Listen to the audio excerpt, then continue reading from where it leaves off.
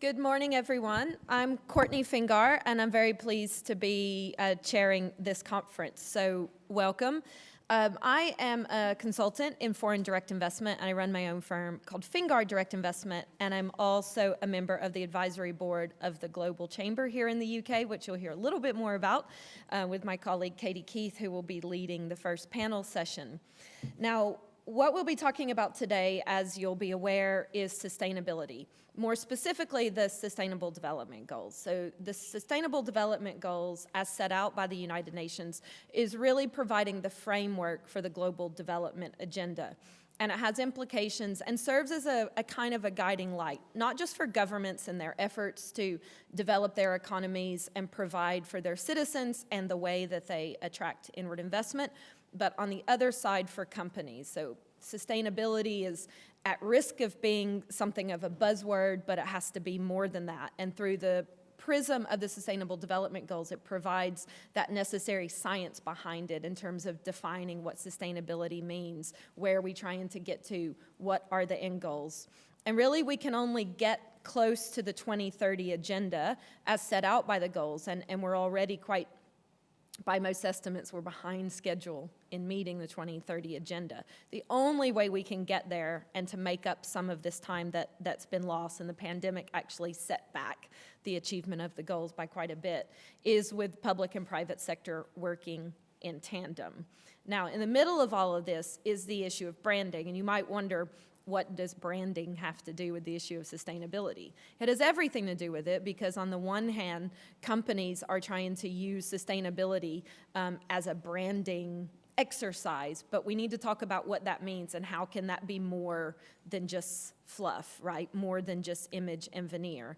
On the other side, countries, as they promote themselves as destinations for investment and in general in terms of their country image, and we'll hear more about this from Brand Finance, for example, which studies this issue very actively, are trying to use sustainability to bolster their nation brands. So we need to talk about what this actually means in practicalities. So how can brand sustainability be more than just a label that's tacked on to a country or a company?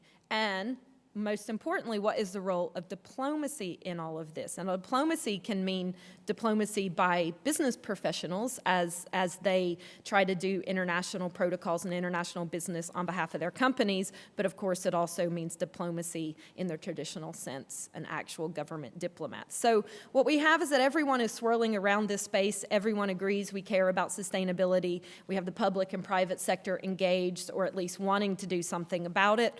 But how do we get there? How do we tie all these pieces together? That's what we're going to look at today. So that's probably some pretty big homework for just a one-day event. But we'll do our best to provide a necessary dialogue to talk about what is a global action for sustainability and, crucially, the role of diplomacy and brands within all of that. So I'm going to pass you over to the very good hands of the woman who actually brought this event together, and that is the Honorable Patricia Kenneth Devine. She's the director of the International Center for Protocol and Diplomacy, which is the organizer of this event, and I will let Patricia tell you a little bit about what that organization does and the network that it runs that's centered around diplomacy. I'll invite you up now, Patricia, for your welcoming remarks. Thank you.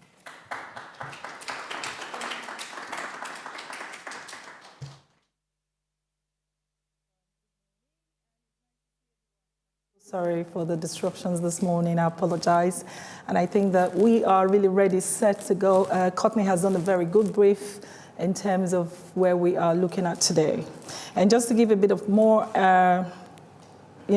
in depth of what we're doing today, the emphasis is actually on the 2030 agenda, and the SDGs, of course, which is more like a really comprehensive plan of action. And this implementation is really paramount. And for us at the International Center for Protocol and Diplomacy, we take this very seriously in terms of accountability, how we mobilize small businesses within the SDGs, climate change, and all of those constitute this competitive advantage in terms of corporate social responsibility directive entered within the last years. And we are also leveraging on this global environment, visibility, resources for the successful status monitoring of national determined contributions, which is also very key for us. And I think by the time we get to hear our speakers in terms of the discussions today is really going to be eye-opening for us to understand the reason why the International Center for Protocol and Diplomacy is actually chairing and, pushing for the SDGs awareness and really seeing how we all get to understand it more. And in terms of international trade diversification and green innovation, we also take that very seriously. It's an opportunity we are pushing as far as the SDGs is concerned. And looking at multilateral alliances, we're really working with diplomats and embassies across the UK and globally. We've reached out to over 55 countries at the moment, trying to really push the essence and the reason why diplomacy is so important in terms of achieving the SDGs. And I just think this is brilliant in terms of how all these emerging economies and opportunities are really aligned, bringing us to the call to action, which is the plan for today. And I wouldn't take too much time. I know that some of us have known the International Center for Protocol and Diplomacy before now, but there's just going to be a video to talk more about what we do. And I think without wasting time, I'll call on the IT to get us to that. So thank you so much. Welcome again. And I believe we're going to have a very great time. Welcome our speakers and our potential partners. And we would like to mention as well the ambassador, some regrets in his keynote speech this morning. We're still expecting him, but probably the Kenyan High Commissioner couldn't make it this morning, but he sends his regrets. Probably before the day runs off, there might be a change. So thank you so much, and let's get the video on just to tell you more about the International Center for Protocol and Diplomacy. Thank you.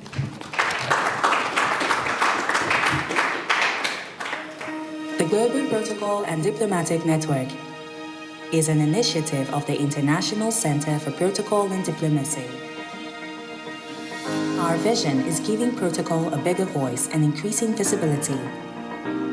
More than 40 countries to participate from Africa, Asia, Europe, North America, South America, Oceania, Antarctica.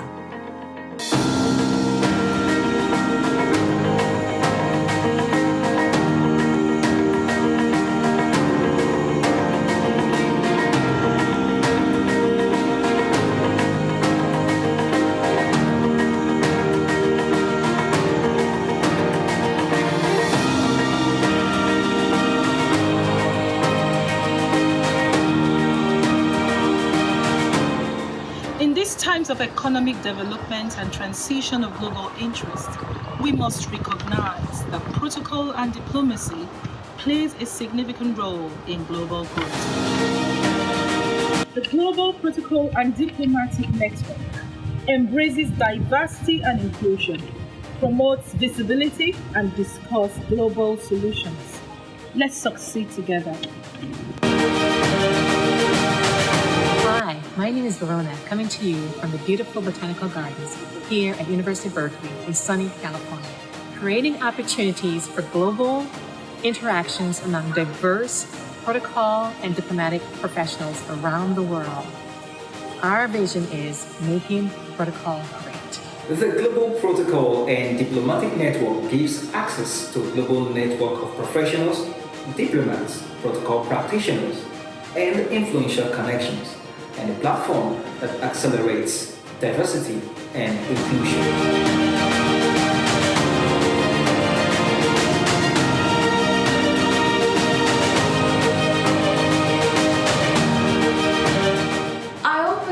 To be in an inclusive and diversified environment where you have the right opportunities to networking, learn and discuss solutions that will enhance the protocol and diplomatic world.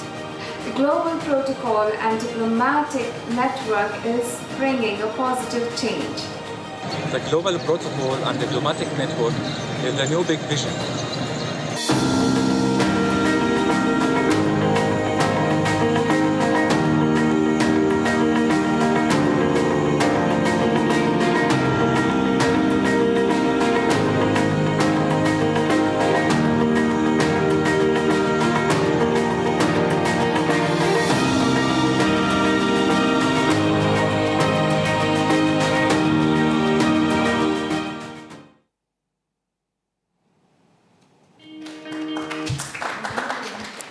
there's another one.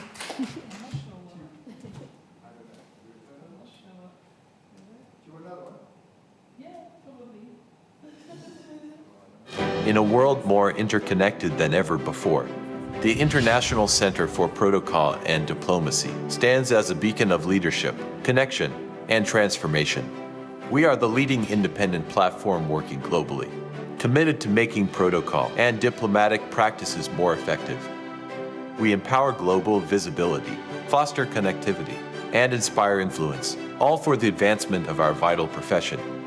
Our commitment is to visibility, integrity, value, and performance. We educate, influence, and transform.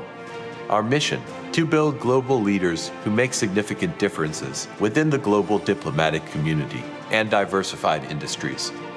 With the Sustainable Development Goals 2030 agenda at our core, we facilitate connectivity, provide viable opportunities, and bridge the gaps between individuals, governments, embassies, international organizations, international business communities, and more. We navigate the complex landscapes of diplomacy, trade, economics, foreign policies, and culture. We help organizations understand the strategic engagements of diplomatic empowerment, ensuring a world that is truly connected. International Center for Protocol and Diplomacy, empowering global connectivity and sustainable leadership for a brighter tomorrow.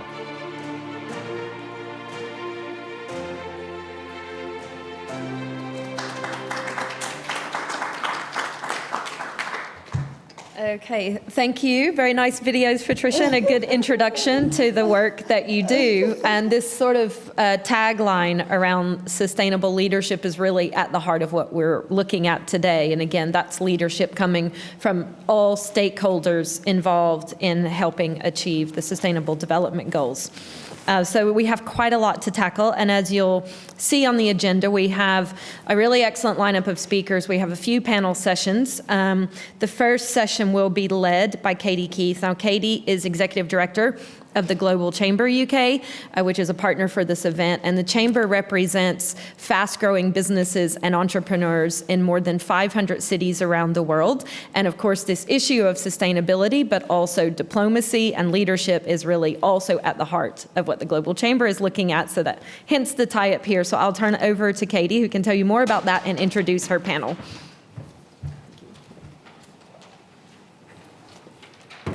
Thank you very much, Courtney and Patricia. It's a delight to be here today. I think these events are so important to bring us together to share information, connect, and actually influence positive change.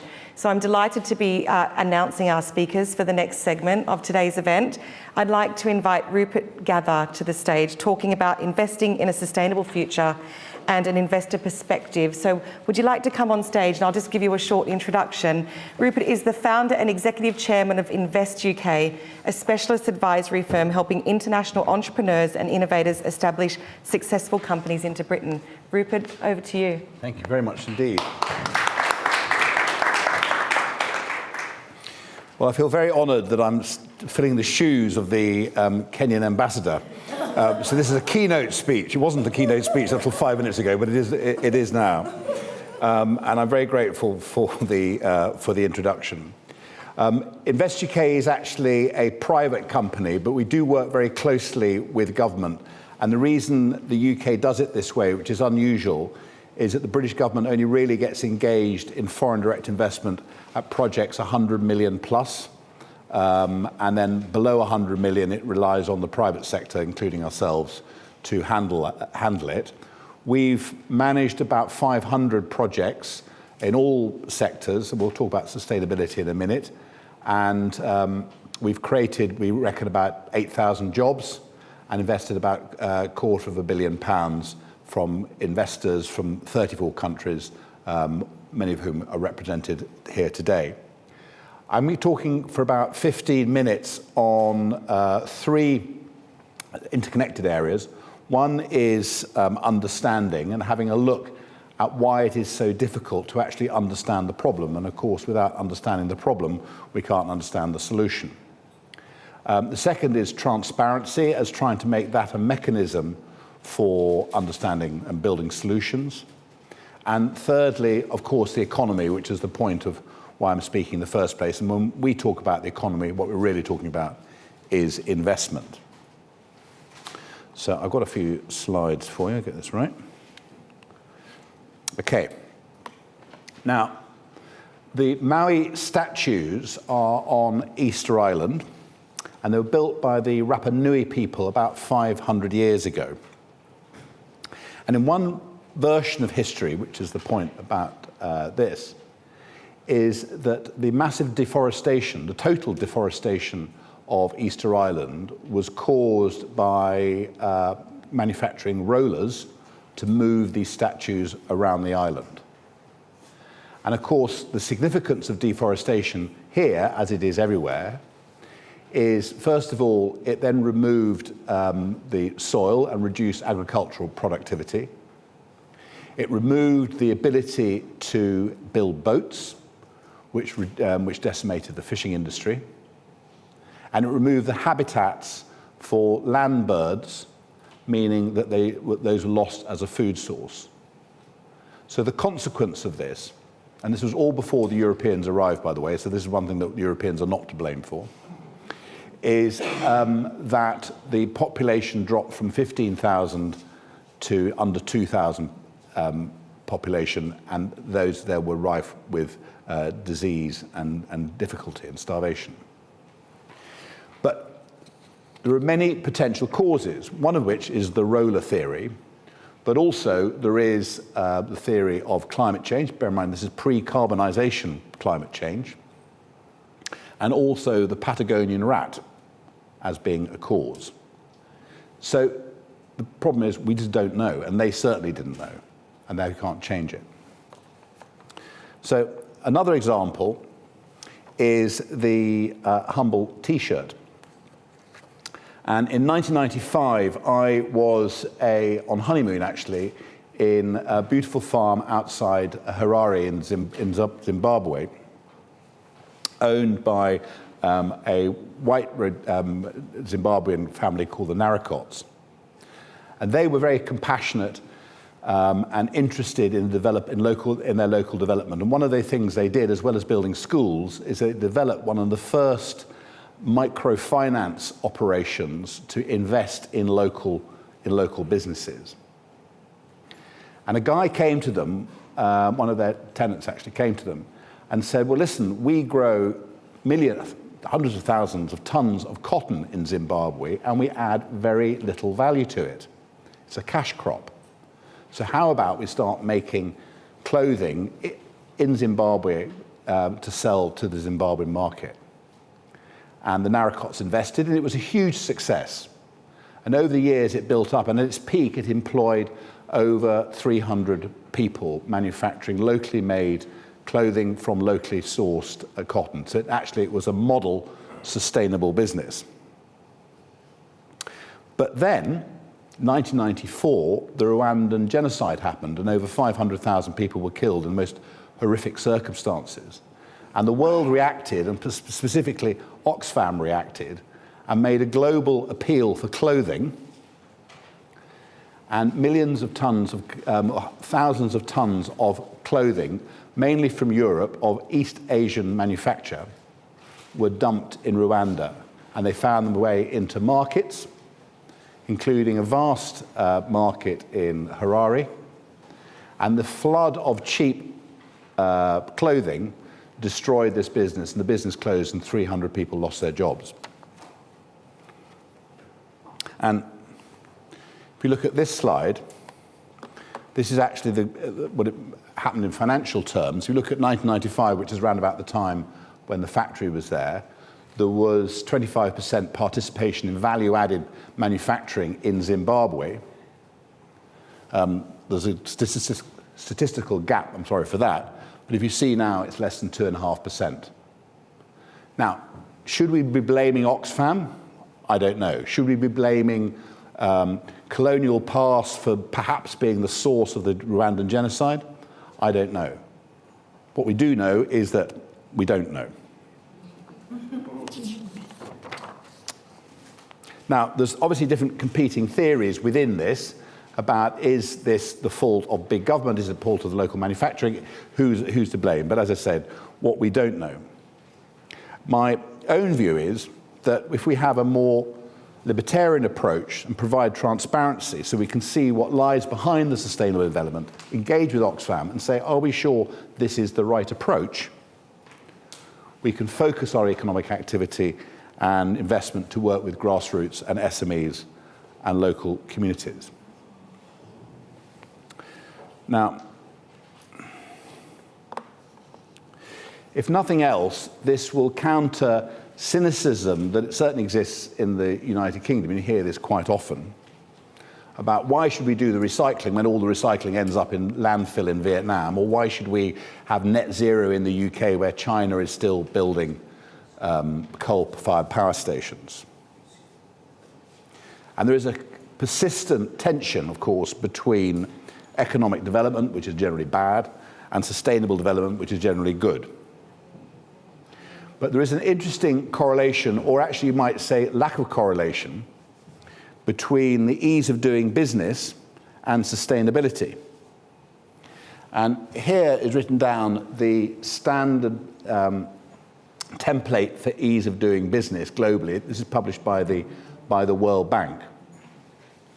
And notable by its absence is sustainable development goals are not one of the criteria about ease of doing business. However, if you look at the shading on the map, and the lighter green it is, the easier it is to do business, there is a correlation between the ease of doing business and sustainable development, if you look in statistics.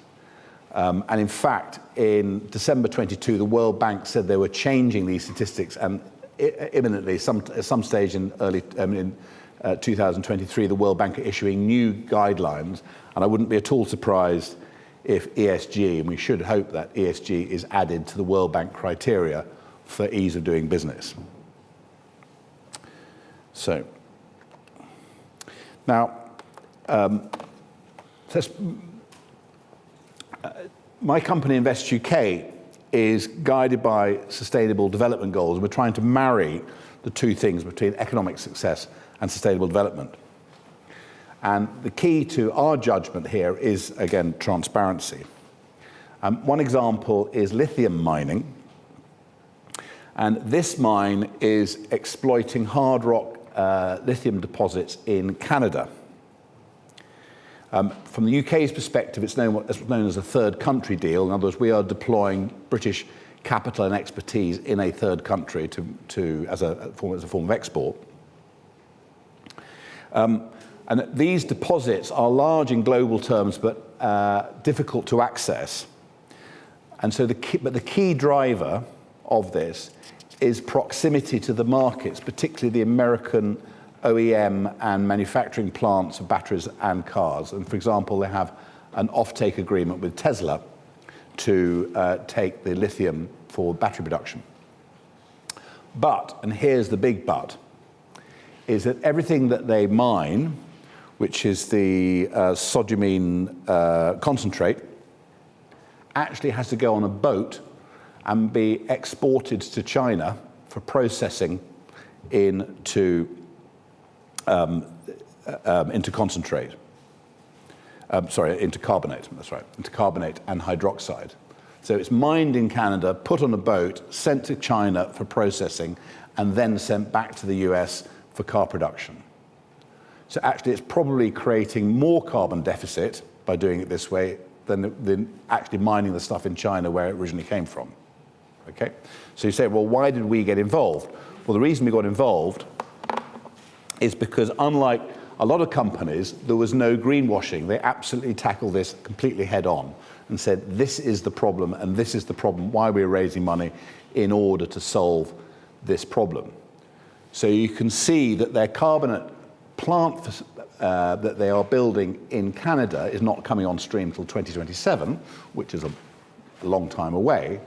But the fact is that they've disclosed it, they've been transparent about it, and we know about it, and therefore we are prepared to back them.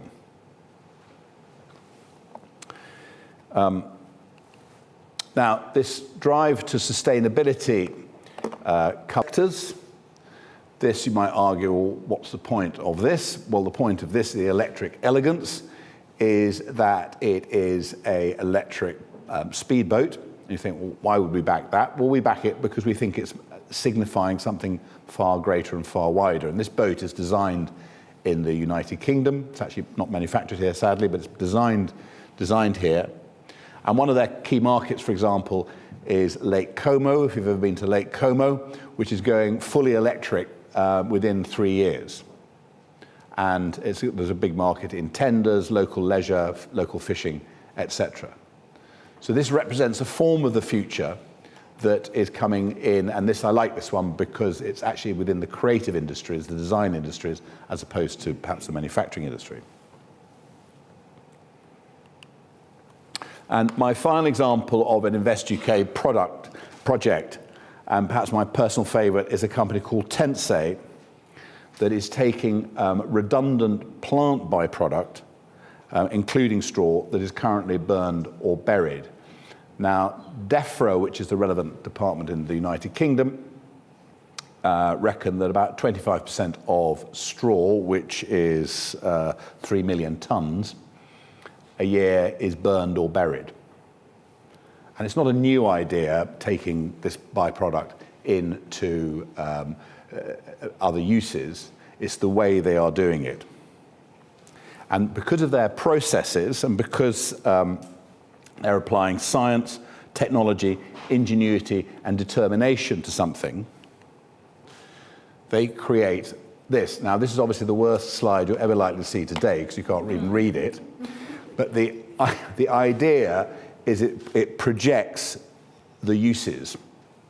And one of the uses, for example, is if you take those 3 million tons of straw and made paper out of them, the long run effect is you don't have to cut down 47 million trees, and therefore you stop the release of 16 million tons of CO2 by that process, by taking a product that already exists, than cutting down a tree that exists as a tree but doesn't exist as a resource.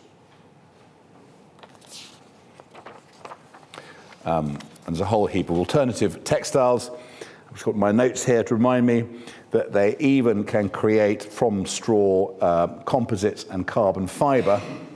So they reckon they could even build a spaceship out of straw, which is an amazing thought, really. But more day-to-day uses are obvious, like building materials. It's been around a little while. But I think the significance of this, apart from being a great idea, is that it captures public engagement, because the public can readily understand that that makes sense, and therefore you can get buy-in from the public in the way that the necessity for net zero, for example, really struggles to get public acceptance because they don't understand it. It seems too far removed. But by using an otherwise redundant material to create value in this way has real resonance. So all of this takes us back to the economy.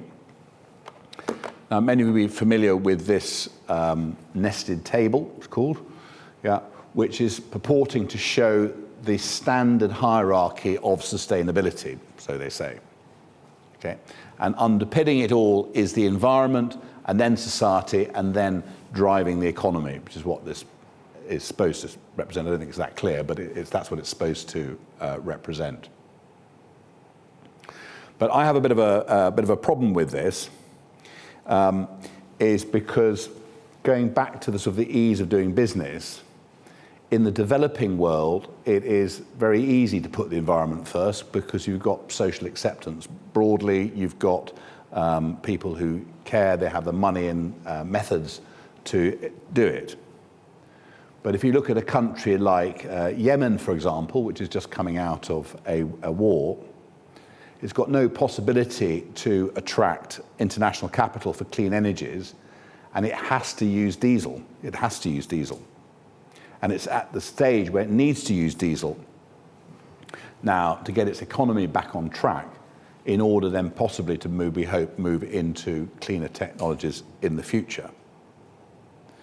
And I think part of the solution here, rather like Jackie Narracot's T-shirt business, is to find local solutions that are relevant and compelling. But obviously only this time, we mustn't kill that business by kindness. So I'll just leave you with a potential, oh no, that's it. An alternative hierarchy where actually this is led by investment. Now I'm tooting my own horn here, but I think small investors, local investors, are best placed to make these selections because they're as agile as the entrepreneurs that are investing in them. And the UK economy, represents 50% of the GDP and 60% of all employment is actually in SMEs because we're incredibly efficient at resource allocation. So in this hierarchy, we can have bottom-up investment in sustainable projects, and then we can much better placed to take people with us, take the market with us, take the communities with us. And that in turn drives the market and builds a sustainable future. Thanks very much.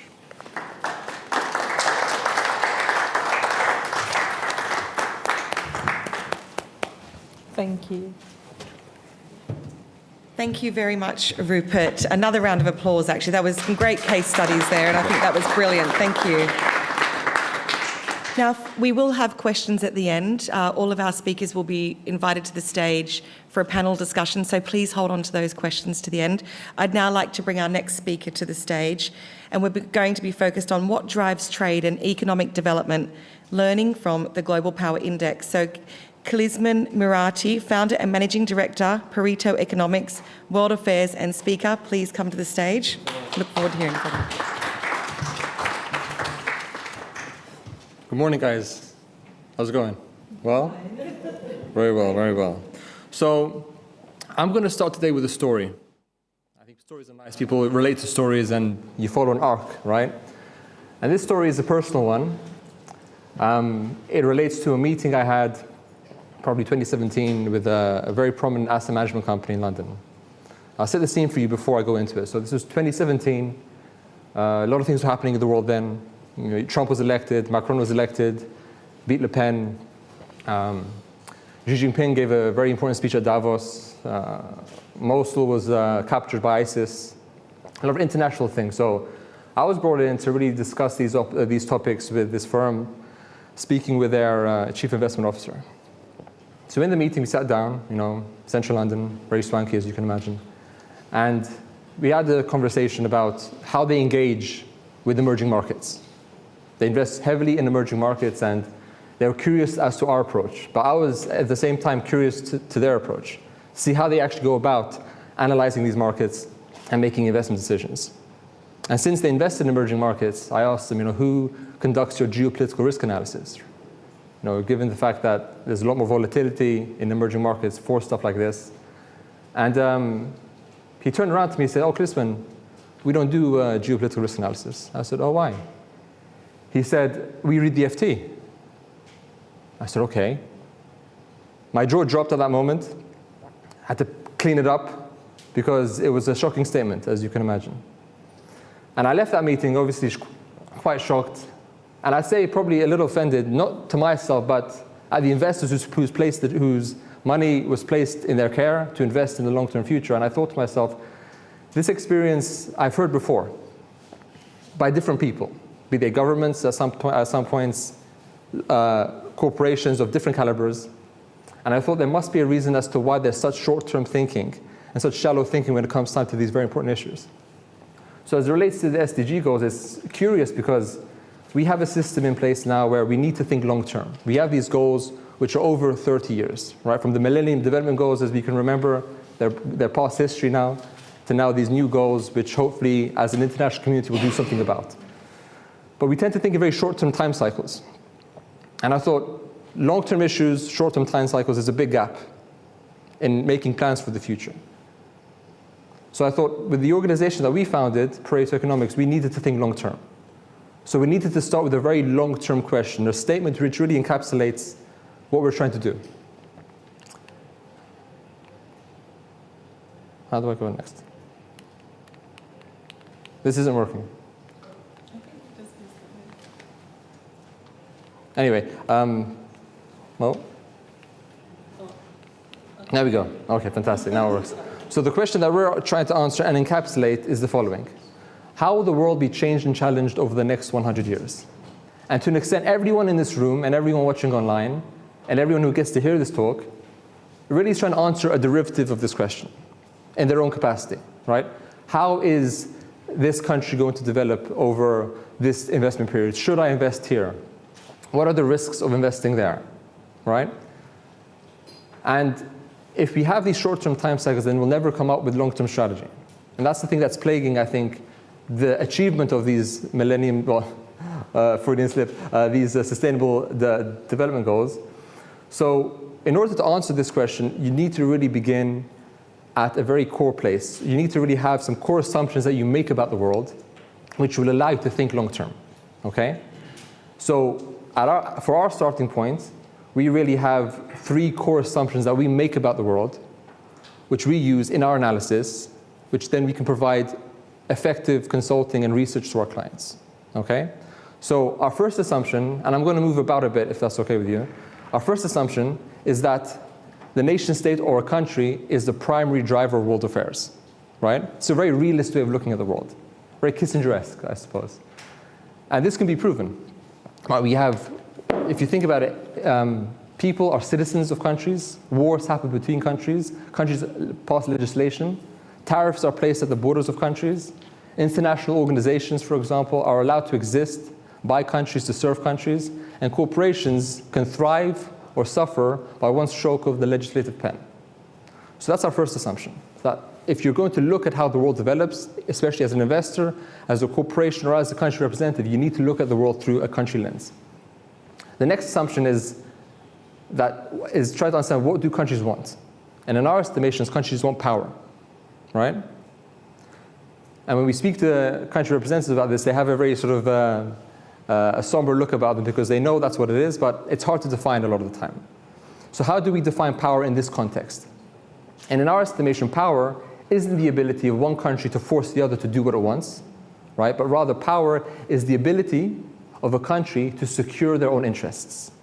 Okay, I'll say it again. It's the ability of a country to secure their own interests. Now, this isn't in a binary expression. It's not a case that some are able and some aren't able. It's more on a continuum, all right? So the next question became for us, how does a country go about securing their own interests? What do they have at their disposal to do so? And this is where we've developed something called the centers of power model. Now, I'm not going to get too technical. This is a very simple graph, and this forms the essence of the work that we do and why it's important to this room, and we'll get into it.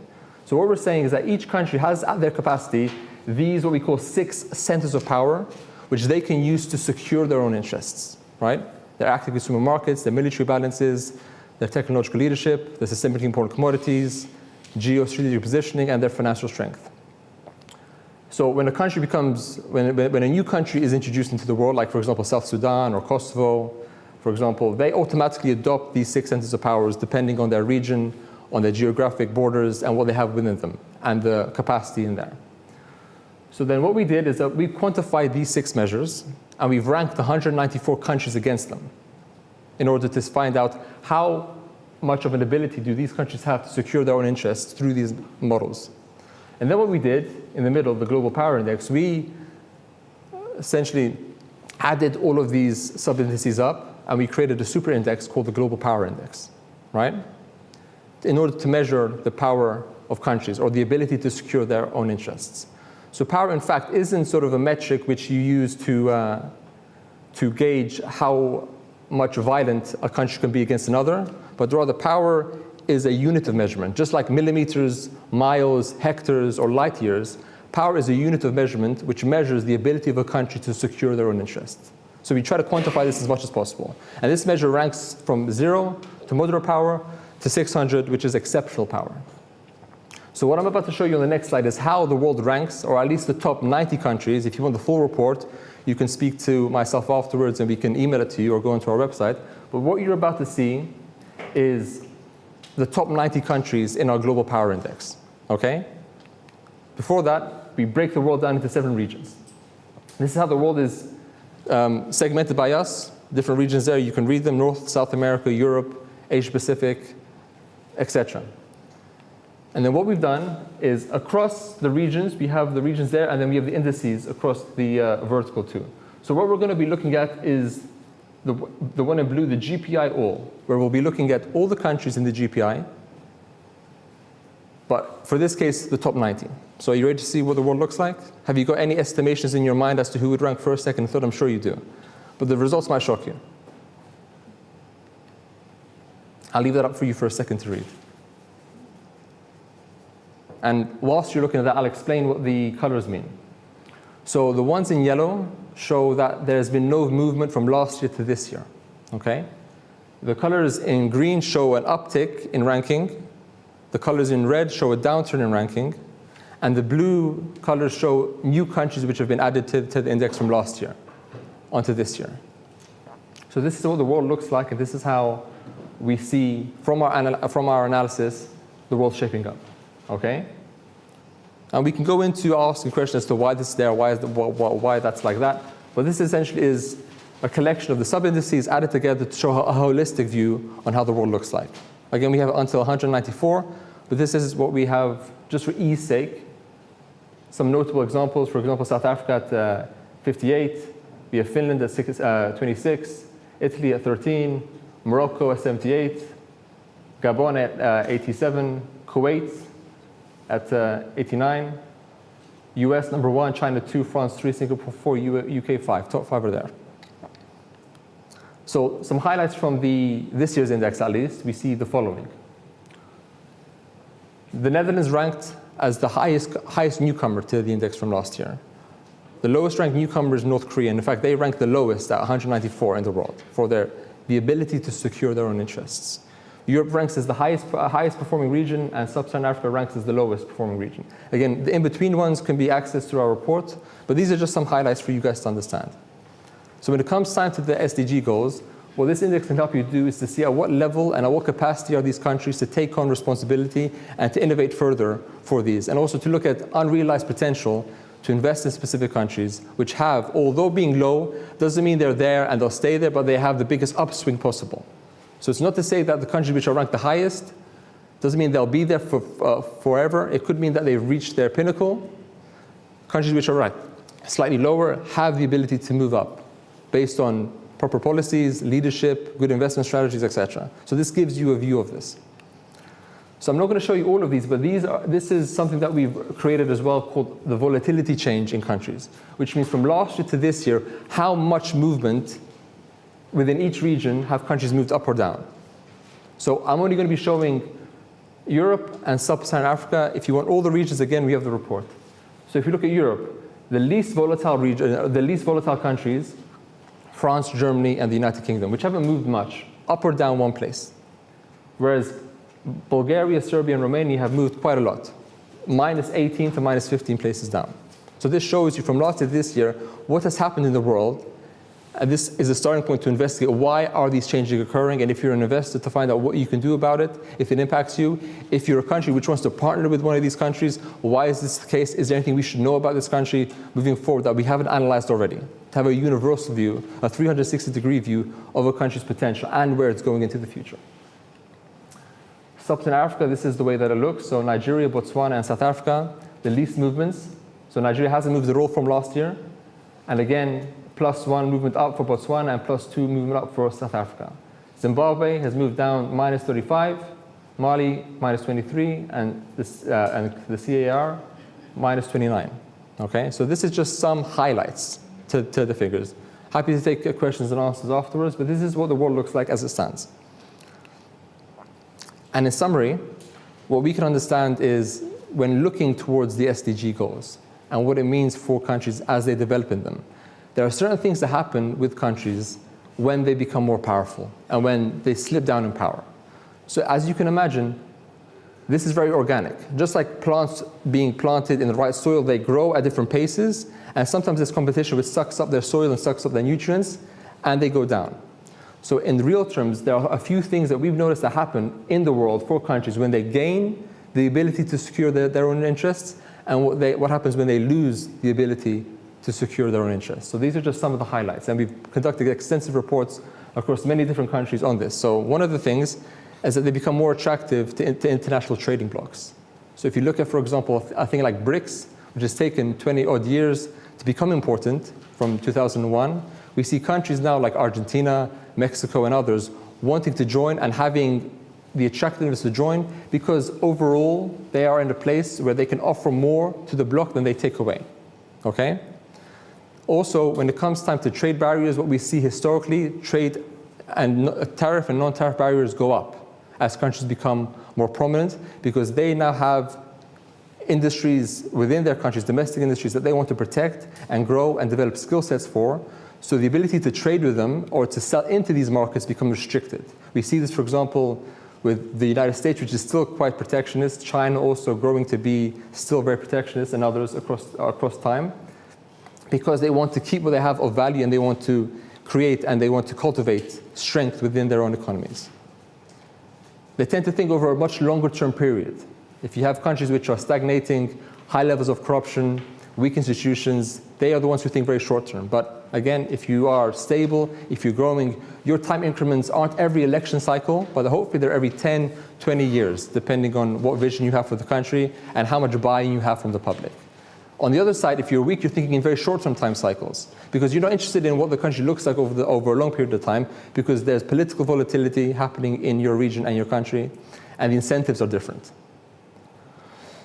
They're also able to leverage what I mentioned before, their COPs or their centers of power much more so. So when it comes time to debating or to negotiating at the trade table, at the WTO, for example, they're able to leverage their centers of power and gain more at the negotiating table because they have more to work with.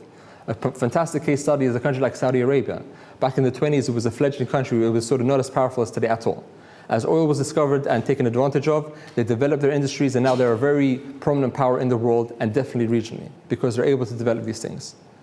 So for country leaders in this room and for investors in this room, it's very important to see the trajectory of countries through a lens which is quantitative and which is long-term, because we know what the alternative looks like.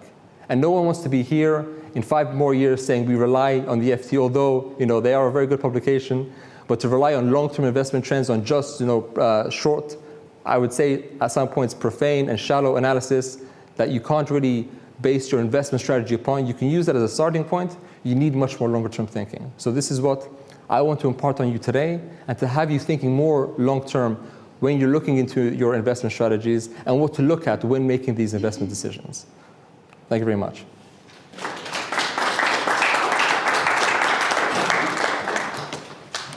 Thank you very much, Kliesman. I do have some questions for you, but I'll wait to the end. Another round of applause. Very interesting data analytics there.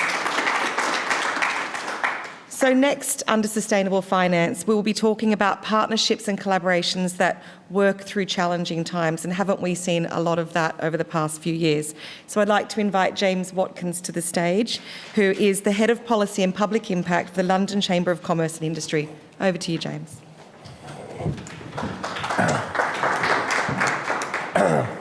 Well, thank you so much, Katie, and I want to start by thanking Patricia, who has made today possible, and it's fantastic to see all of you in this room and to see you guys at home as well today. So, the London Chamber of Commerce and Industry represents businesses across all of Greater London, and that's a huge challenge because the London Chamber represents a city whose population is larger than, to take a random example, is larger than Belgium. We also have, at the same time, nearly over 800, nearly 900,000 businesses across the capital. And all those businesses are outward-looking businesses. The vast majority of them are here in the capital because we are a global city. We are an outward-looking city. And I think what Patricia spoke about earlier on the video is absolutely true. It's about diversity, it's about inclusion, and London is absolutely nothing without diversity and inclusion. And that is at the heart of what we are trying to achieve. And that's why we have had some concerns with British government policy over recent months, because we feel not only are there question marks about some of those policies, but it actually could be damaging London's competitiveness And I'm glad that the Prime Minister, Rishi Sunak, has changed recent policies in that area so that London can be trusted as a centre for international law and international business. But the challenge that Patricia has set for me today is to talk about sustainable partnerships. And one of the issues that the London Chamber focuses on is the issue of international trade and international business. And as such, we as an organisation issue, believe it or not, more trade documentation than any other private sector organisation in the world, literally in the world. Now, I know this is just between us and everybody online, so I know it's a private meeting, so I'm not going to blame Brexit for that. But whatever the case may be, that is a huge issue and arguably a benefit as well. But also at the same time, what we also see at the London Chamber is a strong desire for international trade and international commerce. That's why we set up the City of London Chamber that brings hedge funds, investment banks and others together in the Square Mile to see what more we can do to work with economies around the world, including emerging economies. Another issue that we've been working on is to have established MOUs or Memorandum of Understandings with key chambers around the world. At the moment, we've signed them with Lagos, with Frankfurt, with Dubai, and with Washington, DC. And this is where I want to come to the heart of what I want to say in my remarks today. Because we believe in the London Chamber, working with our colleagues in those other chambers, that frankly, the global governance system is not fit for purpose. And we've kind of heard that really in the last few presentations. Because what we have in the global governance system today is a 20th century system, not a 21st century system. It's a 20th century system that was developed after the horror of World War II. It's not the 21st century system that recognizes the challenges of AI and international trade today. So that's why what we have decided to do, and what I can announce today, is that we are working closely with the United States Council of International Business, or USCIB, on a series of events that will lead to a report that we are working with the USCIB. And that report will say, is likely to say the following: that the global governance system should not just be based on government-to-government relations. Yes, governments are fundamentally important, and whether those governments are democratically elected or not, governments are important, full stop. But what is also important, and I say this to you at home and everybody in this room, is you and me, civil society. That is what is important. And so therefore, it's the global cities around the world, not just London, but it does include London, but Lagos, and Johannesburg, Tokyo, Singapore, and elsewhere, that are absolutely vital in driving the global economy forward. They're basically the hub and spoke model of what is important for the global economy. So what we're arguing for with the United States Council for International Business is that the global governance regime, which has those post-World War II structures of the International Monetary Fund, the World Bank, the United Nations, and others, is that they should include a role for the big global cities that drive the economy. Because it's those global cities that are absolutely vital moving forward. That's why I can confirm that the London Chamber of Commerce will be working with the African Union to establish what will be called the Africa Hub here in London via the London Chamber of Commerce as part of our vision for a stronger role for civil society from the big cities in all the continents around the world. And I want to give you an example of what that means, if I may, in practice. Because I think all of us, well, maybe not all of us, but many of us were absolutely shocked to move from Africa to another part of the world by the invasion of Ukraine in February of last year. And I know And when it happened, I was standing in front of a group of students talking about blockchain. And all the students were surprised, I was surprised. But what's more distressing is that it had a huge shock, as we know, and continues to have, to the global economy. And we thought at the London Chamber, we should not just stand by and talk the talk, which I've just done just now, but not walk the walk. What can we do to make a difference to the people and businesses of Ukraine? So my colleagues went to Kyiv, went to Lviv, went to Ukraine, and they have signed a memorandum of understanding with the Chambers of Commerce in Ukraine. And what that MOU basically states is that we will support, via the Chambers of Commerce in every region of that country, the small businesses that are still operating in war-torn conditions right now. So what is happening going forward? What does this mean in terms of Patricia's challenge and our challenge at this conference today?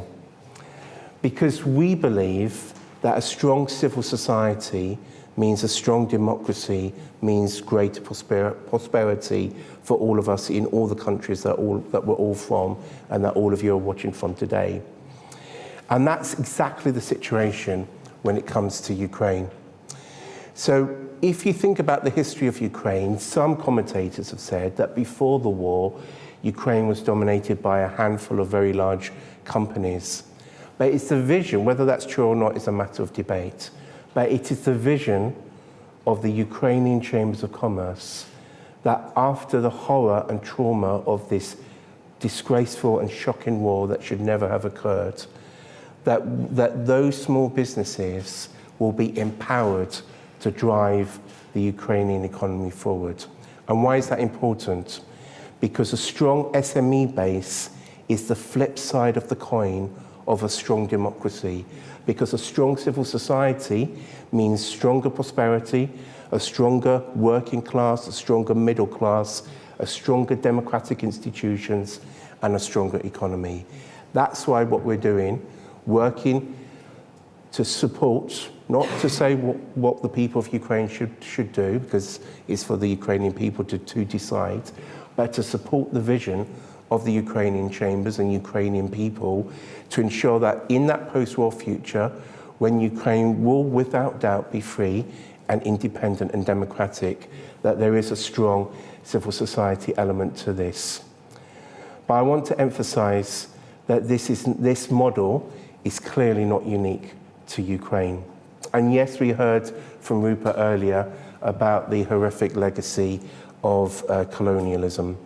But what we need to also build upon is what can we do in partnership to build and learn from the horrors of the past to ensure that we have that strong, robust future going forward. So my challenge really to answer Patricia's question and to talk about sustainable partnerships is to ensure that the business community obviously has to think about everyday concerns.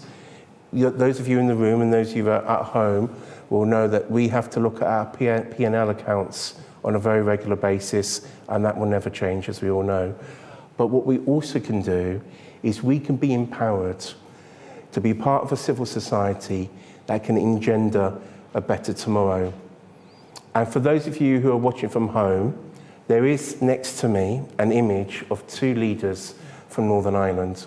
Now, those two leaders did not agree on absolutely anything at all for much of what was euphemistically called the Troubles in Northern Ireland. But it was the business community and the Northern Ireland Chamber of Commerce who played a behind-the-scenes role in persuading those two leaders from completely opposite points of view to basically come together to strengthen civil society in Northern Ireland. And that is one of the key reasons why we have a semblance of peace in Northern Ireland. I know there are problems at the moment, but compared to the past, it is a semblance of peace in Northern Ireland. So therefore, to summarise really the argument that we're presenting today, is that yes, the London Chamber of Commerce clearly provides basic services to our members in terms of advice, business support and mentoring. And yes, we do deal with everyday issues here in London, such as road charging and all the other issues that I'm sure the Londoners in this room feel very strongly about. But at the same time, what we're also saying is that London is a global city. We need to encourage the British government not to use language that divides us. And I am concerned, or all of us concerned, whatever party political persuasion we're from, that language should not be used to divide us. And I don't just focus on the governing party. Frankly, I think that divisive language has been used by the opposition parties as well. So this is across the board. So therefore, we need to have that unified approach. We need London to continue to be the global city going forward. And despite the many problems that have affected London, including many of you having trouble getting here because of a train strike, the fact of the matter is that London is still the joint #1 financial centre in the world with New York. We are definitely the #1 centre for fintech. Most of the films that are US films that many of you may be enjoying were actually partly produced in Soho here in London. We've got a huge pharmaceutical sector along the Euston Road in the capital. I could carry on forever, the list goes on.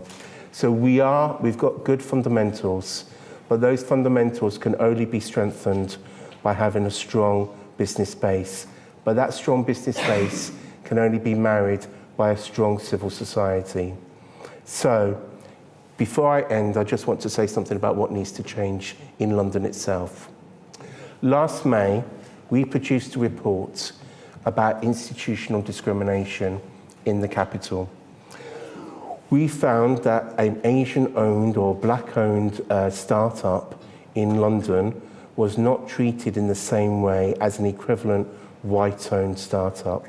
I'm grateful that this government and the London Mayor, Sadiq Khan, has made significant changes in procurement policy at a government level and at a Greater London Authority or London government level to address some of those issues, and that's good news.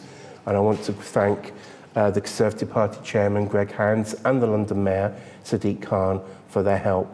But we need to do more, because by making sure that London is an inclusive and diverse city here at home, we will have more clout and more power across the world in terms of our soft power influence. We can't just talk the talk, we genuinely need to walk the walk. So whether it's issues in terms of helping the people of Ukraine at this very traumatic time, whether it's in terms of developing our work with the African Union, with our forthcoming Africa Hub here in the capital, or whether it's in terms of working with the United States Council for International Business on this report that will say that the UN system should include civil society via the global cities that drive the economy. There's one thing that is always at the heart of what we do. Diversity and inclusion married to good international governance is key to driving economic growth and also inclusive growth as well.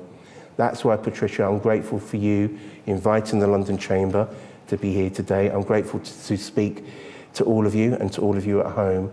And I hope together with that vision, which is being shared by many of you I know in this room, we can have that step change and that difference. Thank you very much.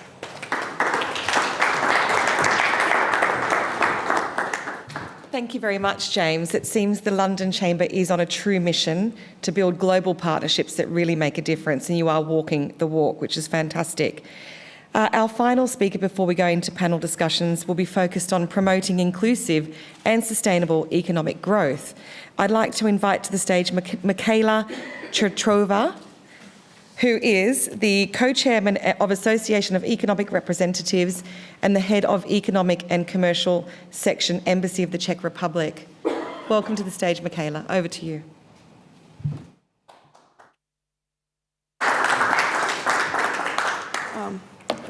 Hello, it's very nice to be here. I'm Michaela, and When I got approached to speak at this conference on behalf of the AERL, which is an Association of Economic Representatives in London, some of you may know the organization, some of you may not. It's an organization that currently has over 250 members, and it helps to connect diplomats and officials from embassies and high commissions that are based in London. Our members, myself included, usually have economic diplomacy, international trade promotion, or financial services in their portfolio, but also that usually includes science, R&D, or higher education portfolio, which, as it was said, as London is such a global city, it allows us to create a truly global community that can help us do what we were tasked to do, which is to create more sustainable and inclusive growth for our own countries, for trade promotions with usually as a bilateral missions with the UK. But what the AERL does best, and I think is the most added value for us, is that it takes us a little bit out of our own bubbles. For myself, I'm from the Czech Republic. We're a landlocked, mid-sized country in the middle of Europe, an EU member, a NATO member, and more naturally, I would tend to speak to other European nations, but AERL allows me to speak to people from all over the world, discuss issues that might not be natural to Czech Republic or to EU state. And also the AERL allows us to connect to British partners on a scale that individually we would not be able to do. Our members recently went to visit Manchester, where they were able to see robotics and AI labs. We went to visit Wales to speak to the devolved nations. We were able to see DHL logistics hub and things like this that allows us to understand better what's happening in the world outside of our own mission in our own countries.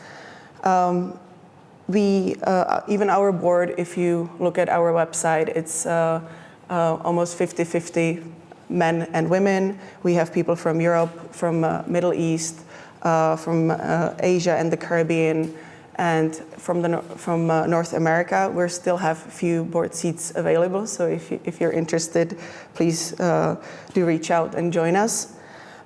We create partnerships with London Chamber of Commerce, with the City of London, and with other organizations that help us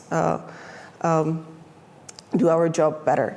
I really think that with it really enhances the fact that one size doesn't fit all, but we have also more similar approaches and things in common that we might think. And as there are enough barriers for trade and sustainable growth in the world, it really is important to really talk to each other, which is in the end the main thing for diplomats, to talk to each other and try to find out the best way to move forward. If I was speaking just for the Czech Republic, I could give you lots of examples how we approach the idea of sustainable and inclusive growth. However, I'm here as the co-chair of the AERL, which, as global as it is, it's hard to encompass what examples to give you for best practices. So I reached out to my fellow board members who gave me some tips and examples of how their countries approach inclusive and sustainable growth. I will, of course, speak about my own country as well. Czech Republic was a communist country until almost 35 years ago, and we went through a huge transformation trying to build up a democratic society. We're now an EU member, a NATO member, but the work is not done. We are a heavily industrial country, landlocked with our own challenges when it comes to renewable energy. So our approach to sustainability is a more complex approach with 5 strategic areas where we see we need a structural overhaul to make it in the future for our growth to be to drive us forward. It's for economic institutions, for sustainable FDIs, support of SMEs, and as it was said, civic society is a key factor as well. We need to be able to move new technologies from the R&D facilities to day-to-day life as quickly as possible. We need to manage our resources carefully, and also it ties, of course, to infrastructure and public finances for the Czech Republic. the approach is more complex with more smaller projects than really big ones. It ties to public and private initiatives as well as mandatory and voluntary stuff on both sides. The best practice I would like to share is the Czech Republic has a very active association for social responsibility in cooperation with the Ministry of Foreign Affairs. Every year announces SDG awards and shares best practices. They work with schools. It's getting people more interested and more involved in sustainability and the way forward. The other country is Dominican Republic, which is of course, a beautiful Caribbean country where the main sector is tourism. And as I was preparing for this, there is a lot of things that even the Czech Republic can learn, as our tourism sector is strong as well. The Dominican Republic is the main leading country. It's charged to be the main leading country in tourism in the Caribbean by 2030, and that's thanks to their multi-destinational approach and sustainable tourism model, where they focus on conservation of natural resources and creating a diverse and protective system where regions can create their own sustainable environment and room for growth. They focus on new trends post-COVID, which plays well into their strategy, which is slow and conscious travel and nature as preference. And the last one, which I'm very happy that London Chamber of spoke before me, because Japanese Prime Minister was in London in May, and he actually called for a new form of capitalism, where he addressed key challenges as he saw as the widening of inequalities and climate change, and the need to protect democracy against authoritarian tendencies. And he proposed that we should consider, instead of thinking about market or state or private or public, as market and state and private and public, and to make it more inclusive and address the challenges that would lead to a more inclusive growth. Okay, I think that's all for me. But please, if you're not members of the ARL, we're not just embassies and high commissions, we have members from international organizations and from NGOs, and we would be very happy to invite you to our events. Thank you. Okay. Thank you very much, Michaela. Very interesting discussions today from each of our speakers. I will now invite you all to the stage where we'll begin our panel discussion. And this is a great opportunity for all of you who have been paying attention to ask your questions today. Patricia has a couple of questions to kick off the panel discussion. Rupert, you want to come? Yeah, sure. Yeah. Uh-huh. Okay. So do you want to start? Or? Yeah, would you like to take the lead, Patricia? Okay, that's fine. So thank you, everyone. That was quite a brilliant session. I enjoyed it quite a lot in terms of what's going on, the ease of doing business in different regions, as well as global market rankings, and the fiber markets, how that really is affecting economy. And I think from the London Chamber, that's quite really good, brilliant in terms of what you're doing in support of what is happening in Ukraine. It's also on the top of our minds, and we hope that the war will be over. And also looking at culture, and the center of power is quite interesting. So the question I have for us today is, yes, we've looked at all this, but we're just thinking about the barriers still holding back trade and investment. So I would just like some reactions from us. What do you think? I know that there's been a lot, Klisman, you've spoken so well around the global ranking and how that is actually giving us a new phase in terms of trade and investment. So we just like to get a reaction on what we think are just those barriers. I know that doing business, Kubert, you said so much around a very interesting climate in terms of the ease of doing business. I like that graph, which you showed, but we'd like to hear, and I think a lot of people also would like to know that. So just reactions coming from everyone on what we think are the barriers holding back trade and investment. Kubert, you want to start? Yeah. Well, I think the greatest challenge is I'm not sure that we're taking the people with us. The discussion groups on net zero and sustainable development goals are discussed at great length in fora like this, at governmental level, and NGOs and associations. But I'm not sure they actually mean much on the ground. And cynicism is there, and I don't think it's unhealthy cynicism. I think it's right that the public who ultimately end up paying for this have a right, a duty even, to question what their leaders are claiming and doing in the interests of sustainability. So I much prefer solutions that have a real world impact onto behaviours and develop with collaboration with people rather than top-down directives. I'm not a fan of, I'm a fan of net zero, but I'm not a fan of a directive approach to net zero because I don't think it's sustainable and I don't think we're taking people with us. And I think what all we will do is impoverish Western society and not achieve the objectives. So I am small c cynical, if you like, about whether we're taking people with us. Yeah. Okay. So, Klisman, I'd like to hear your thoughts around that. So if I had another 10 minutes on stage, I would have continued my thought process. But I'm going to do that here in probably 2 minutes. So we have to understand that trade, number one, is a means to an end. Because countries, as they grow and as they develop, trade is one of the phenomenon that develops as your population grows and as your intellectual property grows and as your human capital grows. Yeah. And it's a two-way street where you need to educate and develop infrastructure and the ability for your people to prosper, and you need to export that to markets that need it, and you need to import goods for you to sustain your own growth. So if I were to continue my thought process from before, what I would say is that as countries grow and lose power over their 6 centers of power, what we see developing in the world are 4 major themes that emerge, what we call the global 4.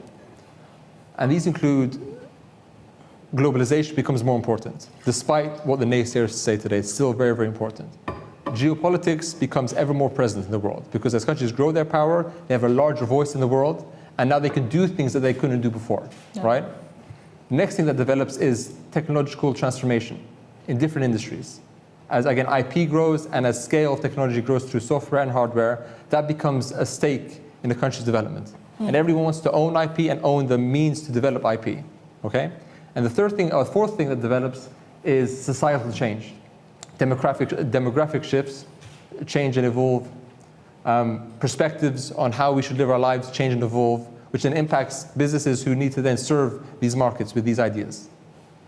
And these things are converging, right? Meaning they are happening at the same time across different parts of the world. But the impacts of that are very, very distinct, depending on where these impacts are felt.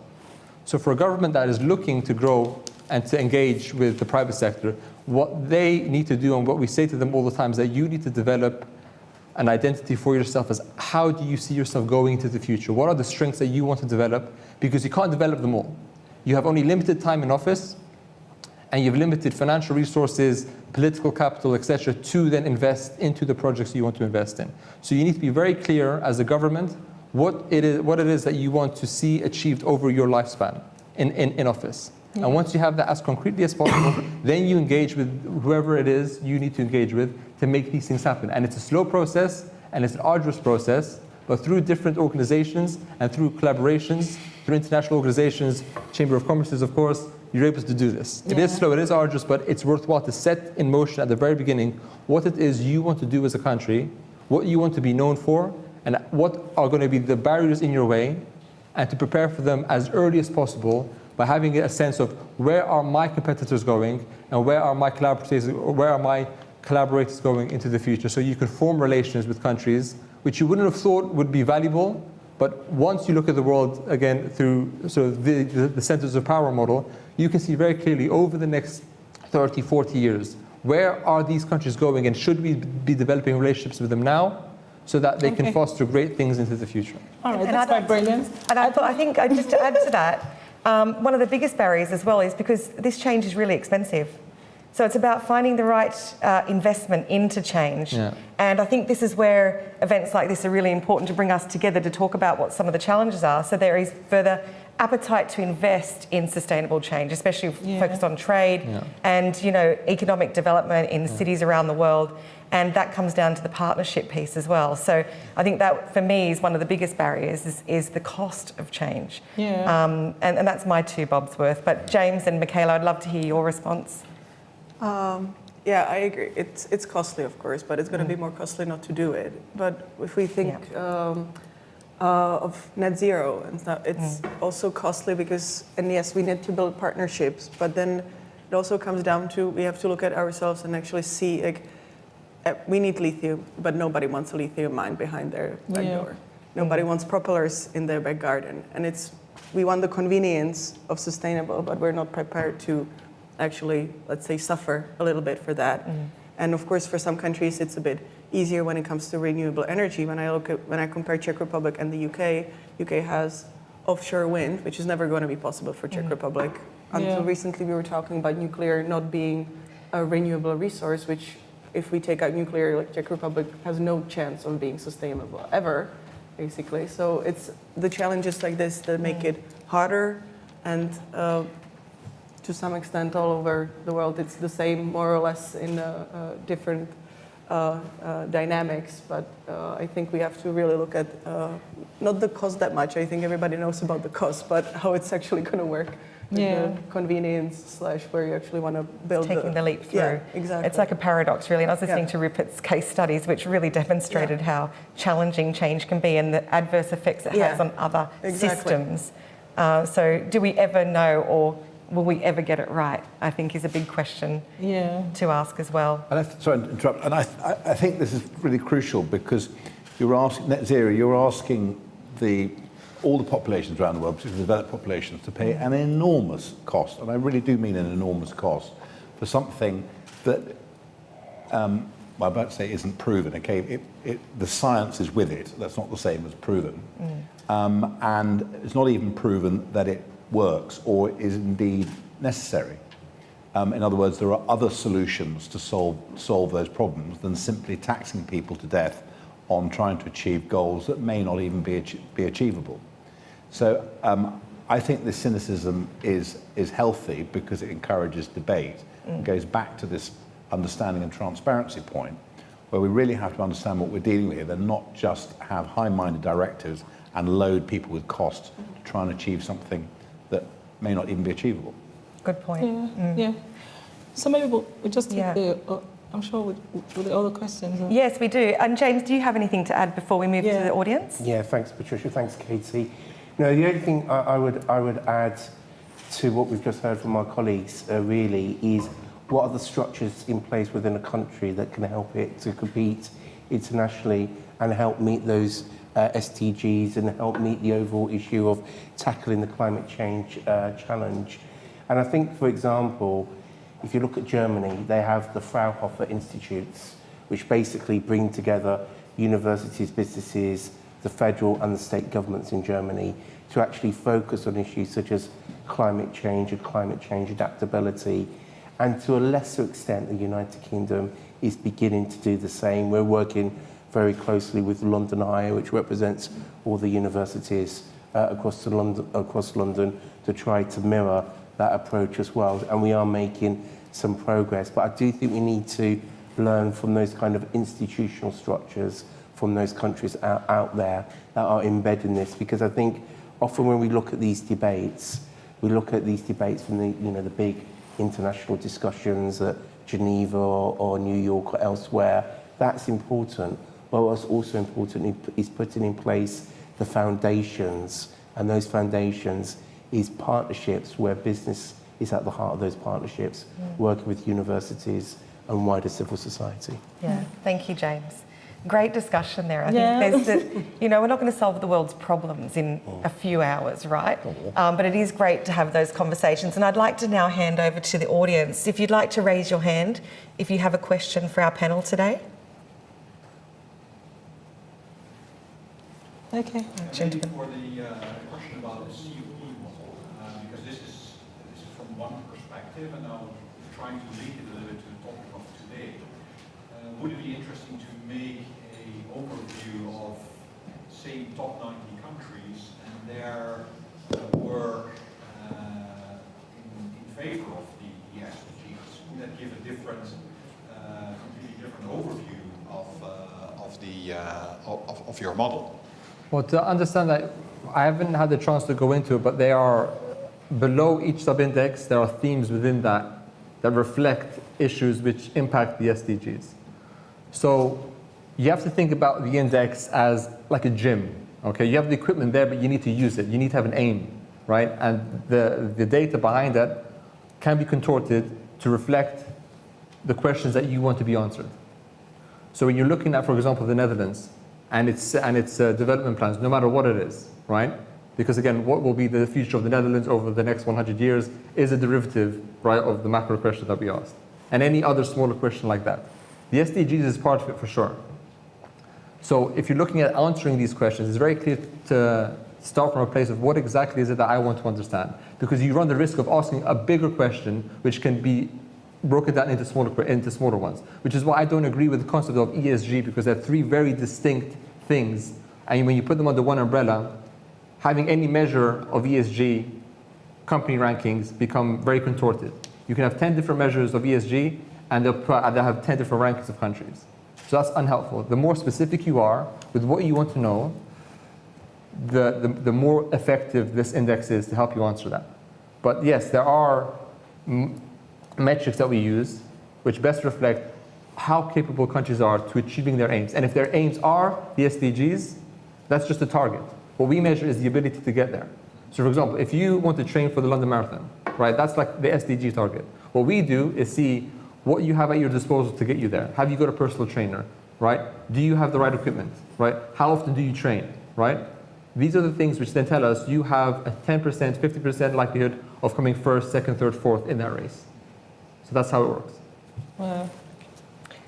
Do any of the other panelists have anything to add to that? It is interesting, though, all these different tables.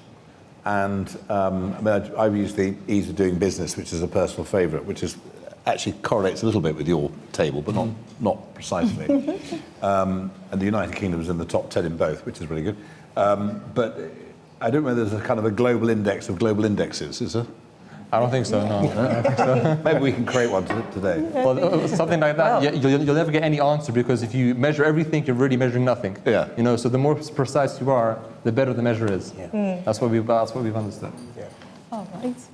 And I just sitting on that for a moment with the global index, I wonder how, given our topic is sustainable finance right now, how that will impact decision making within organisations. You know, having worked in currency for many years at the moment, that really affects how we trade with different regions around the world, for sure. Because the currency pairing and based on the risk in locations. What are you predicting that this tool's going to? How is it going to influence the finance sector? The finance sector, well, you have to understand that we have the financial strength sub-index, which does a very good job in having a pulse on fiscal and monetary policy.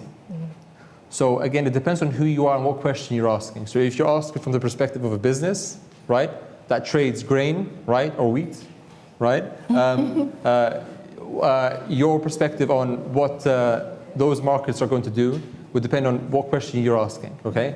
If you're a government and your main concern maybe isn't the SDGs right now because you have an unemployment crisis that hasn't been seen before. Let's say you're Lebanon, for example. Lebanon is in a place that hasn't been before, right? So their main immediate sort of tasks are not as macro, right, and as sort of long term. But what we can do with this index is that we can see what are the fundamentals of Lebanon or of the Czech Republic, for example, and given where the Czech Republic wants to go into the future. What number one it needs to do to get there that they may not be considering, and what partnerships they can build now so that can help them get there from a country perspective. And investors looking at that, you work with investors by saying, this is where this country wants to go into the future. These are the partnerships that it wants to develop, and this is where you can play your place. This is where you can play your place to grow with them. So it gives you a map for you to make more long. Again, it's always about the long term because it's very easy to think short term. You get scared, you think short term. You know.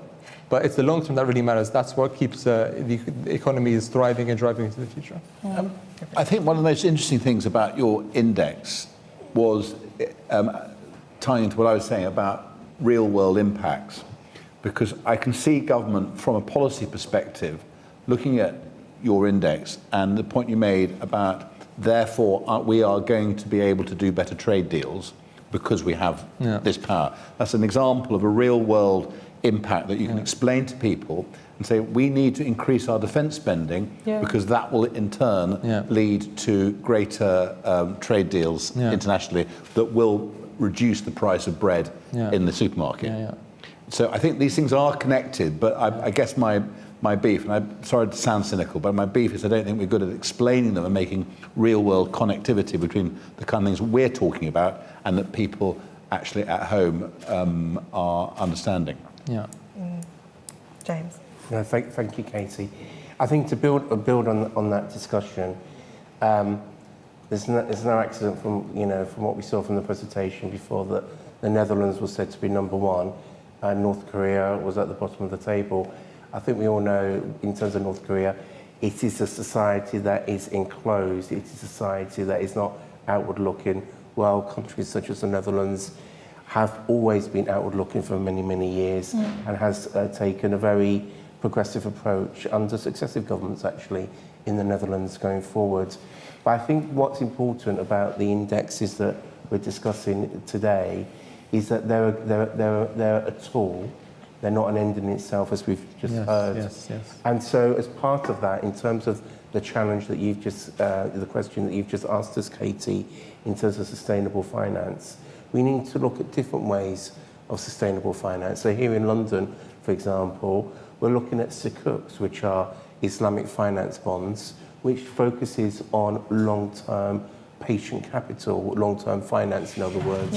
We're looking at policy performance bonds, which is a derivation, kind of a variation of conventional bonds, for want of a better term, which looks at paying investors after key policy objectives, which are measurable, are achieved. So I think these are the kind of initiatives that need to carry on, because as we've heard from Rupert, if we just carry on with business as usual, we're going to get the same result, which is why I think everybody on this panel is urging a new approach. But that also means embracing new forms of patient finance or long-term finance, which hasn't always been flavour of the month in financial centres around the world. Yeah, and we were having a little chat outside. What is green finance? Are we just wrapping something up in a different dress? Okay, there's one more question. And it's to James.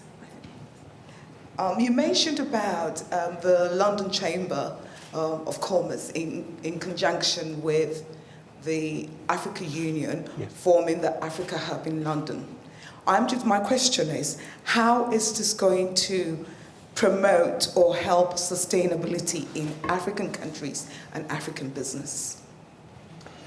Yeah, thank you for that great question. I mean, I think we feel that there's been recently a new free trade agreement that's been facilitated via the African Union, and that FTA, or it's more than an FTA, but that kind of free trade agreement across AU countries opens actually new opportunities for ethical investors outside of that continent to actually invest in sustainable finance and sustainable opportunities. At a recent Net Zero Summit held here in London at Guildhall, the AU representative made the point that the majority of funding within the African continent for sustainable projects are sourced within the continent itself. What we will hope is that through our Africa Hub, which will be based within London, and we'll be announcing further details later in the year, so watch this space.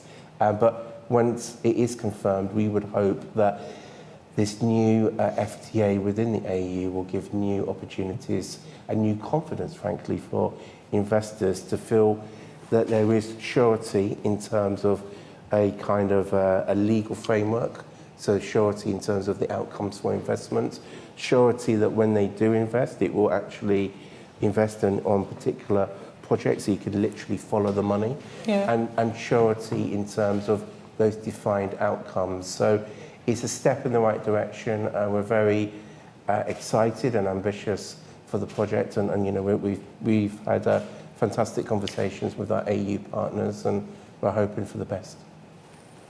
Thank you for the question. Patricia, do you have any final questions? Yeah. There's a few more there, Patricia. We've got another question. Oh, okay. apologies. Hi. Do I have to use this? Right, okay. Thanks for the sessions I've caught. Sadly, I missed Rupert's one. But from the comments, first of all, I'll just make a quick comment. I think I do agree with Rupert about the importance of engaging those who are supposedly meant to benefit from all of these things. And everything else hangs on that, as far as I'm concerned. And if we don't find a way of that engagement right to the grassroots and involvement in what's going on, then I don't know where we're going eventually. My question, though, is this two-pronged. I look at the SDGs, I don't know a great deal about them. It's the United Nations one. How united is United Nations with these SDGs? Is what is happening in the Far East different from what is happening in the West? Is there convergence? I don't know, and I'm asking that as a question. Because that world is further, is 30 years ahead of us in the West. Mm-hmm. And I just wondered about that. Thank you for your question. Would anyone like to take the response? Well, the SDGs are not a new innovation. So to give you a whistle-stop tour of the history of this, again, these SDGs came up 15 years ago as the Millennium Development Goals, and even before that in different iterations, to respond to global challenges that all countries face, from the ground level up to the corporate and political level.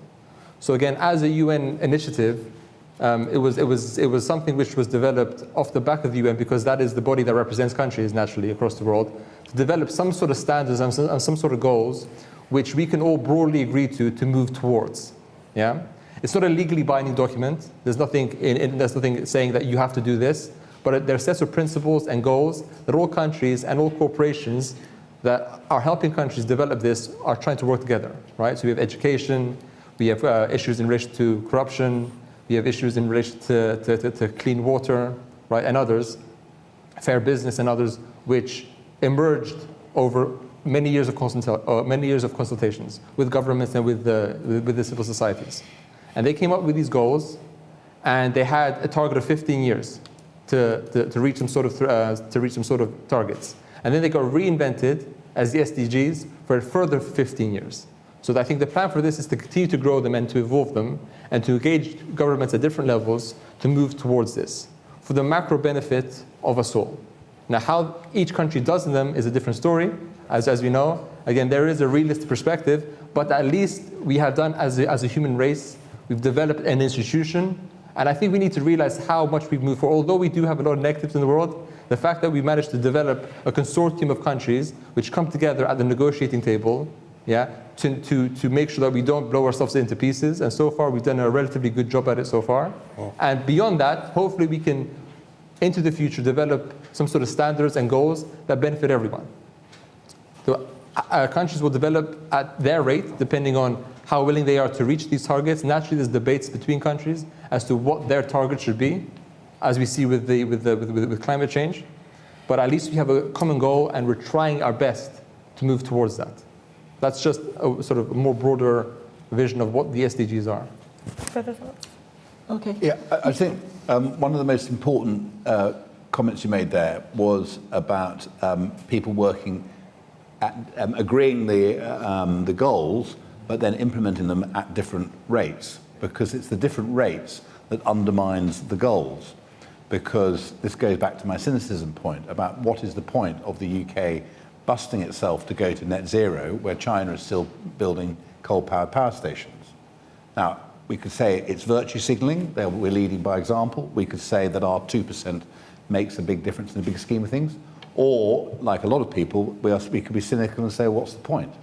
Yeah. So it's the goals have to be driven, the outcomes have to be driven in tandem. Now, one way of doing this, which was a slide that I mentioned about ease of doing business, because ease of doing business is actually a remarkably efficient market mechanism for making countries meet the goals in a consistent manner. Because if you're bad at encouraging business, however you want to define that, and you could build in sustainable development goals into those criteria, you won't get any foreign direct investment. If you don't get any foreign direct investment, your country and your people are going to be poorer. So one of the ways of explaining it is to say we need to behave or meet these sustainable goals consistently in order to be on a level playing field with our competitive countries about how they do that. And it really can work, because I think one of the remarkable things about Africa, I don't know Africa that well, but is, for example, how Africa has completely missed out on, has gone straight to mobile telephony and missed out on the whole landline thing by, I don't know, by accident or just by timing. But it shows that actually you can catch up incredibly quickly if you get the right mix of investment and will from the people. And just to add to that, I think it's very important as well promoting partnerships, which is at the back of the SDGs, and what the London Chamber is doing is quite remarkable in terms of that partnership with the African Union, which I think is really interesting with respect to the African Free Trade Agreement. And in fact, the African Free Trade Agreement is an open area of opportunities and partnerships, and I think at the back of the SDGs really promoting that space. I will say we'll encourage more partnerships, engagements in that global front, and this is quite really brilliant, and I must applaud that. Thank you. Yeah, thank you, Patricia. And look, on that note, I will close off the panel discussion. We've got a small break now to the next session, which is going to be 15 minutes. So James, Clisman, Patricia, Rupert, Michaela, thank you very much for all of your insights today. Big round of applause, everybody. So we do have, at 11:50 we'll reconvene for session 2. So if you want to take a quick rest break, I think this is a good time. And for those online, all right. Go and get a cup of tea. For the panelists, I think.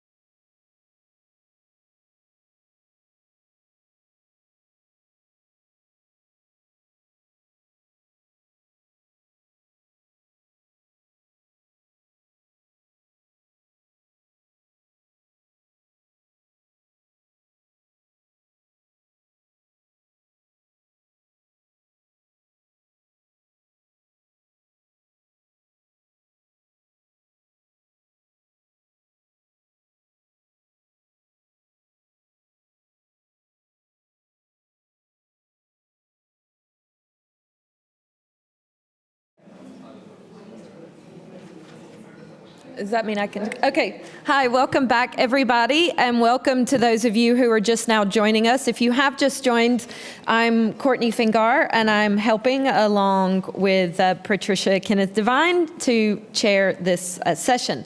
So we previously looked at the important issue of sustainable finance, which without which nothing really can function in terms of trade, investment, or a meeting of the SDGs. And now we're going to talk about diplomacy, which of course is a core topic of this conference.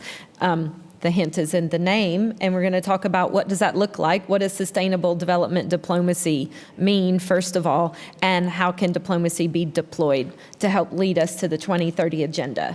And to kick things off, I'm really pleased to say we have here with us Steve Kinsey, who's Executive Director of the UN Global Compact Network, and this is a very large global and corporate sustainability initiative, and Steve can probably tell us a little bit more about that, but really getting that necessary buy-in from the international business community to help support the SDGs. So I'll hand over to Steve now to tell us more.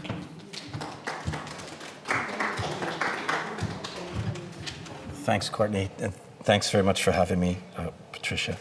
Oh, I do have notes. All right, there we go. Well, a few comments to say. So first of all, I think as to the relevance of business and diplomacy, and clearly it's, I think, something I've said as much to the FCDO, in situations where the state may not be a reliable partner for advancing the UK's sustainable development ambitions internationally, business may well be a more reliable partner. And I think there's a lot of opportunity for us all to advance the goals through business, and that's certainly what we're trying to achieve through the UN Global Compact. The title of my presentation may be rather ambitious in itself. I don't think transformational governance on its own is going to get us there, but I do think it's an important contribution. Now, I want to start just telling you a little bit about the UN Global Compact. It launched in 2000, the vision that Kofi Annan had that there were, in fact, universal values that we could expect business to adhere to wherever they were operating in the world. And the great innovation that he came up with was that those universal values could be drawn from UN treaties, and that would give them a foundation that was really robust. And so that's where we got to. So we have 10 principles for sustainable business in the areas of human rights, labor, environment, and anti-corruption, and they're drawn from UN treaties like the Universal Declaration of Human Rights and the Rio Earth Summit Charter. Treaties that have been widely ratified around the world, and it's very helpful in engaging business, particularly for a multinational that's interested in projecting an international common standard throughout its operations globally, to be able to answer the question or the challenge, this is the way we do business here, to be able to push back against that and say these are universal values and we're going to have to expect you to abide by them. To join Global Compact is a CEO commitment, one that over 22,000 companies around the world have made. 882 organizations in the UK are participating, and the commitment is threefold.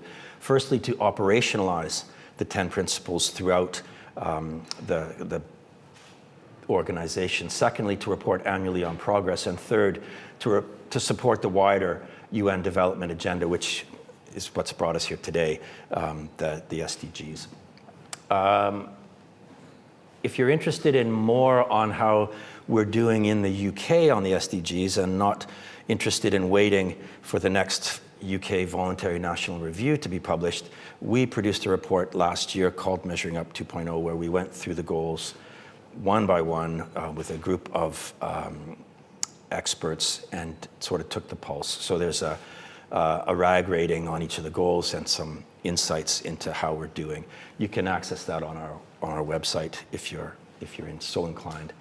Okay, but returning to the SDGs, I think it's really important to note that even though it may not appear so on the surface, the SDGs and Agenda 2030 is a very pro-business agenda. And there's a strong business case for business to engage on this. More fair and just societies are good for business. Climate resilience is good for business. Economic and political stability, a better educated and more productive workforce. All of these things are good for business. Once business is aware of this opportunity, they do generally embrace it and support it. And I think that presents an opportunity for all of us that want to see that happen. However, Goal 16, which is going to be the focus of most of my presentation going forward, is probably the least understood of the goals. And it's a little bit frustrating, and also from a UK perspective. The UK government under David Cameron played a key role in getting this inserted into the goals. And he had the view that SDG 16, peace, strong institutions, and justice were fundamental preconditions for sustainable development. And this was mentioned in the last session. I just caught the tail end of it, but the point that you're not going to get investment, you're not going to get the economic drivers you need into developing countries in the absence of peace, justice, and strong institutions. So this is really fundamental. But it was also a goal that was strongly resisted in the negotiations because of the perceptions that it was overreaching and interfering in the sovereignty of states. So really good that we're there. Oh, it's not a touch screen, so if my notes go below the screen, I'm out of luck. Yeah, that's good to know. Okay, I think I've covered off everything that's on there anyway, but I wanted to just dig a little bit deeper, because those of you that are familiar with the goals will know that the 17 headline goals are obviously really important, but it's the 169 targets that sit below the goals is where the rubber really hits the road. And so just to show you some of the issues that are addressed under Goal 16, violence, abuse, exploitation, and violence against children, access to justice and rule of law, illicit financial flows, corruption and bribery, effective, accountable, and transparent institutions is what's hidden behind the dots. Similarly, responsive, inclusive, participatory, that's speaking to justice, participation in global governance, legal identity, access to information, and strengthening national institutions. Now, not all of these are immediately obviously relevant to business, but some clearly are. Corruption and bribery, effective institutions, access to justice and rule of law are foundational for business. Some others arguably might be attractive to unscrupulous business, but it's our part to make sure that doesn't happen. Okay. Now on to the headline of my presentation, transformational governance. Transformational governance has, is our view, three components. Conventional governance is what we've always had, with a board, with executives reporting into it, and committees and compliance, just making sure that the boxes are being ticked. But I think it's really important to note that type of governance still has a really critical role to play in advancing corporate sustainability. Company policies around procurement, around hiring, around logistics, and how they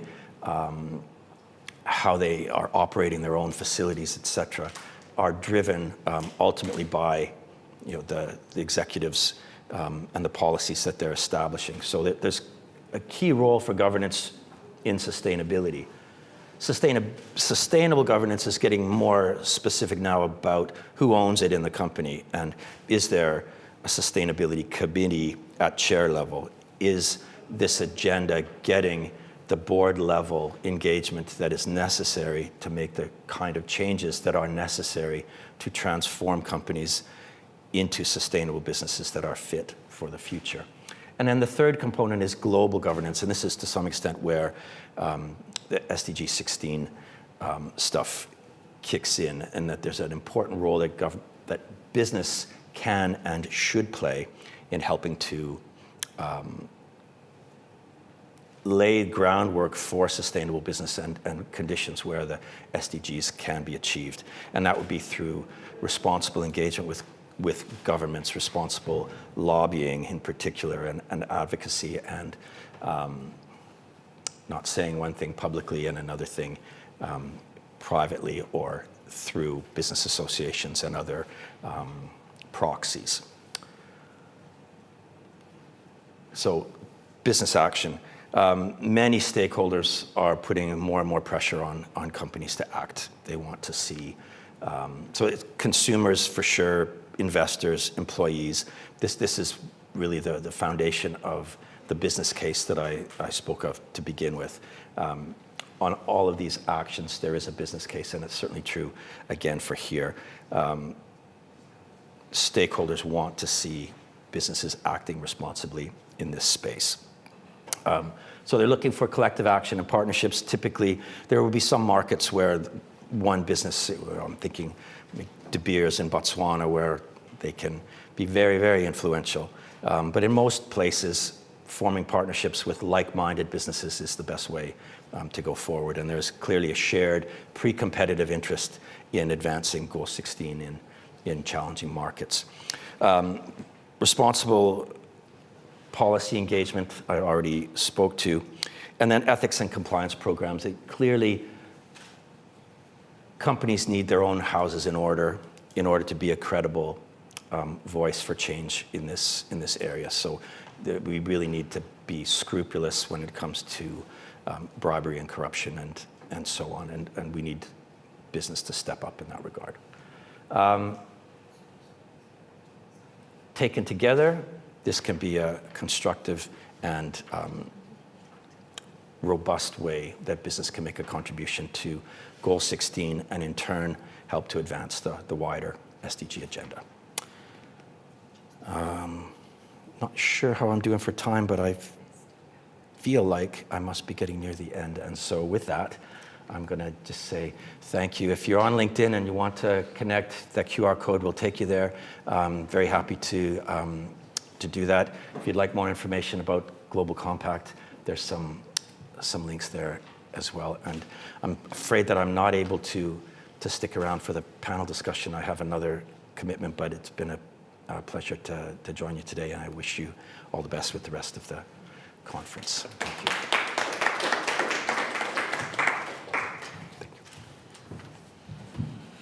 Thank you very much, Steve. I'm glad you were able to join us, even if you have to love and leave us. This is a really important and useful initiative, the UN Global Compact, so I'm glad we got informed about that. Now we will have an online presentation, and it will take a look at transforming power in international negotiations, from big stick diplomacy to carrot diplomacy. And that will be delivered by Agnes Bihari, who is an international business development expert at LUMSA University in Rome.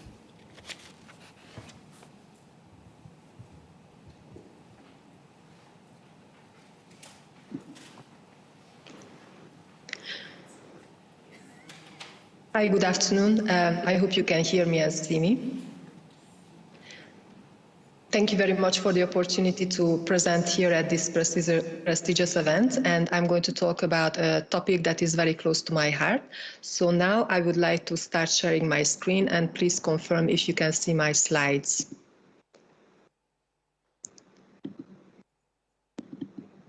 Can you see my slides?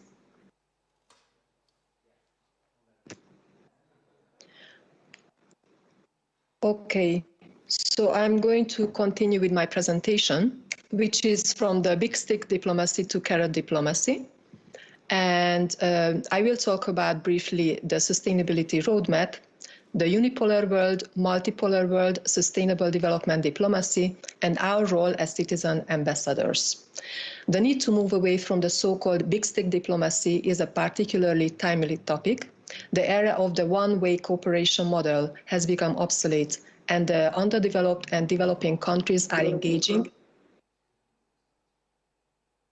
Okay. But can you hear me?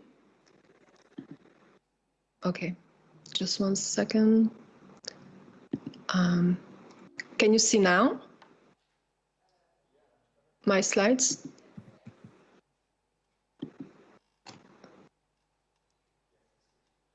Okay, great. So as I was mentioning, we are moving away from a unipolar to a so-called multipolar world, and this is why I am dedicating this time slot to this presentation. Effective collaboration implies going beyond the financial contributions and north-south food and technical assistance that were the predominant forms of international relations in the past. In recent years, a large and expanding group of middle and low-income countries are creating new and innovative groups and responses to their socio-economic environmental challenges, ranging from poverty and education to climate change, post-conflict and reconstruction. These emerging regional and global alliances call for the close collaboration of professionals in the financial sector and experts in protocol and diplomacy to facilitate smooth international trade and investment opportunities, which contribute to the financial well-being of emerging economies and paves the road to peace and strong institutions. So here is the high-level overview of the sustainability roadmap. Let us take a brief look how our collaboration regarding sustainability has evolved from the so-called Millennium Development Goals through the Sustainable Development Goals to the global laws and regulations, which is essentially moving away from non-binding recommendations to legally binding agreements.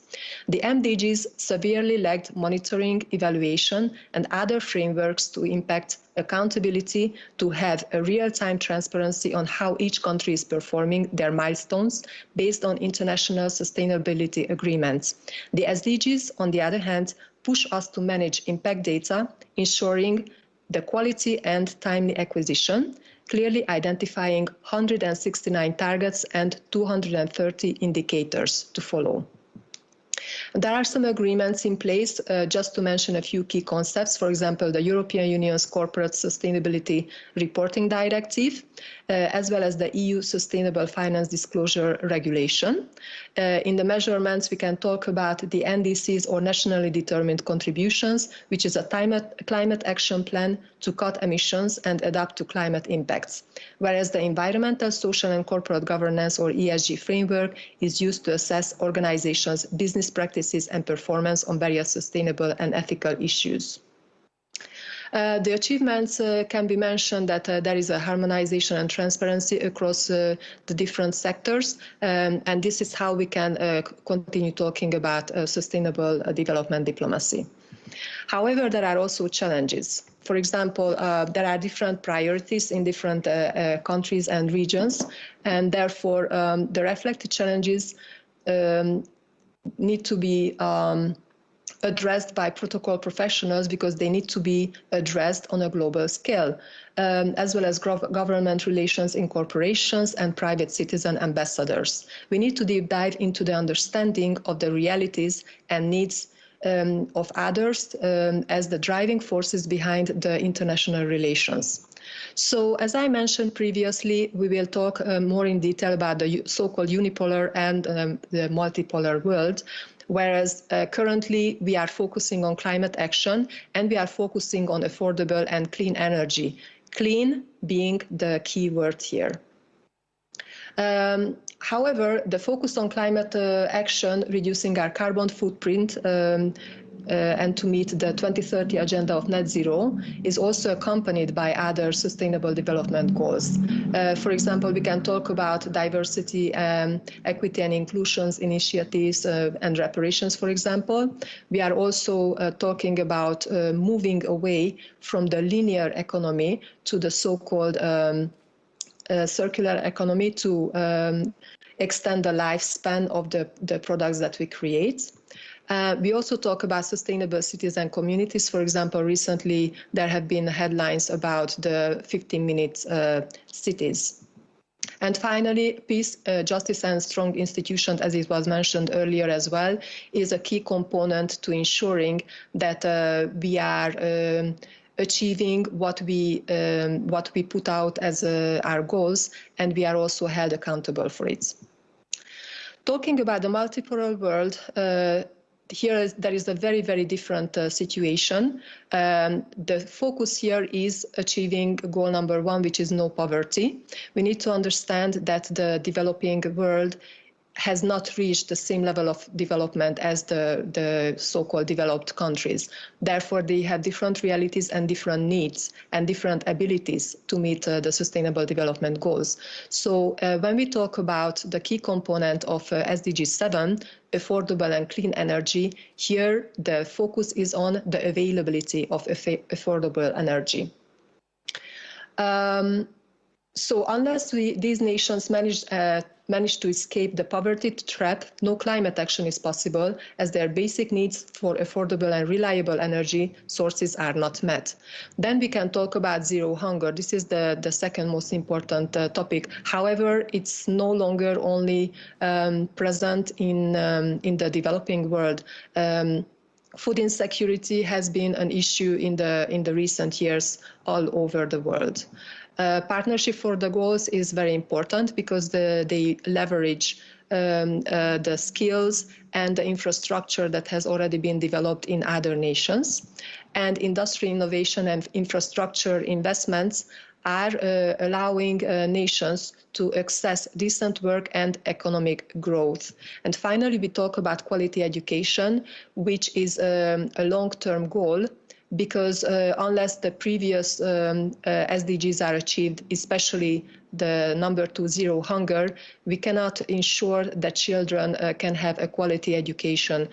Their basic needs need to be met first, and this is how the quality education can also take place. So returning to the carrot and stick policy, there are some highlighted groups that have been created. There are many. However, let's focus on the developing ones as well. We can talk about South-South cooperation, as well as other groups, for example, the BRICS, conformed by Brazil, Russia, India, China and South Africa, as well as the OPEC countries. And we can also talk about international initiatives, such as, for example, the Belt and Road Initiative. So despite being resource-rich countries, Africa and to a certain extent Latin America did not have financial stability and remained underdeveloped throughout their history. One of the underlying causes is their lack of industrial revolution, and as a result, post-decolonization, when newly independent states worked toward growth and development, they faced the problem of insufficient technology, infrastructure, and skills on the continents. The Belt and Road Initiative, for example, is the global infrastructure development strategy adopted in 2013 to invest in more than 150 countries and international organizations throughout Asia, Africa, and Europe. And there are many, many other continuously emerging initiatives. So when we want to take a high-level comparative analysis, we can talk about the model that is being used, moving from shareholder capitalism to stakeholder capitalism, taking into account more and more all the different segments of society that have a vested interest in sustainable development. Regarding power dynamics, we can talk about the previous model that was instructions and then follow them to comply. Whereas in the multipolar world, we have more and more win and win attitude towards collaboration and co-creation. Priority has been democracy and globalization, whereas now we are also moving toward understanding local needs and localization. The main SDG, as I mentioned previously, is climate action. However, we are also placing more importance on no poverty and the right to develop, which the developing nations are claiming for them to be able to break away from the poverty trap. Among the results, we can say that there is an international cooperation on net zero, the objectives and reporting, as well as the empowerment of the developing world and the diversification of investments and trade. There are issues, as we all know, regarding the poverty trap, the recent COVID and the current recession. There is energy poverty, food insecurity, and moving the net zero goalposts continuously, as well as the misaligned needs of the two worlds and the conflict of interests and mistrust. As it was pointed out, we are focusing on climate change. However, the developing countries have other needs that are more urgently to be met. And finally, we can also talk about the debt trap diplomacy, which is also a form of mistrust. What could be the solution? It's very important as human beings and especially as protocol and etiquette professionals to treat each other as equal partners. And it's very important for protocol professionals to become trusted advisors because they really know the situation, they know the culture of other regions, and they are the best equipped people to give advice on how to proceed in certain circumstances. In the multipolar world, we can talk about continuous alignment of offer and demand, as well as public-private partnerships. So this is an example of what was previously mentioned. And when we talk about SDG 7, energy has to be both affordable and clean to meet our needs. Regarding sustainable development diplomacy, there are many different opportunities. For example, when we talk about the focus as a climate change, there are voluntary markets for carbon credits. They can be used by companies who want to align with their commitments, as well as countries who want to align with their commitment and their reporting on how they are reducing their carbon footprint. So the effective implementation of the Paris Agreement, it will depend on the countries successfully achieving and enhancing their commitments to these NDCs. They need to identify international expansion opportunities, create a value proposition and unique selling points to ensure sustainable social impact. They have to be, there has to be a replicability and scalability, for example, buying offsets credits for carbon reduction elsewhere. There has to be leveraging technology, existing technology, and bring it to local conditions, as well as using multiple methodologies and in multiple sectors through investment and trade diversification, leveraging indigenous and rural communities because they have accumulated their knowledge for several thousands of years. One simple example I can mention here, for example, is savanna fire management. For centuries, people in Africa, in Australia, in South America have been burning the dry weed at the beginning of the dry season to ensure that later they do not become uncontrollable. However, these practices were stopped for political reasons, and now they are being rediscovered again. So it's very important to take accountability and ownership for our role as citizen ambassadors. Because as you can see from the previously mentioned examples, we as citizens are all part and drivers of the events in international relations. It is not an area reserved for high-level decision makers and diplomats only. Therefore, we all have the responsibility to be aware of the current international affairs and inform ourselves from a wide range of sources to have a balanced view.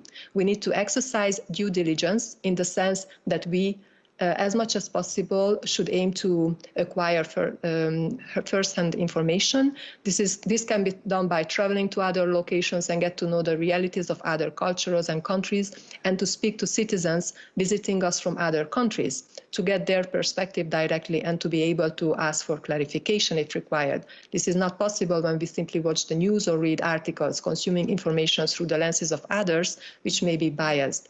And finally, continuous skills development is key not only to survive, but to thrive in this continuously evolving globalized world so that we can become resilient and identify opportunities to drive transformation. Personally, for example, I have had the privilege to complete my master's studies with the Italian LUMSA University in the management of the Sustainable Development Goals, and I've also had outstanding insights collaborating with the professionals of the International Center of Protocol and Diplomacy, who collaborate with members of the public and private sector in capacity building and sharing best practices. In summary, there are a lot of opportunities to network and grow, and I wish all of us a fruitful journey towards our common goal of living in a sustainable and collaborative society. Said that, I thank you for your attention, and I see you in the upcoming panel discussion section. Over to you. Thank you very much, Agnes. You actually touched on really all the core themes of the conference and set us up nicely to talk later about country branding, which you mentioned in your slides. So thank you for that, and I'm glad you'll stick around virtually for the panel discussion. Now, if we're talking about diplomacy, we should shine a light on the main diplomatic arm of the UK government, and that is the Foreign Office. So to do that and to tell us how actually the Foreign Office should change its approach, we'll invite Tim Durrant, Program Director for our host here, the Institute for Government. Is Tim here? Do we have a Tim? No?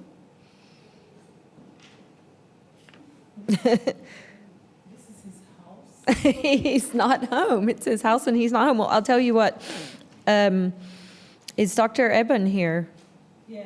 Should we? Online, are we? I think so. Because I was suggesting we skip.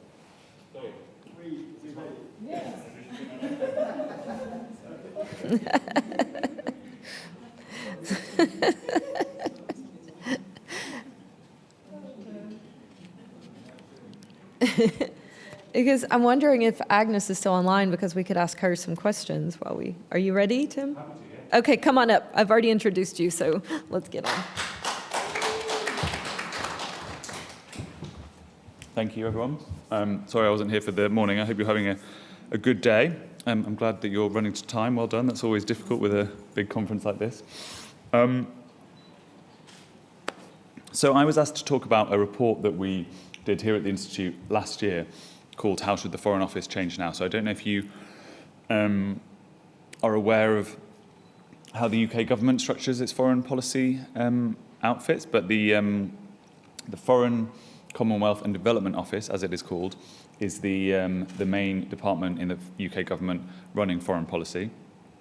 And so I will talk through what we looked into in that report, some of the challenges that the Foreign Office has faced recently, some of the big events that it's been through, and also what we argued should change in the way that the Foreign Office works in the coming years. And obviously very happy to take questions at that point or in the panel discussion later on. But so, just to give you an overview of what we're going to talk about, the key thing to be aware of is the current state of the department is a result of a merger between two different organisations, which I'll talk about in more detail, which has quite fundamentally changed the way that the Foreign Office works. And made big differences to kind of the approach that it takes to foreign policy. So by way of background, this shows you the kind of history of the Foreign Office in the UK. So the blue line in the middle is the Foreign Office in its various constituent parts throughout the last 50 years or so.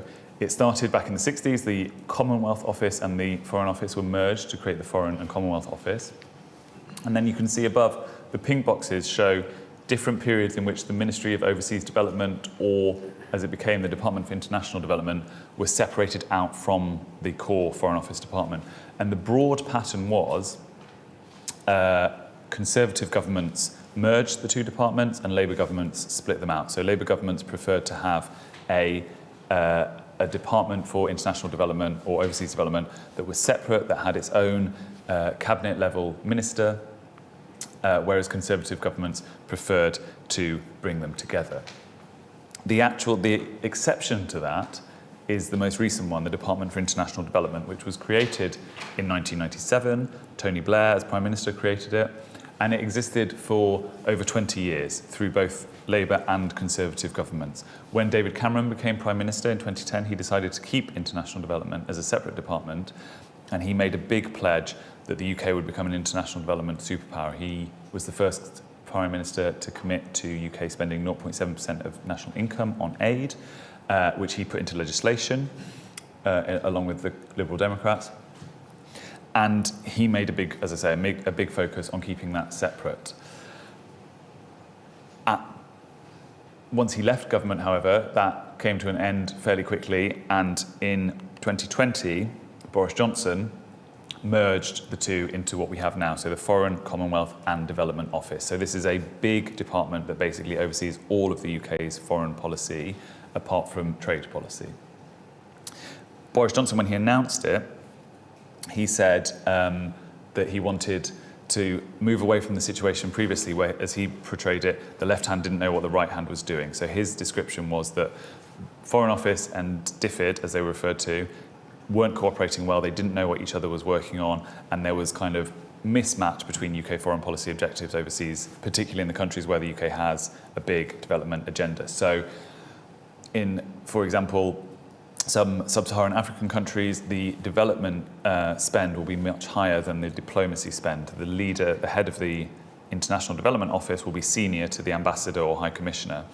And Boris Johnson didn't like that situation. He wanted it all to be brought in one place and it all to have kind of one strategy for all of the UK's relationships with whichever country, regardless of whether they were major aid recipients or not. Part of this, I think, was informed by his time as Foreign Secretary. Under Theresa May, he was Foreign Secretary, and so he would have seen up close the way that the two departments worked together or didn't. And part of it, I think, was his kind of scepticism about the way that DFID worked individually as an organisation. He referred to it as a cash machine in the sky, which he was not happy with, and he wanted a more kind of hard-nosed strategic assessment of foreign policy, including development, done by the Foreign Secretary. So the merger had quite a significant impact on the way that the department works. Here at the Institute for Government, we've looked at mergers of departments across UK government and other governments around the world, and they're always quite disruptive. They have a big impact on the way that civil servants do their job and also on the ability of ministers to do their job. So this chart shows you scores from the Civil Service People Survey, which is an annual survey looking at how well civil servants are enjoying their job. And this score is what is called the engagement score. So it's a kind of summary of different ratings that civil servants give about their job. And it shows you, until the merger, both Department for International Development and the Foreign and Commonwealth Office were well above the civil service average, which is the grey line, in terms of their engagement score. These were happy places to work. People were very kind of committed and enthusiastic about their work. And then when the merger was announced, and since then, it's continued to decline. So there's been a sense that morale in the Foreign Office has dropped since the merger happened. People have not been as happy about their roles.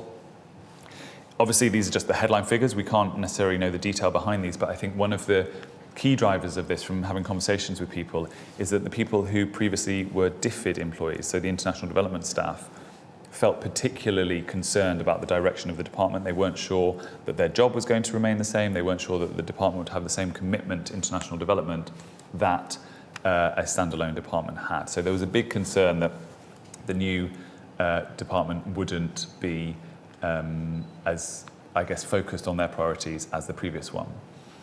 This is the case for a lot of mergers. This often happens, and we've seen with previous mergers in the UK, there'll be a similar dip, and then after a couple of years, the engagement score will pick back up as it becomes kind of the normal way of doing things. So obviously, the last year we have results for is last year. Maybe in a couple of years, that number will be back up to the sort of low 70s as it was before. It's entirely possible, but this transition period is always difficult, I think, for staff. On top of the kind of hit to morale and engagement, there was also a big important change that the Chancellor at the time made after the merger happened. Chancellor is now the Prime Minister, Rishi Sunak, and one decision he made was to reduce the aid budget. So as I mentioned, the UK has a legal target to spend 0.7% of national income on overseas development, on official development assistance, ODA. But Sunak decided that because of the pandemic and because of wider pressures to the public finances, that would be cut temporarily to 0.5%. So taking around a third of the UK's aid budget away, which meant that the budget did this. So you can see the top line, the pink line, is DFID. And for the last few years, it's change in budget relative to the year before. So DFID has always had an increasing budget for the last few years. The Foreign Office has always had a decreasing budget, although decreasing by lower amounts in the last decade or so. But after the merged department had a significant reduction in its budget. Again, that meant the department could do less. There was less money available. That meant in year they were having to take money out of aid programs. So there were commitments that had been made, contracts that were signed, that the department was having to unpick because of the decision by the Chancellor to take this money out of the budget. What the Chancellor said was they will return to 0.7 when the public finances allow. It is not yet clear when that's going to be. Obviously, we're at least one financial year on from that point, and things have not returned to the previous arrangements. So again, this had a big impact on staff morale. There was less money available for people to do the work that they were committed to, but also it meant that the work of the department became reduced. There was just a lot less happening in terms of the aid spending. So where are we now? This shows the number of foreign secretaries that there have been over the last 20 years or so. You can see broadly during the 13 years of Labour government, the red at the top, people were around for a couple of years. Margaret Beckett was an exception. But in the last couple of years, we've had a lot more change, ministers only having the job for a year or so.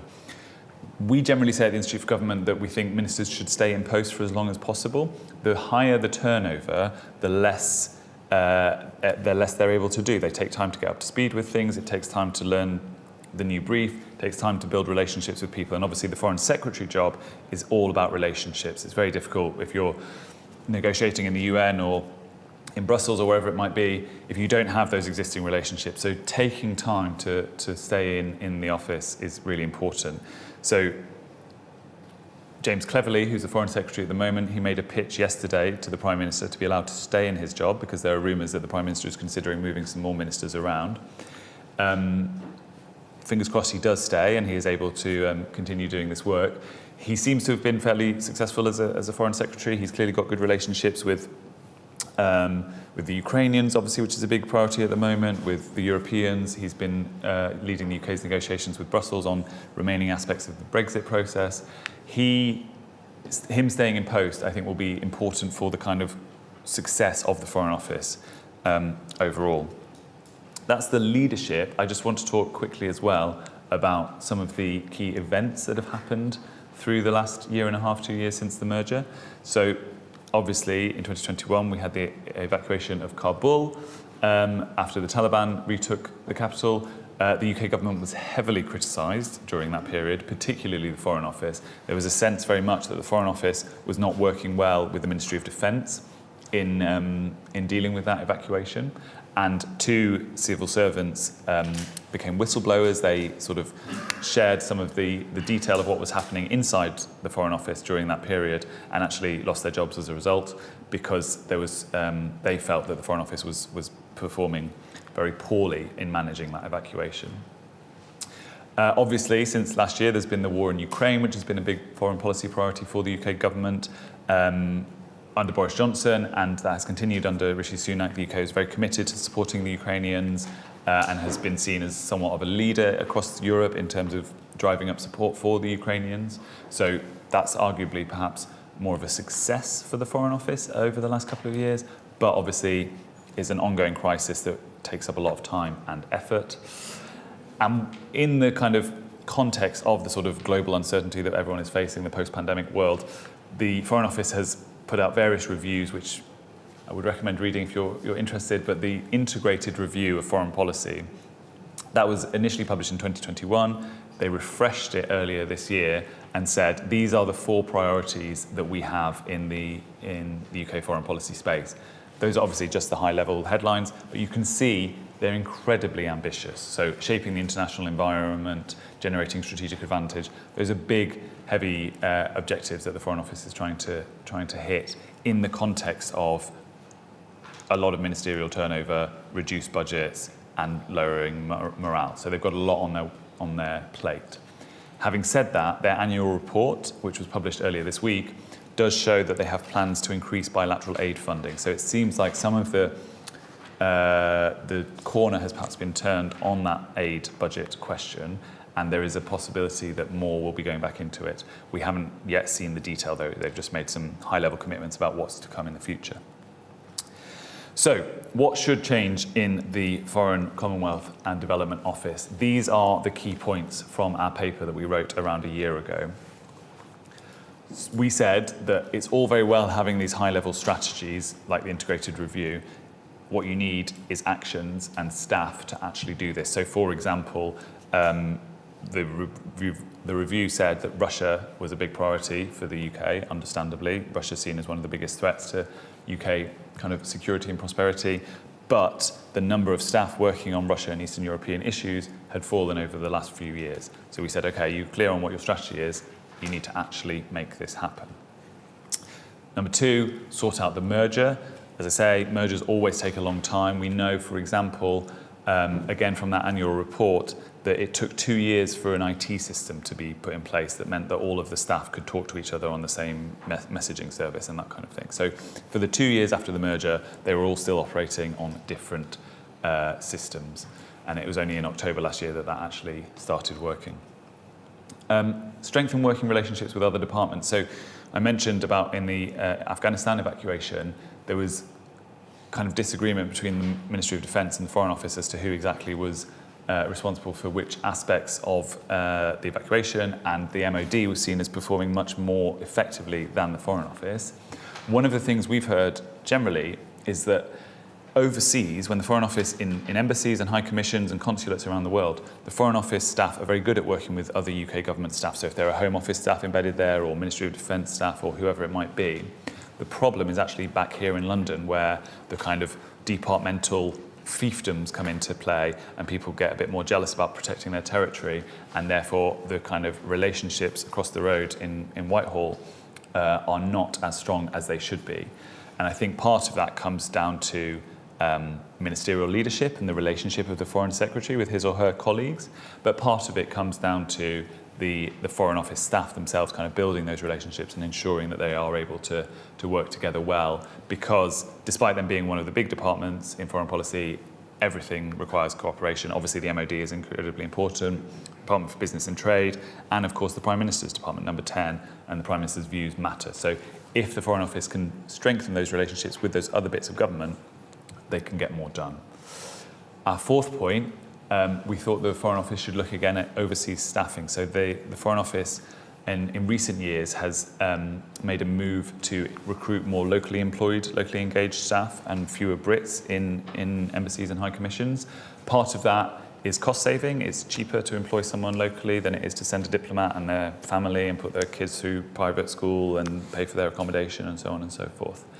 Part of overseas staffing is important. Obviously, you get local expertise, you get local knowledge, you get local understanding. That really matters. But if you compare the Foreign Office to, for example, the German Ministry of Foreign Affairs or the French Ministry of Foreign Affairs, the proportion of nationals employed in overseas posts by the UK government is lower than those kind of comparator European countries.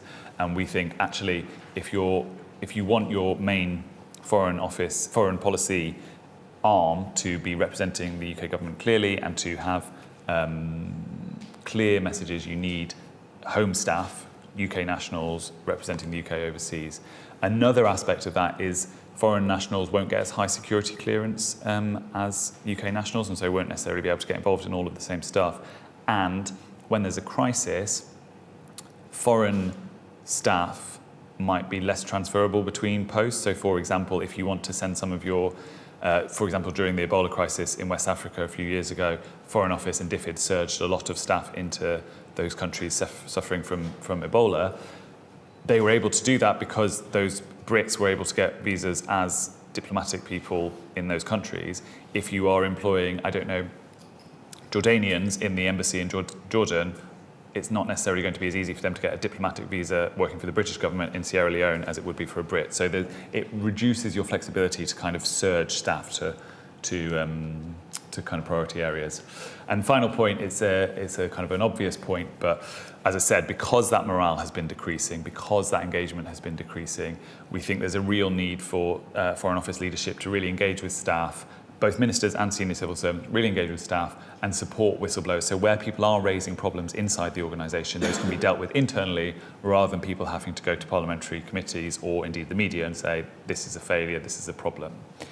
As I say, we wrote this report last year, so I think almost exactly a year ago. So on that last point in particular, we do think there has been some progress made. The Foreign Office has invested a lot in this. Senior leadership have been very keen to reach out to staff, ensure that they are providing opportunities for people to raise issues and making sure that, that things can improve.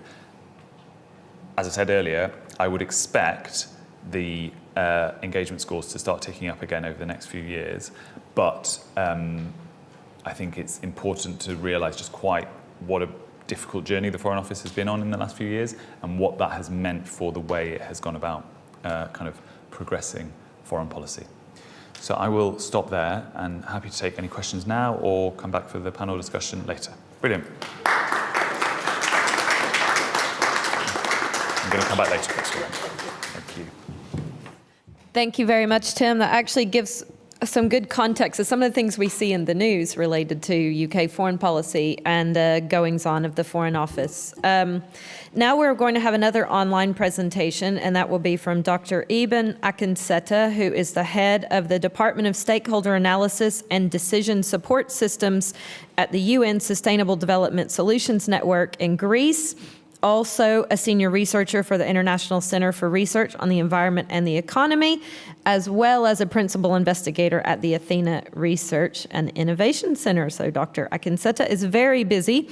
We're going to hear about a transformative approach to optimizing and achieving the SDGs. Now I'll turn over.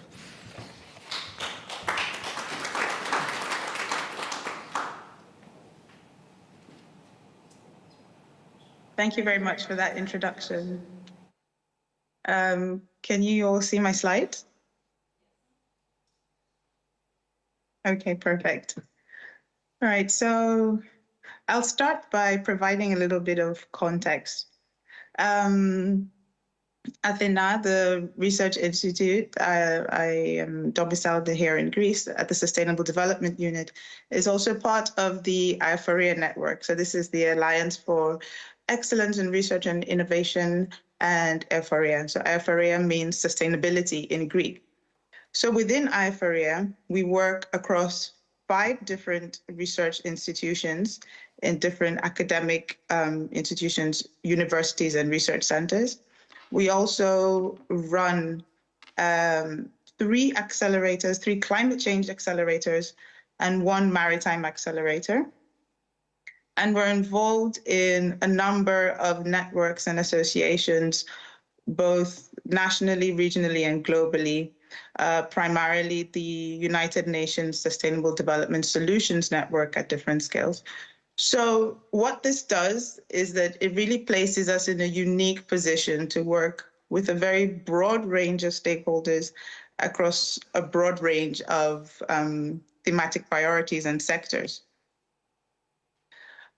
So our work, by its very nature, is interdisciplinary.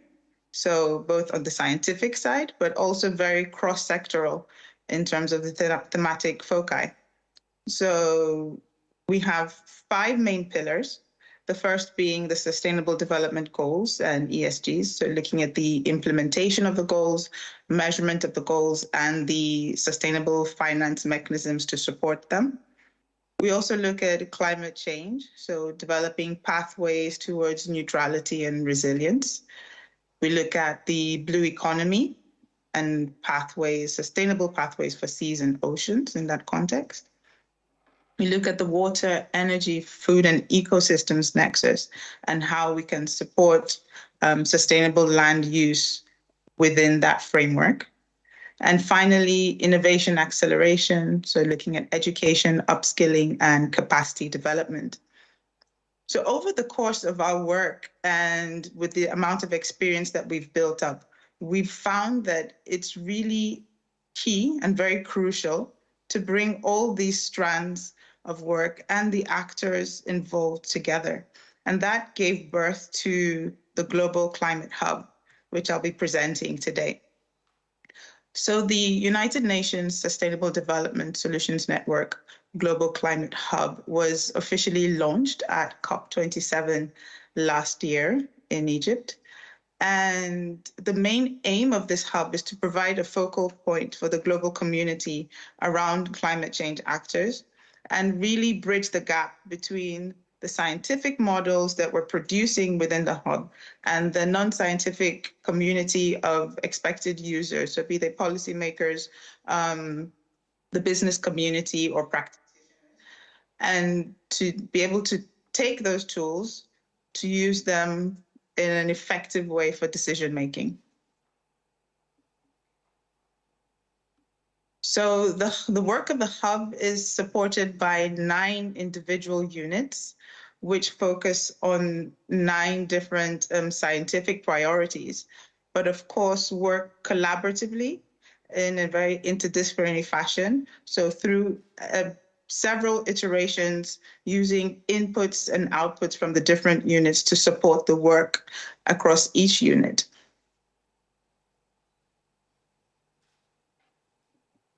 The work that we do is centered around the 6 transformational pathways towards achieving the Sustainable Development Goals. So the first being education, gender and inequality. The second being health, well-being and demography. The third, energy decarbonization and sustainable industry. The fourth, sustainable food, land, water, and oceans. The fifth, sustainable cities and communities. And finally, digitization for sustainable development. So what we really seek to do is provide science-based recommendations for combating climate change and supporting the transition towards the effective implementation of the Sustainable Development Goals. And we support this by working hand in hand with the local actors at different scales to develop these country-specific action plans, which detail the optimal pathways toward resilience and neutrality for the achievement of the Sustainable Development Goals. So like I mentioned, we have these 9 individual units and all of them focus on different areas. So the first unit focuses on data. I mean, the work requires a huge amount of data, and big data is very much, on trend at the moment. And what this particular unit does is that it collects and aggregates, connects the data that's available, produces different visualizations, all to support the objectives of the other 8 units. The second unit focuses on the broader scale, so looking at atmospheric physics and climatology. So they produce the global models and the global climate change scenario, and really trying to gain a better understanding of the human influence on the climate variables and how this affects the climate change impacts that we see today. And all the scientists within this team are major contributors to the IPCC reports. The third unit focuses on climate and energy modeling. And so here we're looking at how to develop decarbonization pathways using systems dynamics models and stochastic models. And we look at energy supply, energy demand and use, the climate solutions that can support that, and simulation of different scenarios.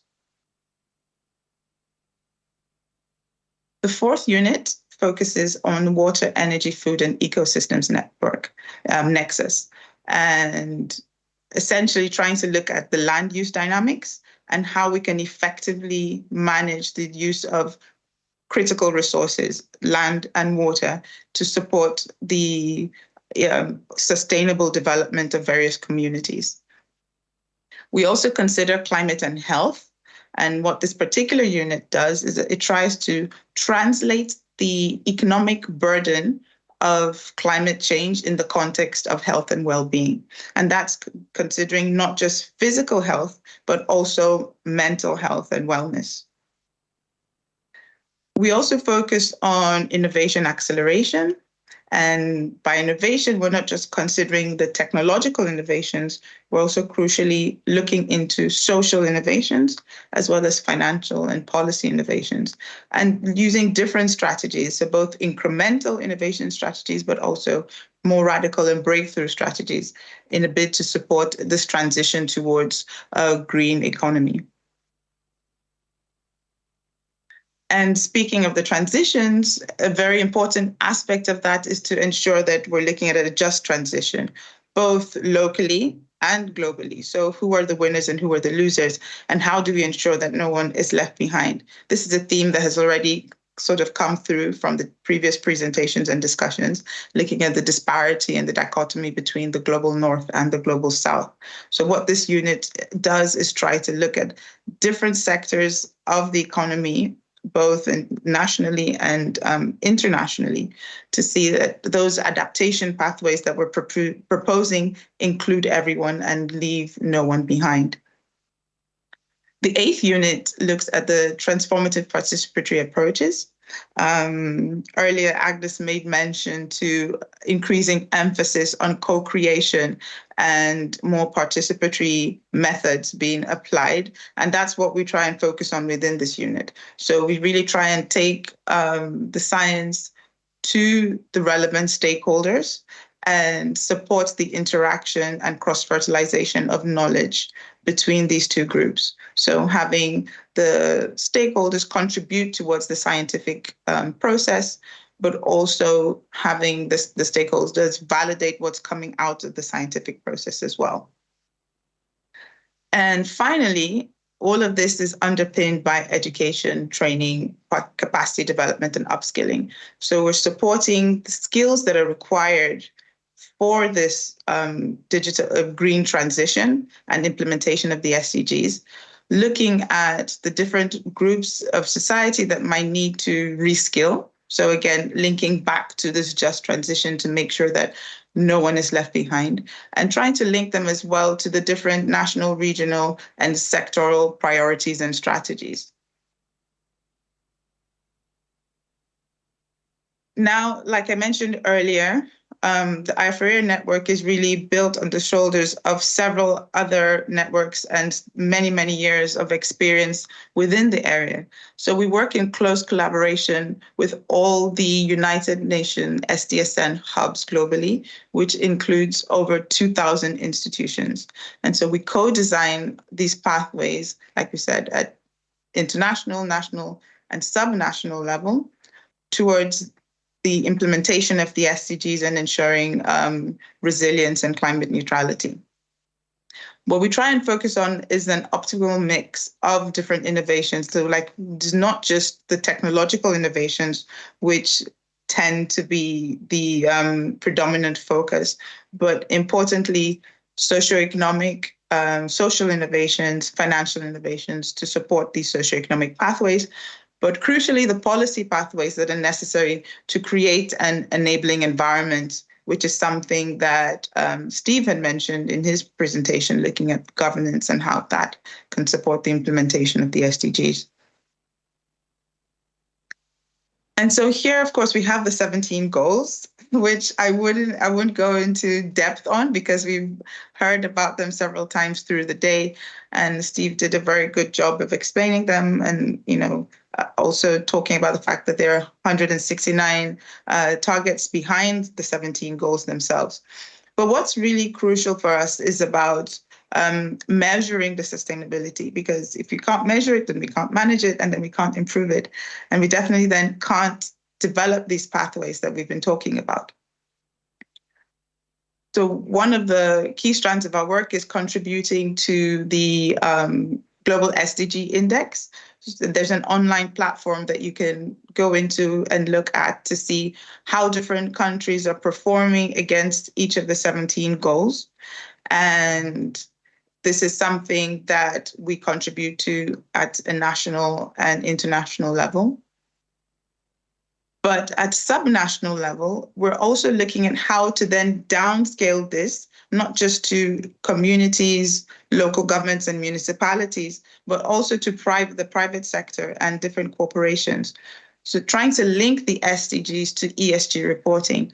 One of the earlier speakers today talked about how ESG reporting is one way that the SDGs are kind of being disseminated within the private sector. So what we're doing is taking that a step further to actually support the ESG reporting in the context of the SDGs. So we've been able to translate those ESG KPIs and map them onto the SDG indices. And this is we've just completed this for PwC here in Greece. And we've been approached by 3 other private sector companies, high-profile private sector companies, to do something similar for them. So it is indeed our hope that this is something that can then make the SDGs more relatable for the private sector and for lower scale actors in the global context. So it's not just something for governments, it's not just something for the United Nations, but it's actually something that is relevant and applies to each and every one of us. So I'll conclude by saying that, again, the models that we produced and all the scientific outputs that we produce, they can provide the evidence, but at the end of the day, people must make these decisions. And so the participatory approaches and the transformative approaches that we utilize within the hub really seek to bridge this gap between science, policy, and society. And that's reflected also in the way that we operate across the 9 units. So working in a very interdisciplinary manner and making sure that both all the processes within the individual units support the others. And I think very crucially, and I'll finish on this note, is how we work with the stakeholders. So bringing together a broad range of stakeholders who might not necessarily be in regular communication prior to this, these interventions, but really bringing them together, leaning on their own shared experiences and facilitating a discussion that can outlive the actual interventions and the projects that we engage in via the hub. So I'll stop here, and I'll be glad to take any questions during the panel. And indeed, if you have any other further questions or would like to get in touch later, I'll be very happy to hear from you. Thank you. Thank you.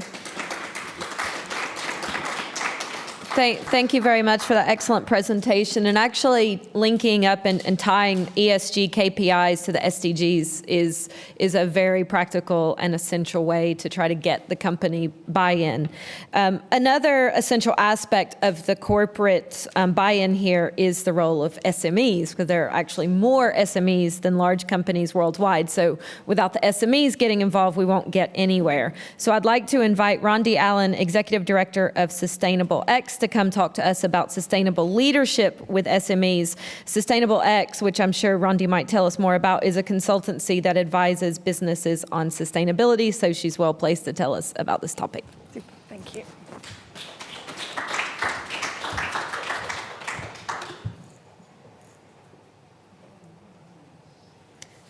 Right. So thank you very much, everyone. I'm from Sustainable X, Rondi Allen, and we are a consultancy about supporting SME businesses in sustainable development, and we anchor everything we do on the Sustainable Development Goals. And I think what we forget when we're inside this room is that it's quite a familiar language to us and quite common, but when we're outside, it really is a new way of thinking and a new way of working for most businesses. So we have a massive opportunity, and I'd like to explore that a little bit. So today I'm going to talk about a little bit about what is sustainable leadership, how common is leadership, sustainable leadership, and why is it important, the SME's role as a collective and individuals in sustainable development, some of the challenges, because it's a super challenging space, as we all know, and we've heard all day already, and how would we empower that using diplomacy and protocols. So sustainable leadership, we talked about this before, but breaking it down to a language that the SMEs might understand and really resonate with them is about people, profit and planet. And what we like to talk about when we talk to businesses all day long is we want them to do well from doing good. So we anchor everything we do on the business case. And I think someone talked about that earlier, is why are businesses wanting to do this? They want to attract customers, they want to attract the right partners, attract staff and investment. So it's all about anchoring it on the reasons why and talking about them doing well from doing good from Harvard Business School. So a few statistics. My slides are gone a bit wonky, but I still think you can see the headline numbers. So 39% of executives believe that sustainability is a priority, which is really, really good. Like, that's a positive, we're on the right track, and this is improving all the time and increasing. 53% said, the 53% said it was going to be a top priority in the next 3 years, and 86% already have a sustainability strategy. So this is really good news and it's really positive. This is at the larger corporation level. So there is a gap, and we'll talk about the gap, but this is a really positive story because many of these big businesses with the will, with the intent and with the strategy will then continue to drive through their supply chains and support their employees and meet all their investment targets as well. That's gone a bit wonky. So 45% of leaders, of the sustainable leaders, have worked in 2 or more continents versus 16% that haven't. So that's a really interesting statistic as well. And it comes back to social and our global environment that we live in. If they have lived in 2 continents, they're probably, based on this statistic, going to be more sustainable and think more holistically about the world around them. 1 in 3 sustainable leaders have lived in the global south. So in the more economically challenged areas, we see people coming out of that and then developing a sustainable or leading a sustainable business. And in terms of employees, 7 in 10 surveyed would leave their current role to work for a more sustainable business. And in our recruitment situation at the moment, it is a real business imperative for businesses to be starting to move on sustainability. So what does the sustainable leader have to do? What are their behaviours? And I've just pulled out a few, but there's lots of lovely characteristics. But they need to be transparent with their organisation. They need to think about what they're doing and why they're doing it and measure that and be accountable to their shareholders and their stakeholders. They need to think longer term. They need, like the goals are 2030, we have 2040, 2050 net zero targets. They are starting to think much, much longer term than a normal corporate strategy might. And innovative. We are not going to solve all the problems we have by thinking exactly in the box that we do today. So it's really important that they're thinking outside the box and really bringing in and spending money on R&D and supporting. And in terms of collaboration, sustainable leaders are very collaborative. These problems, these challenges and these opportunities that we have, we can't solve alone. So we really need to be thinking, and they need to be open to these changes. But most importantly, they really understand people and they want to create positive results. So it goes back to people, profit and planet, positive all the way around.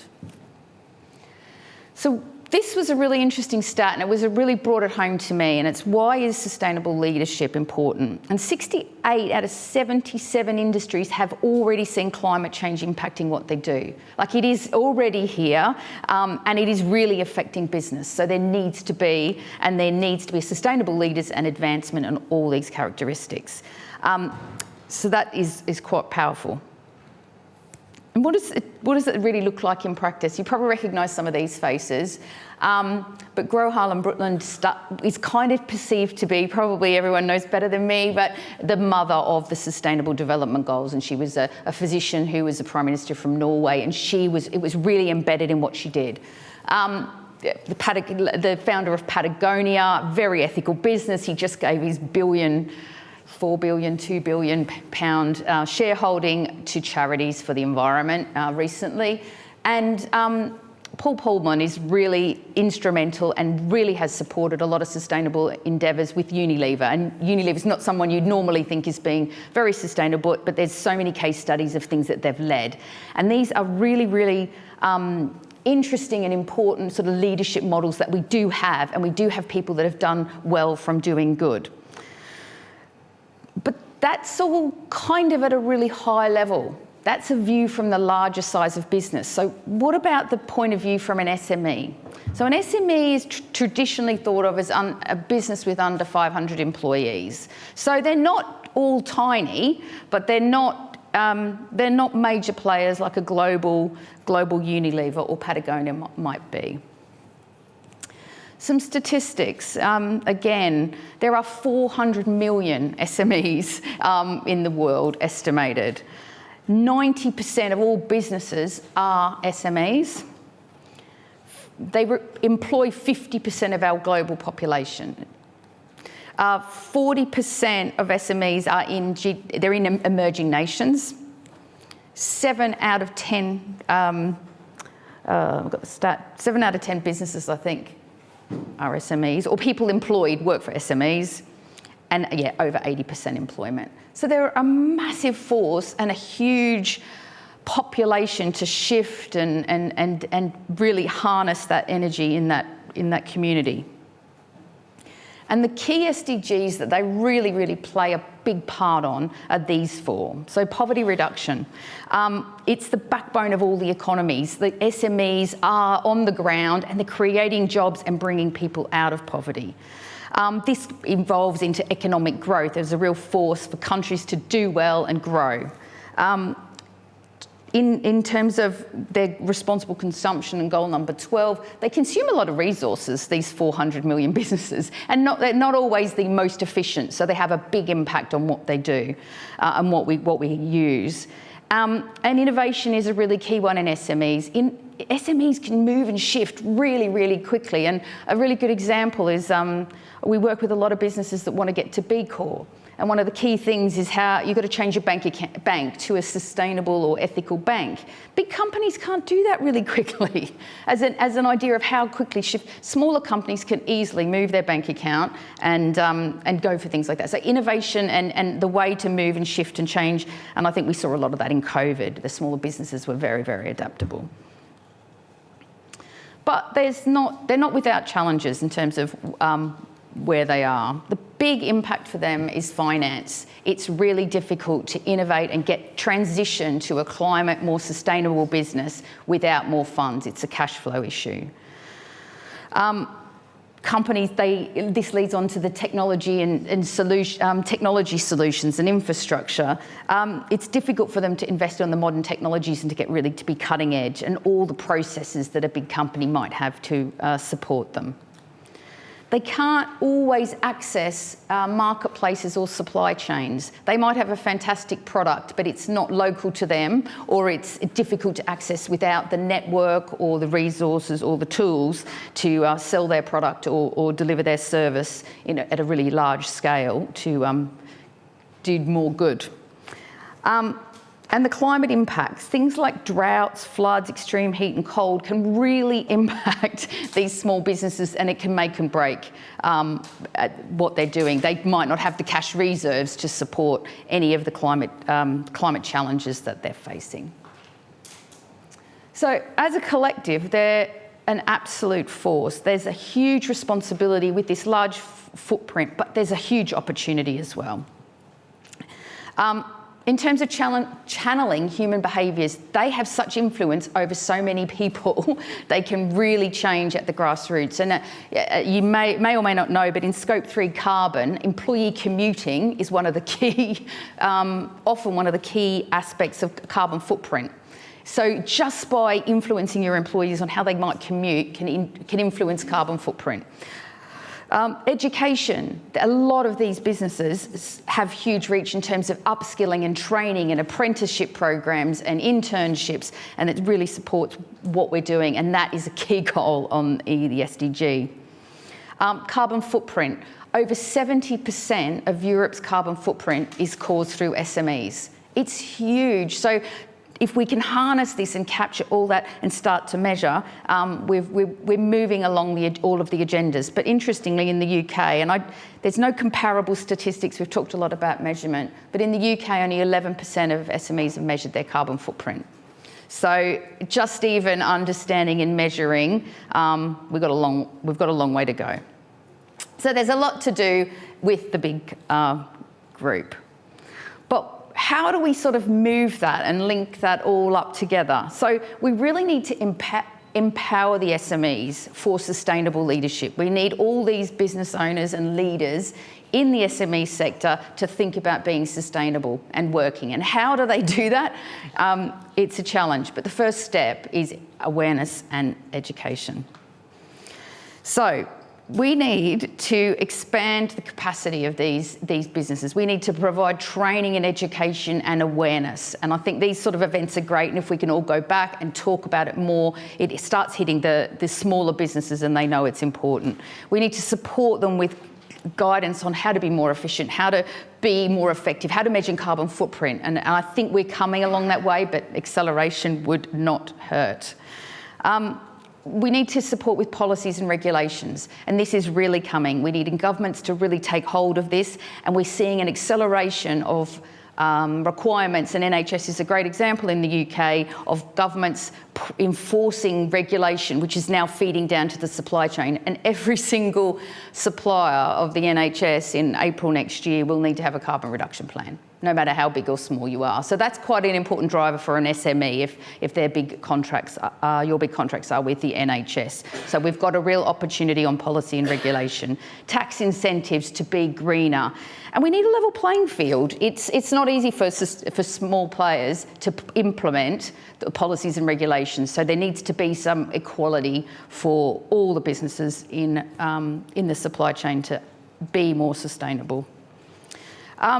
Collaboration is a huge opportunity, and I had a great example of this week where we need big businesses to support the smaller businesses to get along and handhold them through this. These are not easy challenges for big businesses, so you can imagine how overwhelming this is if you're an SME.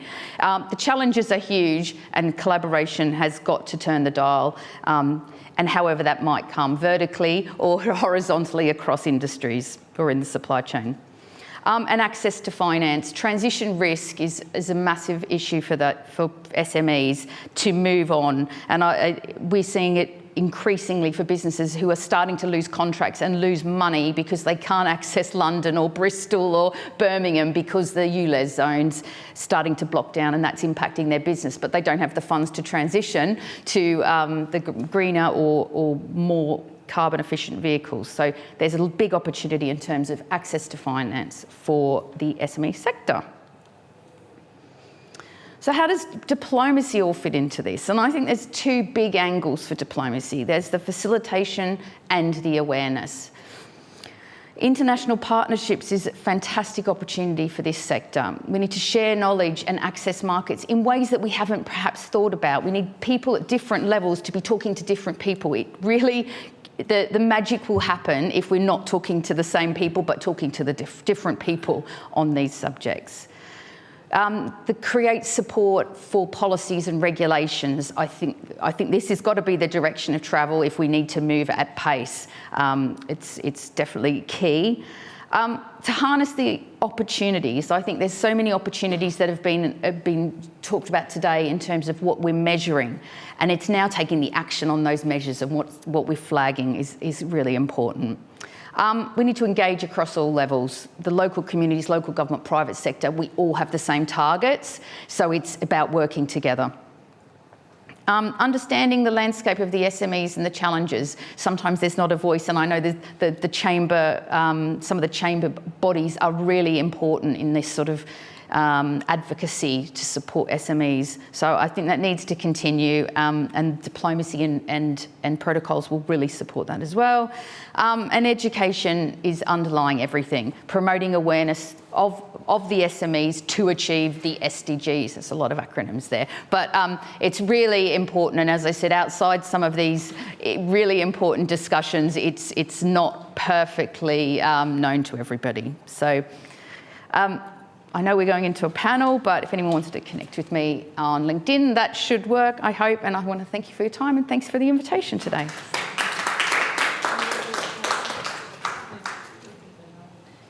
Yep.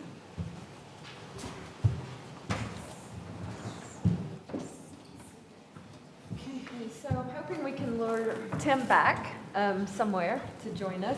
Will we have our virtual speakers patching in as well? Yeah, I think so. But first, we'll pick on you, Rondi, since you're here. Super.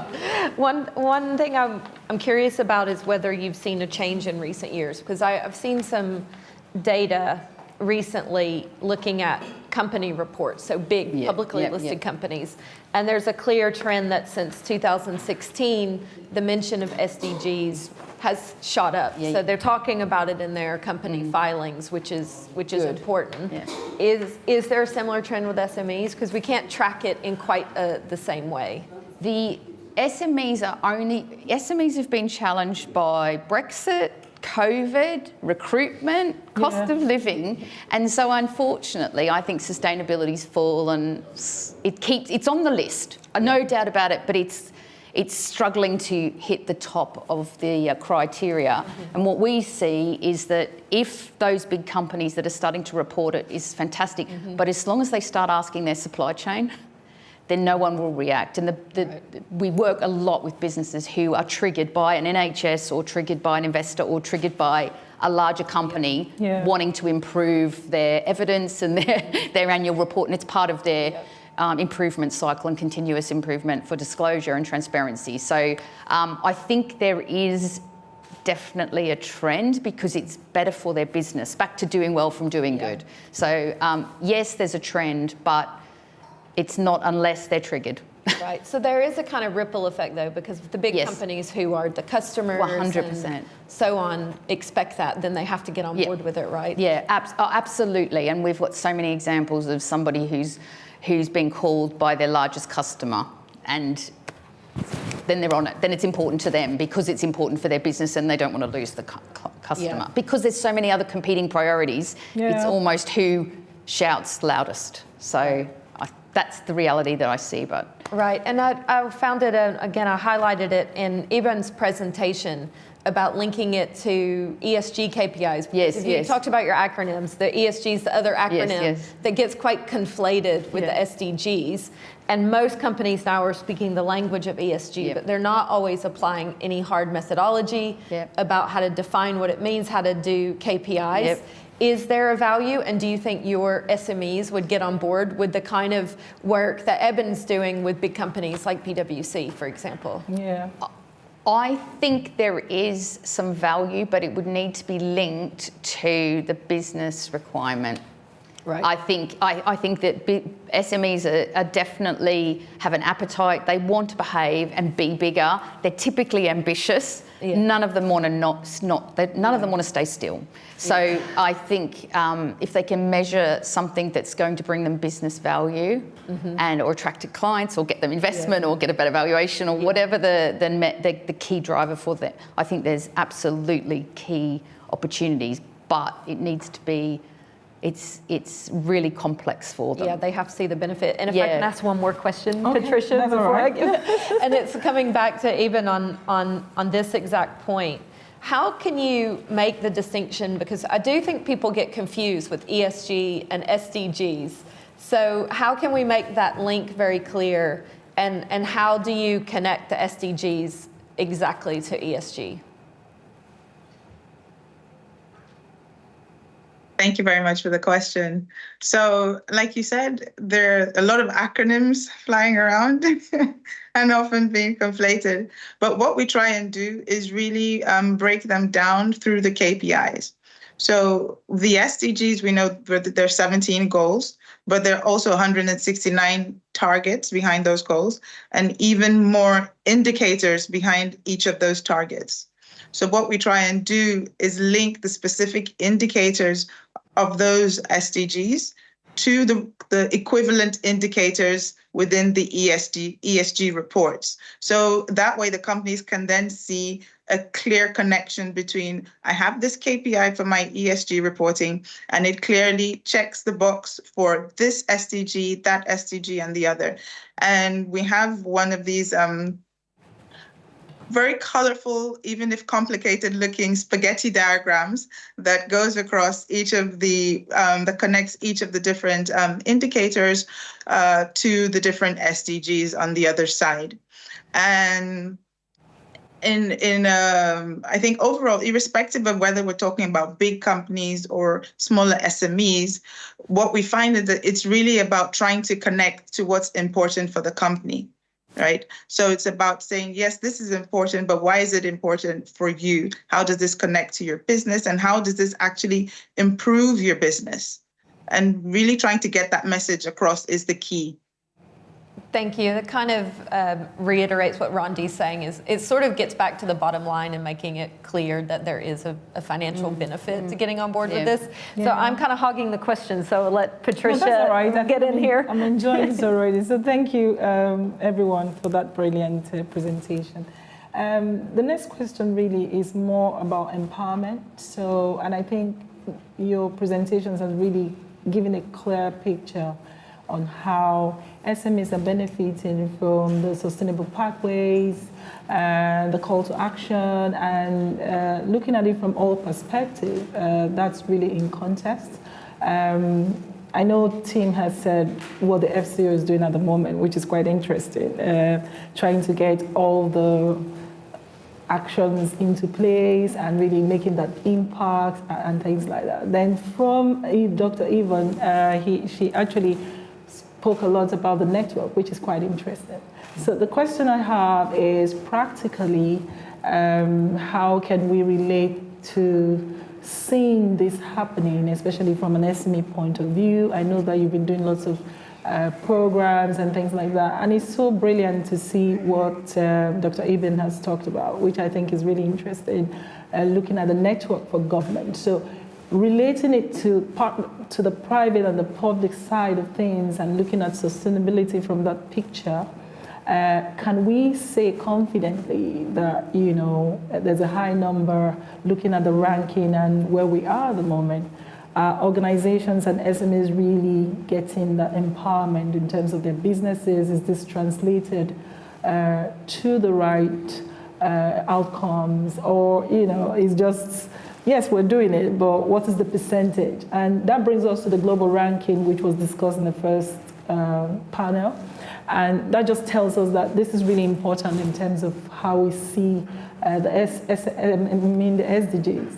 And it's a good question you also have raised in terms of the difference between the SDGs and the ESGs. People actually haven't been able to reflect on that. So I would like to get your feedback. Are you confident that, you know, people are really getting empowered with the way we see the sustainable pathways? Yes, it's for me. For team and I think and everyone. Yeah, you can respond. I think that the Sustainable Development Goals are a great way of demystifying sustainability, because I think there's I'm not sure if this answers the question perfectly, but I think there's a sort of an overwhelming sort of theme that everybody thinks sustainability is environment. And so the Sustainable Development Goals are really enlightening for people to see the different, all the scopes, and then it really makes you feel like you can enact different things. You might not have a massive environmental footprint, but boy, you're great for diversity, or there's opportunities and challenges. So I think but I don't think they're very widely. There's so much more scope for future communication on the SDGs, and I think with that knowledge and education, I think that will empower businesses to feel, from the business sector that I work in, will feel even more confident, because when we do describe the SDGs to businesses, they literally love it, and the penny drops, and it really is.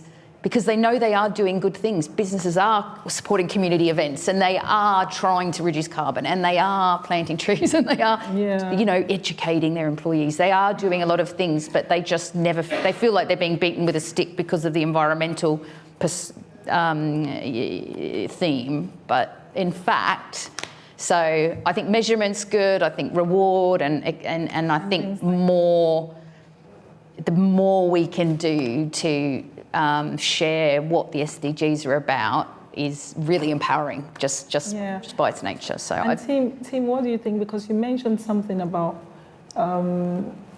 the different departments coming together, which is really very strong in terms of, you know, delivery and things like that. So, do you think that is enough? Is there something, you know, more, especially when you mentioned overseas?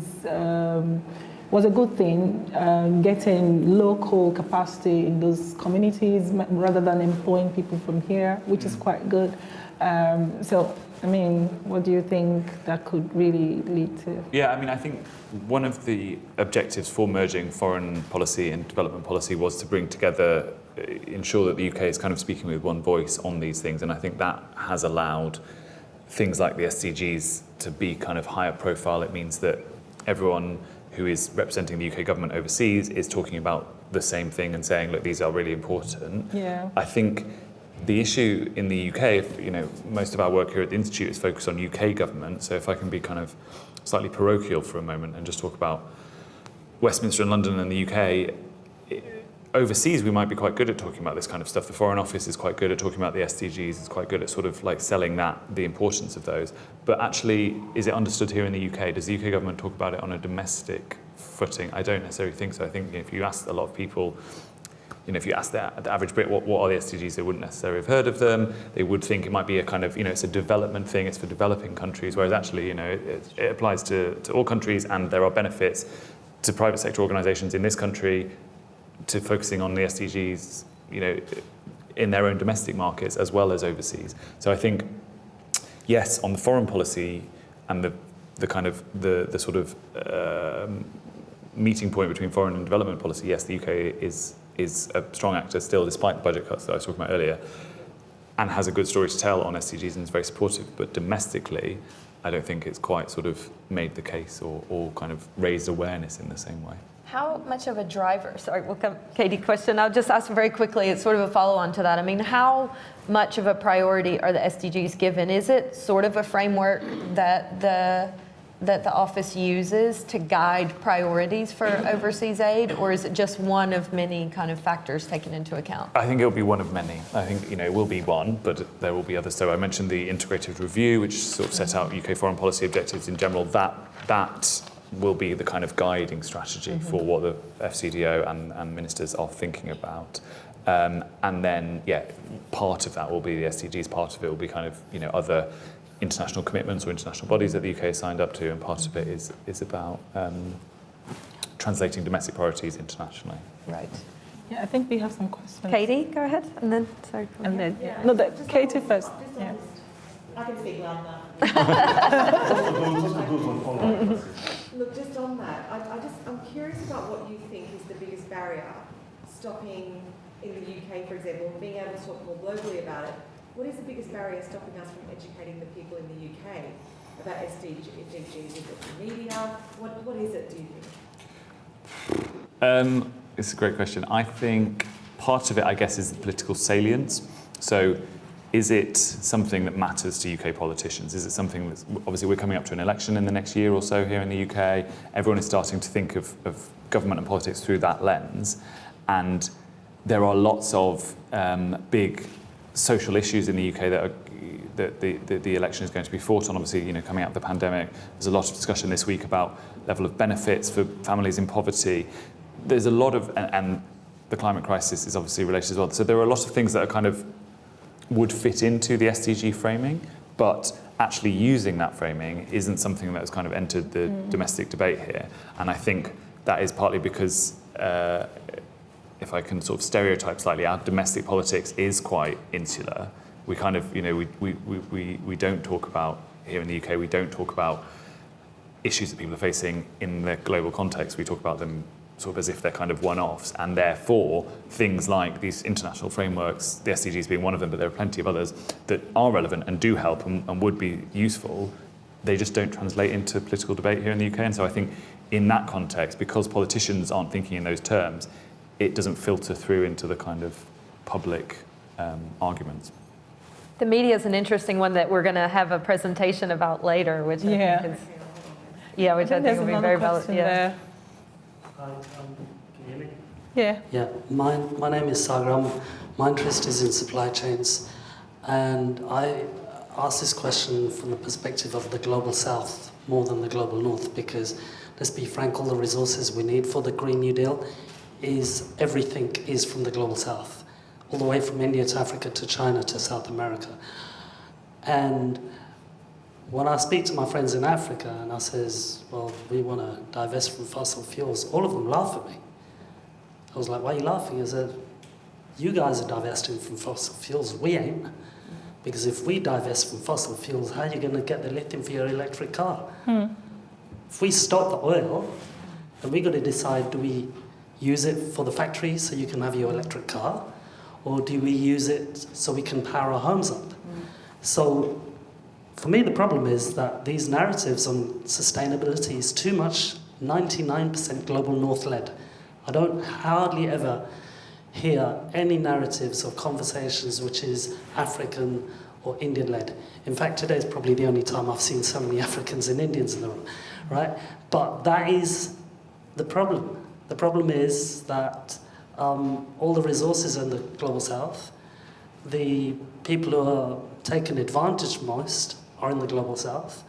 And in terms of diplomacy, just a few days ago, China in a trade war, and this is about diplomacy, right? China in the trade wars basically said to the US, you want to stop this to us? Well, we're going to stop 2 key minerals, which is for Green New Deal. And I've been predicting this for the last 5-10 years, which is in an effort to go green, we've ended up stopping the oil and gas, which was coming all the way from Scotland and Russia, to outsourcing it 3,000 miles away.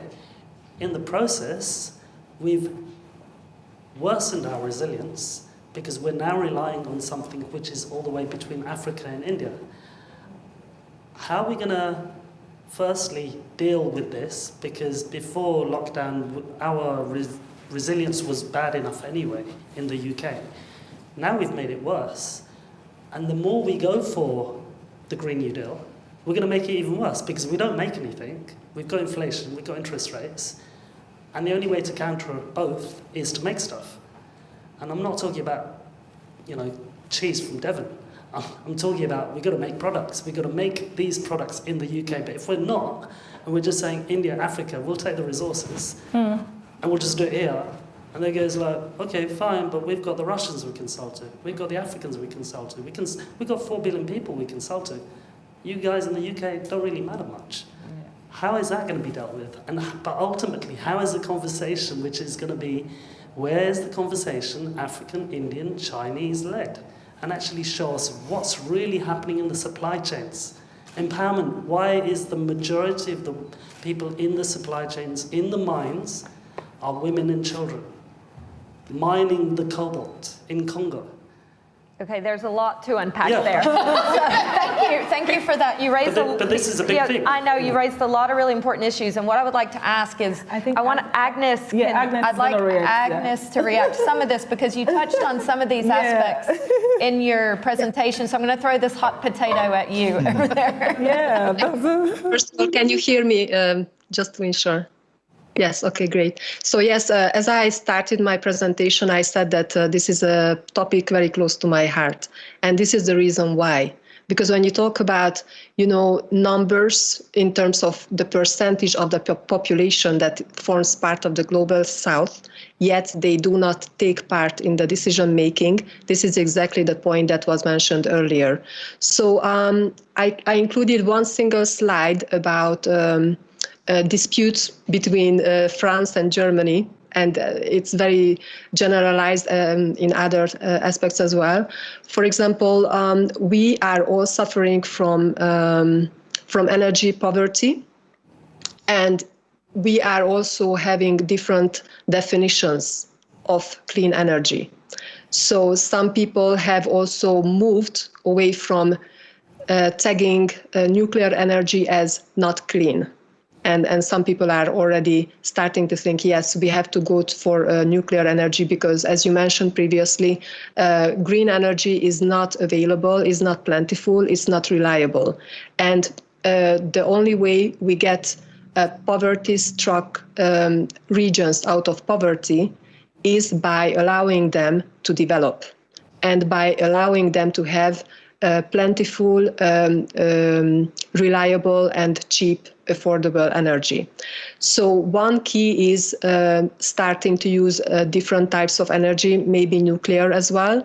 The other thing is, I think, very important research and development. We have seen in the past a lot of breakthroughs regarding alternative methods that are reliable. However, they were not allowed to be, to fulfill their potential. There is a lot of that the human genius is able to solve, And this is where, science diplomacy, digital diplomacy comes in as well. Of course, for all that we need infrastructure, because we cannot talk about, access to internet and quality education in countries that don't even have electricity. So as you mentioned, everything is tied together. And finally, yes, this is a great momentum for previously unheard voices in the global south and in other emerging countries, that they are having more opportunities, they are having more power of negotiations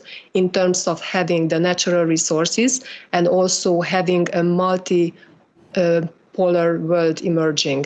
So I am very hopeful in this sense that we are going in the right direction, that we are making everyone's voice heard, and we are going to get to a more equitable and more sustainable society this way. Thank you. Yeah. Other questions? I just want to quickly add that to make these solar panels, which are what I call synthetic carbon sinks, why are we actually going to the global south and removing natural carbon sinks that have been there for thousands, if not millions of years, called a forest, and then actually selling on the market as a carbon credit? I mean, people say we need to reforest. Well, it would have probably helped if we didn't deforest that forest in the first place. So is this really green that we're going down? This path of green renewables and, Tanya, do you want to add to that? I think you do. Can you pass the microphone? We have a sustainability expert there who has something to say on this. Can you share the mic, please? Thank you. Hi, Tanya. Hi, everybody. Firstly, great panel. So just to answer your question, just a bit of background. So as Courtney said, I'm a former UN and I now work in innovation and sustainability. I think what Agnes said is absolutely right. Firstly, the responsibility that CEOs and organisations are taking, you can see it being disseminated across organisations, and that is going to take time. And I hear the issues that you're raising, and I think by applying one from inside the organisations, the innovative approaches and innovative solutions that we're already seeing coming to the forefront, we are going to drive change. And I understand that from your perspective, applying that pressure and hearing the voices from civil liberties and civil societies across the world is going to make change. So I've been inside organisations when you hear people raising those issues, or you hear consumers writing letters to CEOs about the level of plastic or their approaches, with their green solutions, and they hear that frustration and they are making change. So I think it's going to take three things, really. One, the pressure from civil liberties and civil societies marching and raising those issues. Two, the pressure from ESG reporting and ESG disclosure that is coming. So companies are going to have to reveal the ESG data and talk about what they're doing openly so that consumers and the society can see what they're doing. That further pressure is going to lead to a huge amount of change. And then just generally the collaboration across the industry. So I think, as Agnes mentioned, from the science to the policy to government regulation, and then big business and small business, when everybody begins to collaborate, that's what's going to drive change. So I hear the questions you're asking, but I think we all need to take that more solution-orientated approach, because there is a lot of change happening already.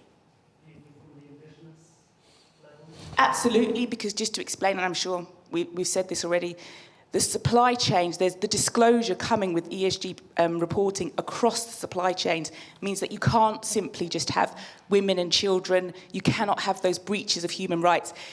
It's going to take time, because the ESG reporting forces that level of disclosure. So companies right now understand the risks of having those supply chains where there are huge breaches of labour rights and human rights, but we're at the beginning of this journey, and that's where the global goals and global effort comes from. Thank you. Thank you so much for adding your insight. Thank you for the question. You raised really important things that I'm not sure that we can fully tackle all of them at micro level right now. But thank you to all these excellent panelists and for your attention. We're going to break for lunch now. Yeah. And we'll reconvene at what time? 4:20. Yeah. Sorry, 2:20. We will come back. So thank you very much again. Round of applause for this excellent panel.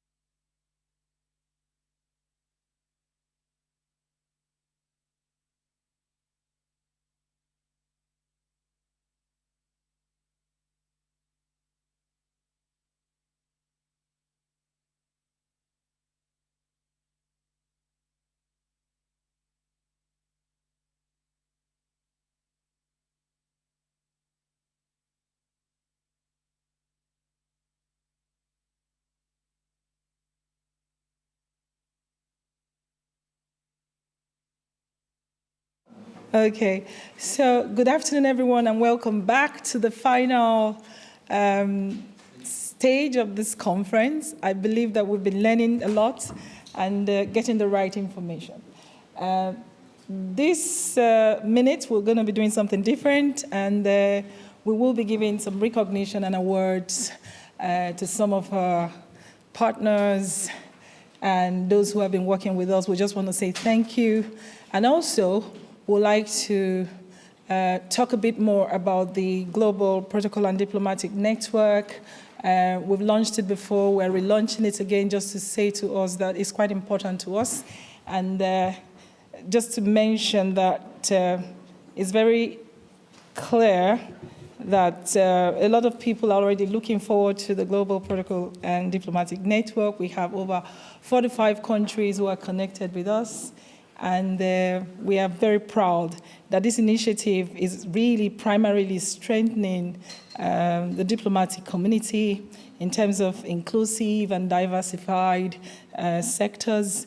We've brought together lots of corporations, diplomats under that platform, and we are very proud to say that today we have access to over 45 to 50 countries around the world who are working with us. And we also have increased our partnerships with various organizations across the world. And today, some of them are in the room, and we thought we should acknowledge them. This network gives access to professionals, diplomats, business owners, and of course, protocol practitioners, which also mean a lot to us. And you will get more information around our website, and see more that we're doing. So without wasting so much time, I'll call on Mr. Emeka, who will be doing the next stages. Thank you.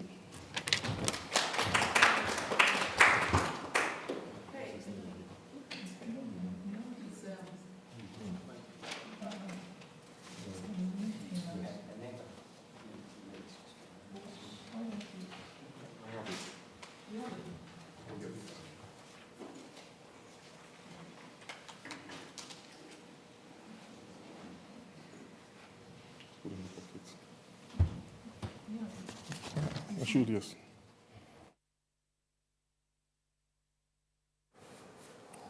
Okay. Yes.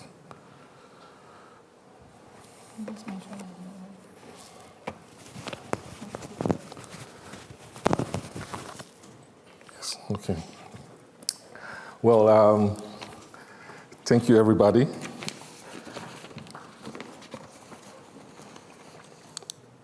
The International Center for Protocol and Diplomacy is issuing out a certificate of participation to the following candidates on the completion of the Corporate Diplomacy and Strategic Leadership in Finance Management program. To enable us carry out the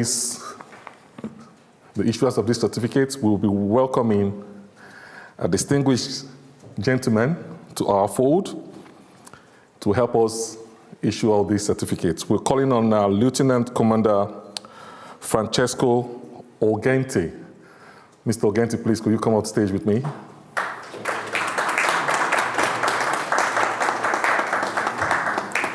Thank you very much. Okay, you're welcome. I just call up the names, and if I call up your names, please just step on the stage and receive your certificates. I'll start with Faithful A. Hope Ibaze. Thank you. Yeah. Yes, please. Would that be okay? All right. Okay. Thank you. You're welcome. A round of applause, please. Yes, please. You can stay there. Yeah. All right. And the next is Douglas Nwofo. Douglas Nwofo.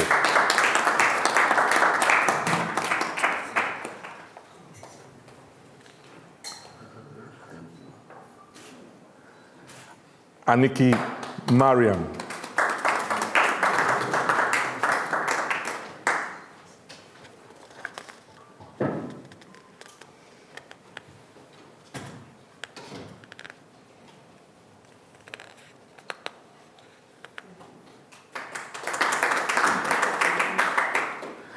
Ahaba Rosalind. Please, a round of applause for her, please.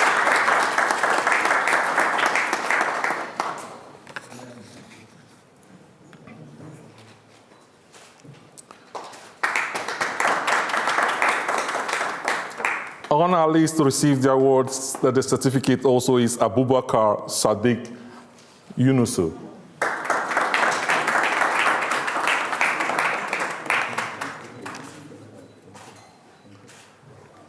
Please, can we share a hand of applause for them, please? Thank you. Omar B. Ibrahim.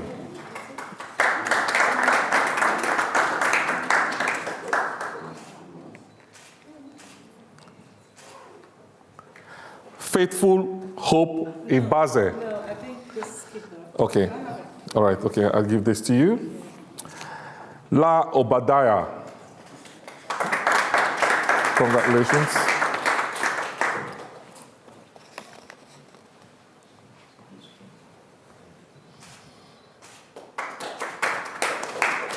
Mohammed Nafisa Aliyu.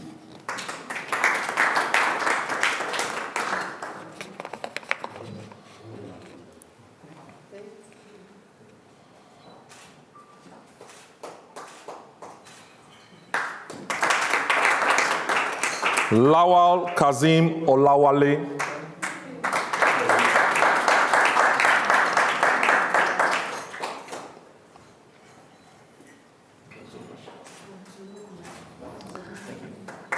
And finally, Haruna Florence Shemi.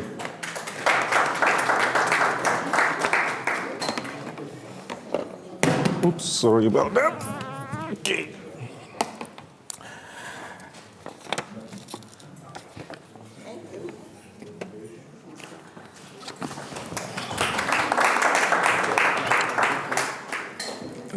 We're not, yes, we still need you. Okay, and for their contributions to the affairs of the International Center for Protocol and Diplomacy, we have decided to recognize their efforts and their contributions. And for this, we have two categories of recognitions. The first categories is the corporate categories, and then we have the individual categories. So I'm just going to start with the corporate categories. With the corporate categories, I welcome Brand Finance.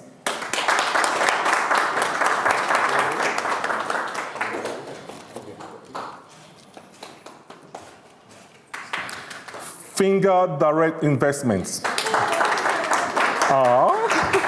Please, a bigger round of applause for her, please.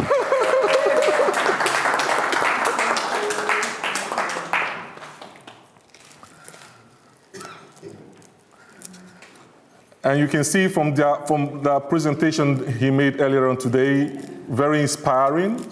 And for all efforts that they have contributed to the center, we welcome the Global Chamber of Commerce, London. No, Global Chamber UK. The Global Chamber, London. Yeah.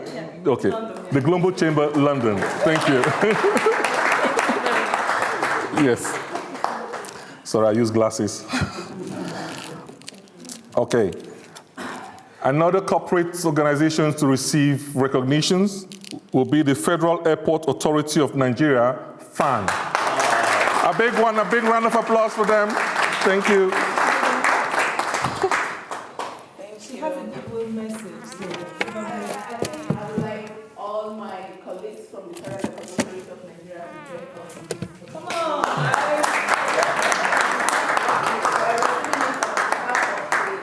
Of the MD and the South of the organization. So please join us.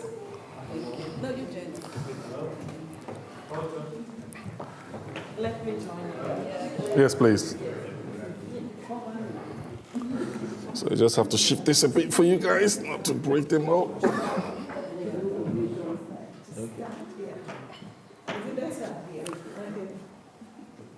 Okay.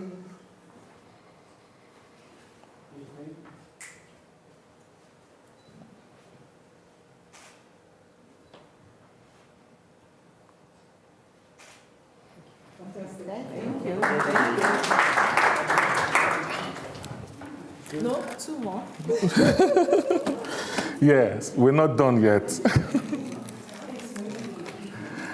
Now, apart from the corporate organizations that have contributed immensely to the growth and development of the International Center for Protocol and Diplomacy, we also have individuals who have in one way or the other contributed to our development, and we want to recognize them. I want to start by inviting Venetia Van Koffela. Okay, a round of applause for her in absentia. So we're gonna keep this for her, and hopefully she comes back for it. Okay. His Excellency Tejandra S. Powdell. A round of applause for him, please.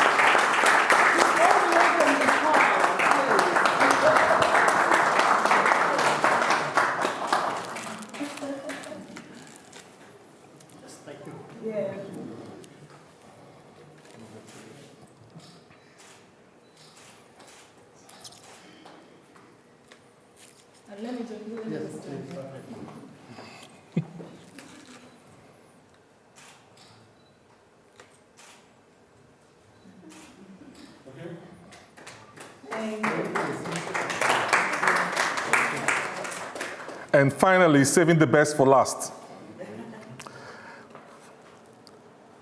Ern Bartels. A round of applause, please.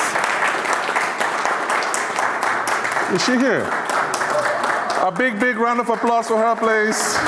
Thank you.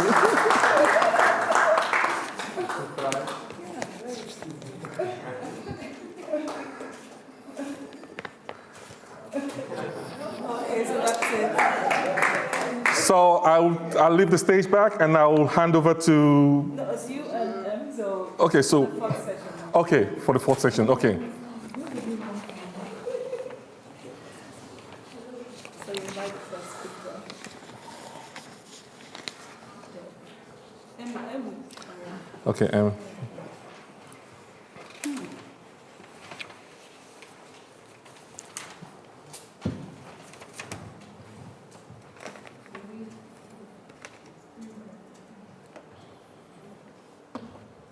Hello, ladies and gentlemen.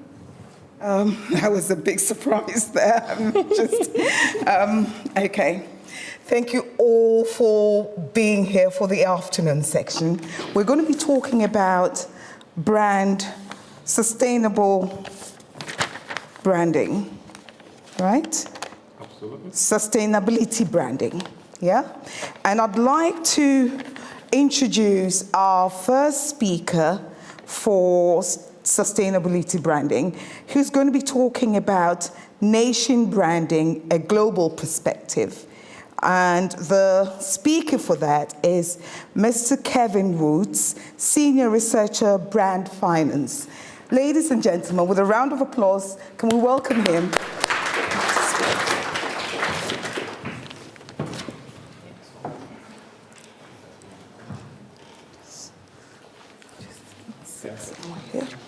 Pick this up. Yes, well, firstly, thank you very much for having me speaking here today. Big thank you as well to Sabrina and all the team for organising this, and to everyone that's contributed their time. I think everything so far has been so interesting and inspiring, and I think it's great to see us all kind of singing from the same song sheet and moving in the same direction. So very briefly, before we kind of get properly started, just for those of you who are not familiar with Brand Finance, we are a brand strategy and evaluation consultancy firm.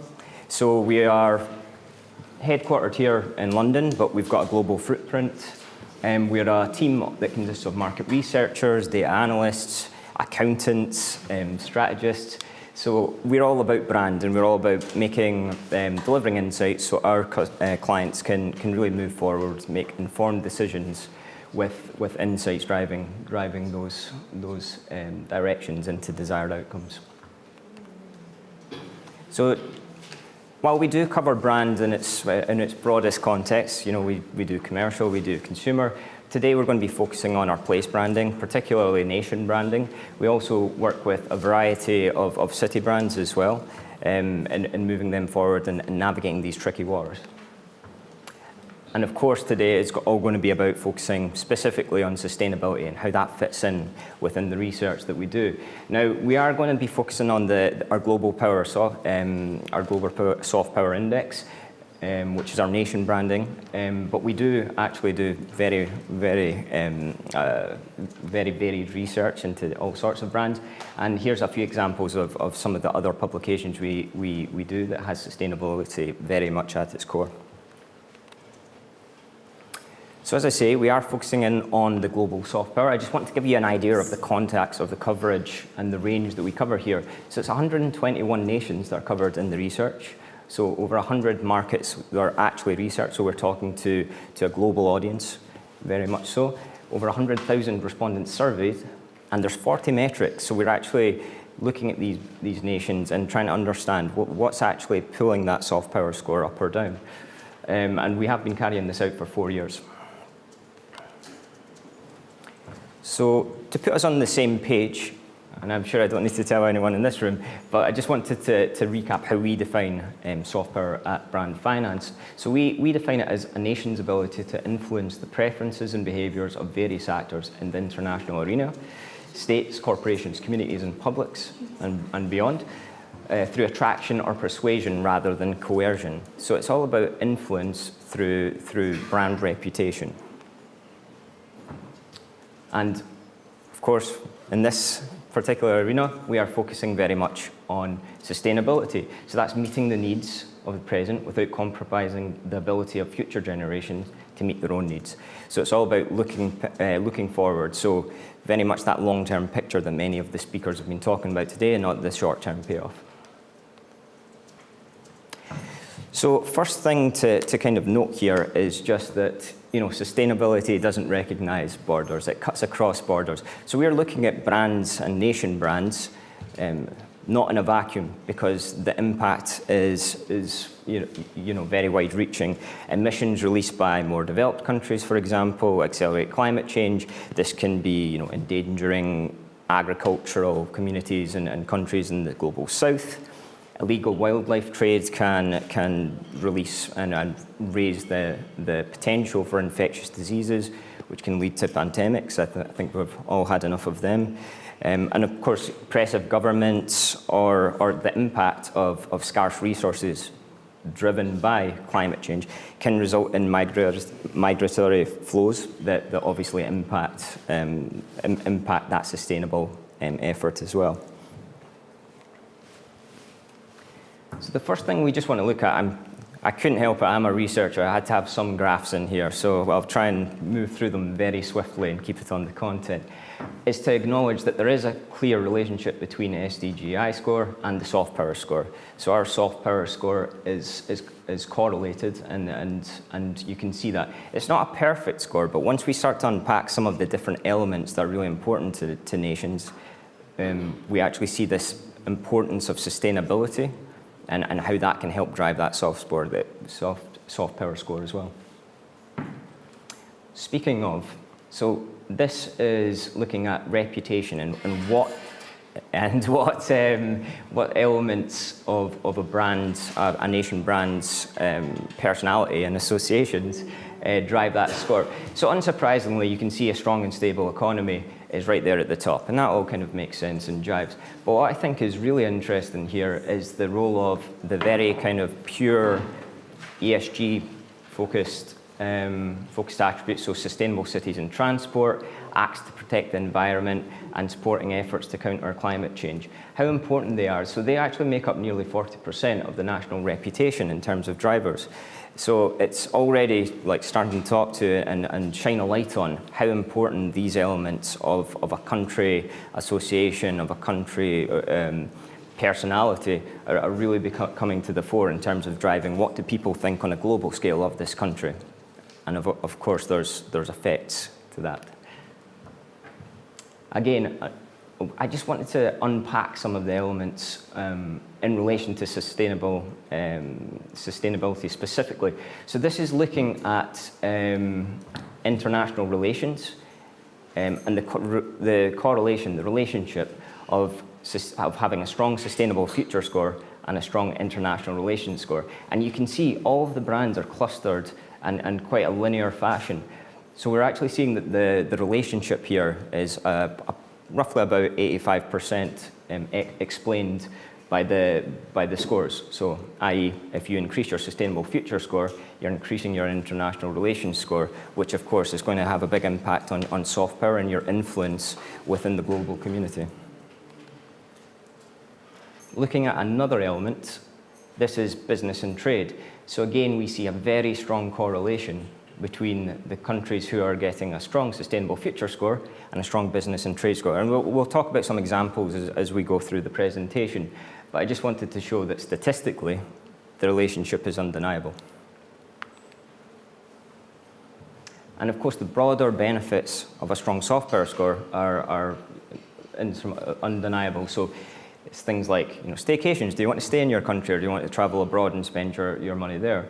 Domestic investment, of course, local goods, public and private partnerships, talent retention. Are you keeping, the talented people within your country? And then, of course, from an international perspective, it's tourism, it's business and trade, it's political influence, talent attraction, and many other things besides. So now, just didn't want to overwhelm you with charts, as I said. So just like looking at some of the applications of sustainability within soft power. And if we take tourism as our kind of jumping off point, you can see that from the examples here, they typically draw on the kind of natural environment, those environmental themes, whether that's Peru, and obviously it's unbelievably beautiful forests and rainforests, or it could be Australia and how they're custodians of the Great Barrier Reef. So these are all things that are drawing tourists to these countries and trading off those unique environmental factors. Business and trade, of course, I think if we're looking at some interesting examples there, you've got countries like Denmark, who were very quick to develop renewable energies and wind farms. So this expertise makes them very exportable all over the world. And they've got that strong association with, we are about sustainability, we are about renewable energies, and companies and brands like Vestas, for example, are doing very well as a result. Also, I would say, it draws talent. So, for example, Estonia, talking about reasons why you want to come and work in Estonia, is landscapes is one of the big ones. The beautiful landscapes, it's a beautiful place to live. Again, that environmental factor. And also 3 of the 8 reasons they listed were actually linked to ESG claims. Now, if we start to look at things like investment, again, the Nordics have a very kind of strong positioning here. Finland and Iceland, for example, have the technologies. They're really building those credentials as being technology hubs that help solve for climate change. I think Costa Rica is a really interesting one, actually, because they, even their tagline, I think, known for our natural beauty, but they're actually really pushing the sustainable productivity credentials, which in turn is drawing that foreign investment. So that's a country that's really kind of growing in this space, utilizing some of those existing perceptions around natural environment, but then moving into a related space of productivity in the sustainability field.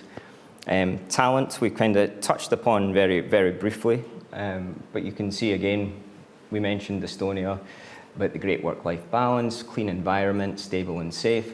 So lots of these items laddering up to that higher level takeaway and driving that soft power score.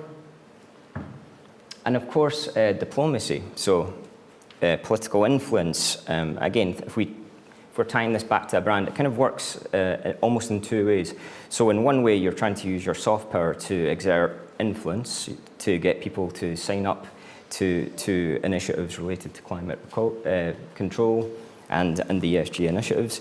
And then, of course, also you're building credentials, so you're building associations. So if you are a country brand that is hosting a summit, that's obviously, you're starting to tie yourself into these things. So if we think about the Paris Agreement, obviously that cements the French capital with sustainability and with climate change. I think the other side of this as well is it's also a great opportunity to give a platform to smaller nation brands as well. some countries that would otherwise be overlooked. It gives them a voice, and some of the key insights and the sound bites I think coming out of some of the recent summits have really been from these traditionally what is perceived as smaller nations. And here's just some of the key metrics that we have within the Global Soft Power Index around sustainability and the people who are kind of winning at this stage. So you've got the metrics down the right, politically stable and well governed. You've got the Swiss kind of just actually across the board performing very well.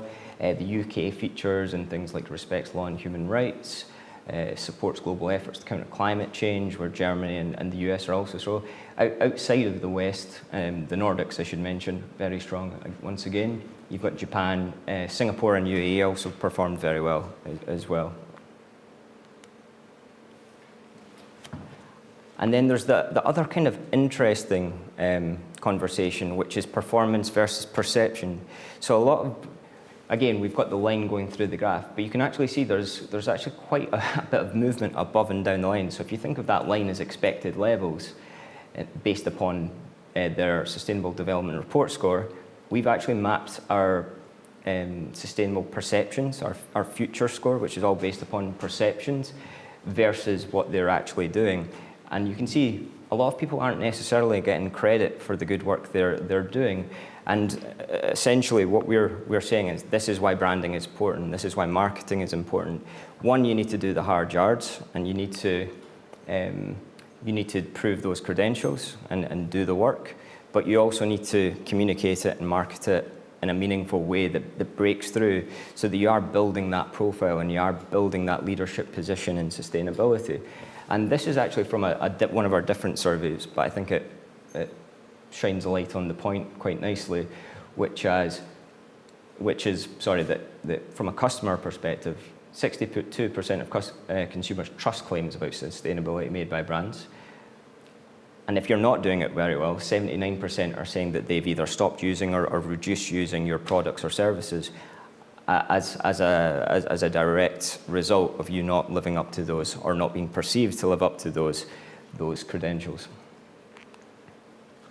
And that is it for today. I kept it very kind of light, so hopefully that was useful and interesting.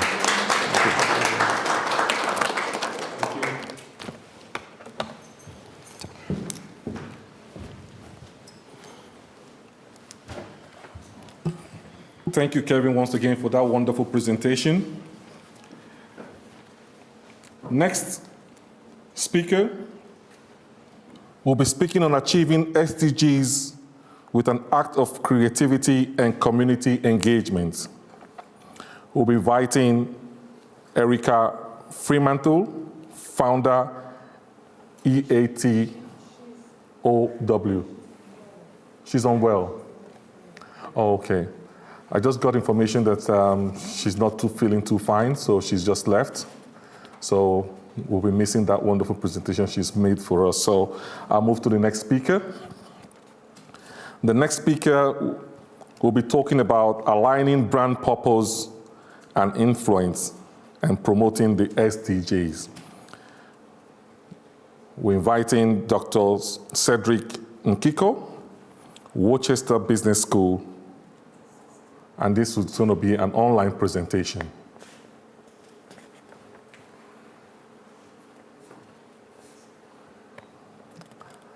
We ready?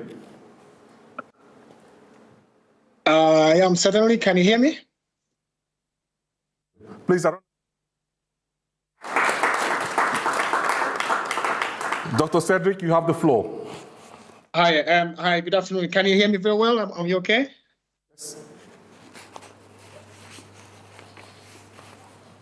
I just need some confirmation that you can hear me where you are. Thank you. Hi, everybody, and I hope not to hold you long, because I know evenings are a bit, afternoons are a bit tiring, especially for conferences. Myself, I find it hard. Anyway, my name is Dr. Cedric Nkiko, and I am the principal. I am a senior lecturer at Worcester Business School, but at the same time, I am a sustainability consultant with the UNDP in New York, if you want to say.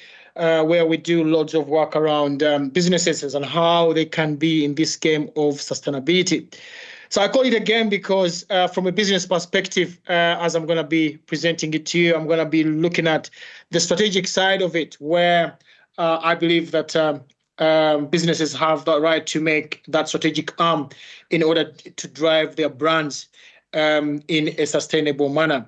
Hence, the title that you have on your agenda, slightly changed it to a strategic element for sustainability branding.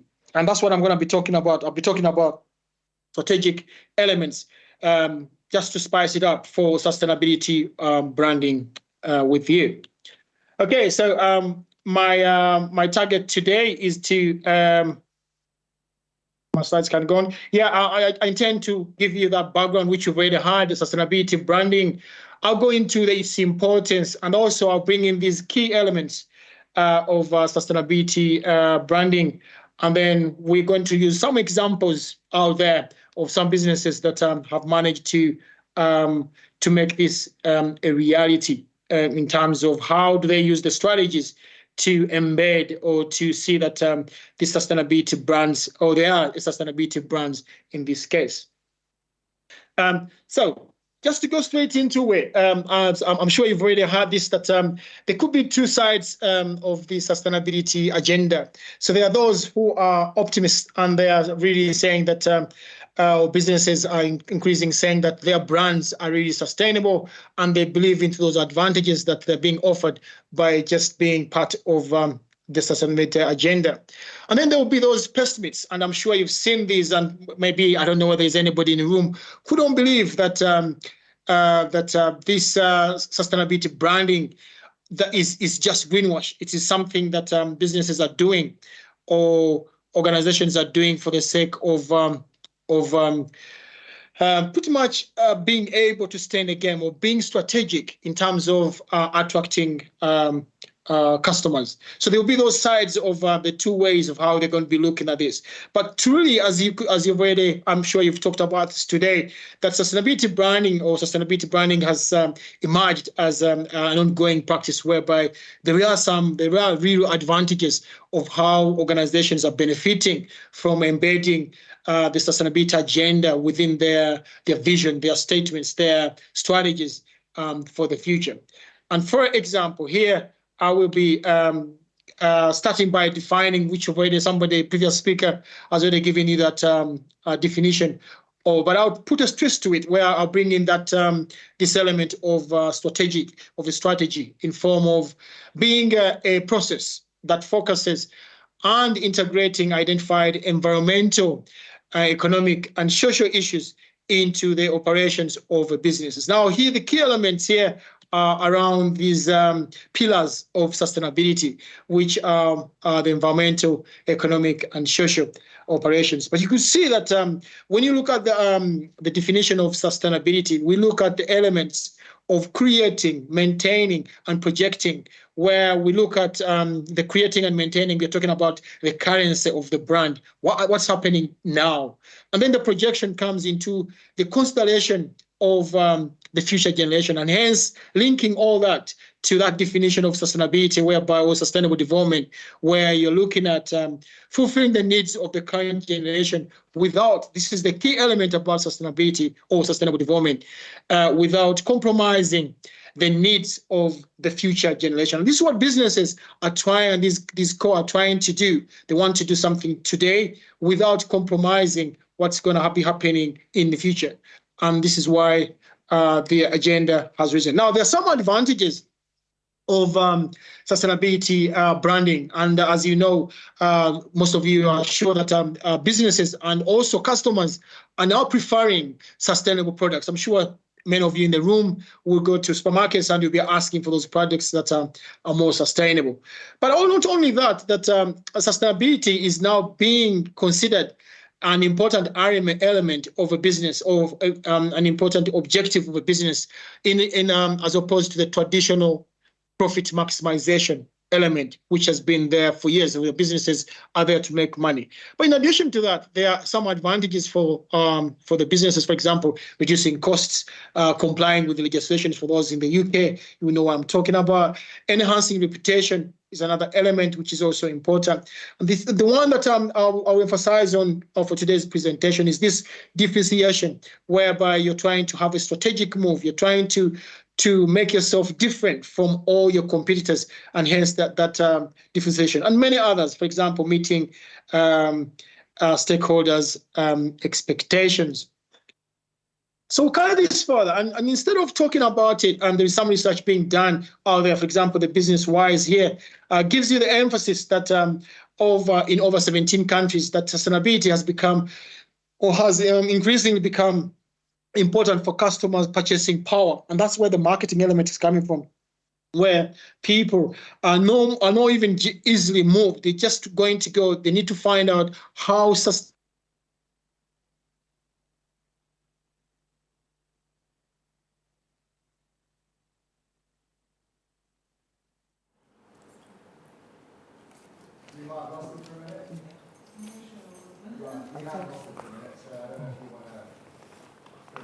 You lost him? Yeah. Yes. Yeah, go ahead.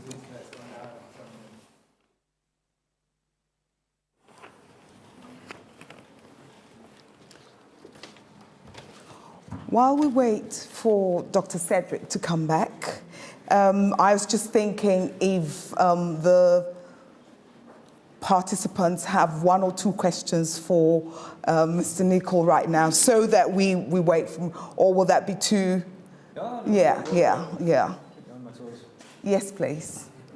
Katie. Question actually, and it is Yeah. around the greenwashing. I wonder what responsibilities you have implemented in your organisation to make sure that you're doing your due diligence and the companies are doing what they say they're doing.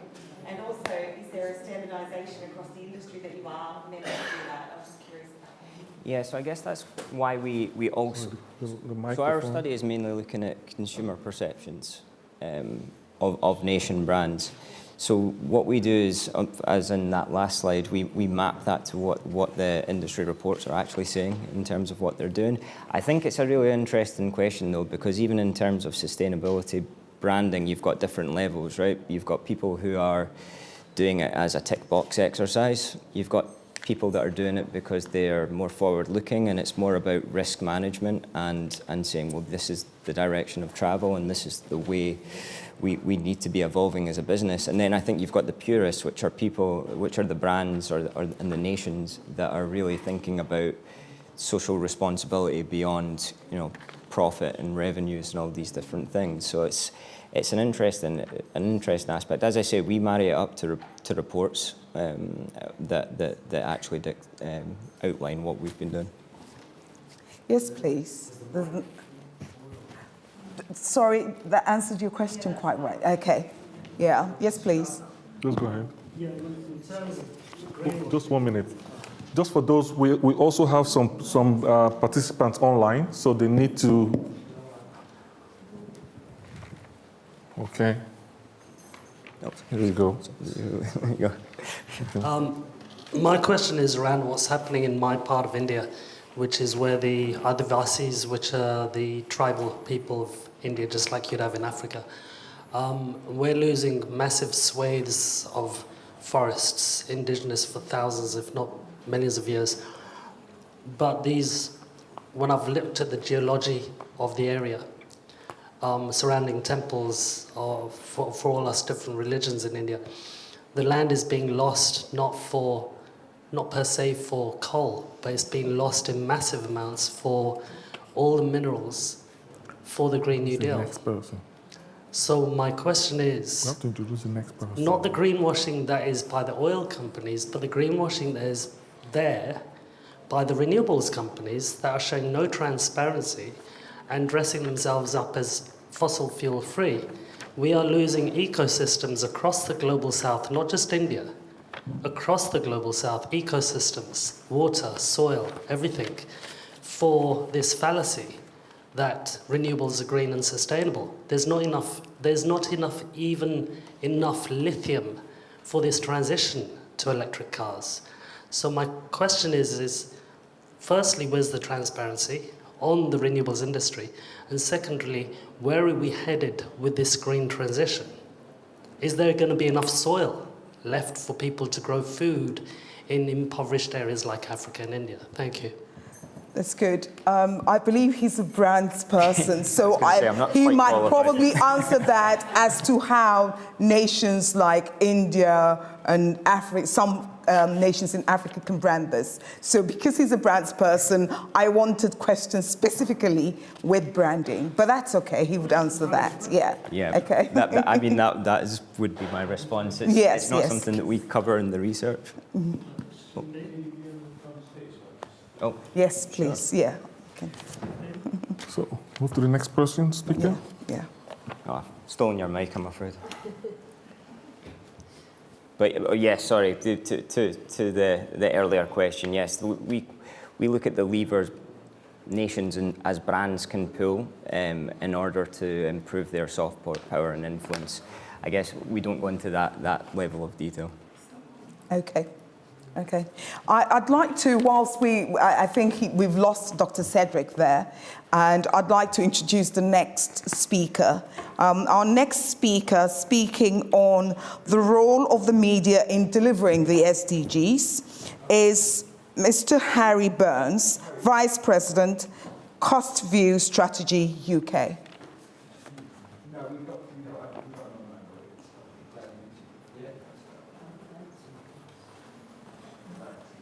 Ladies and gentlemen, with a round of applause, just welcome him into the hot seat. Fear not. Okay, so once my presentation is loaded up, but I'll just do a quick introduction.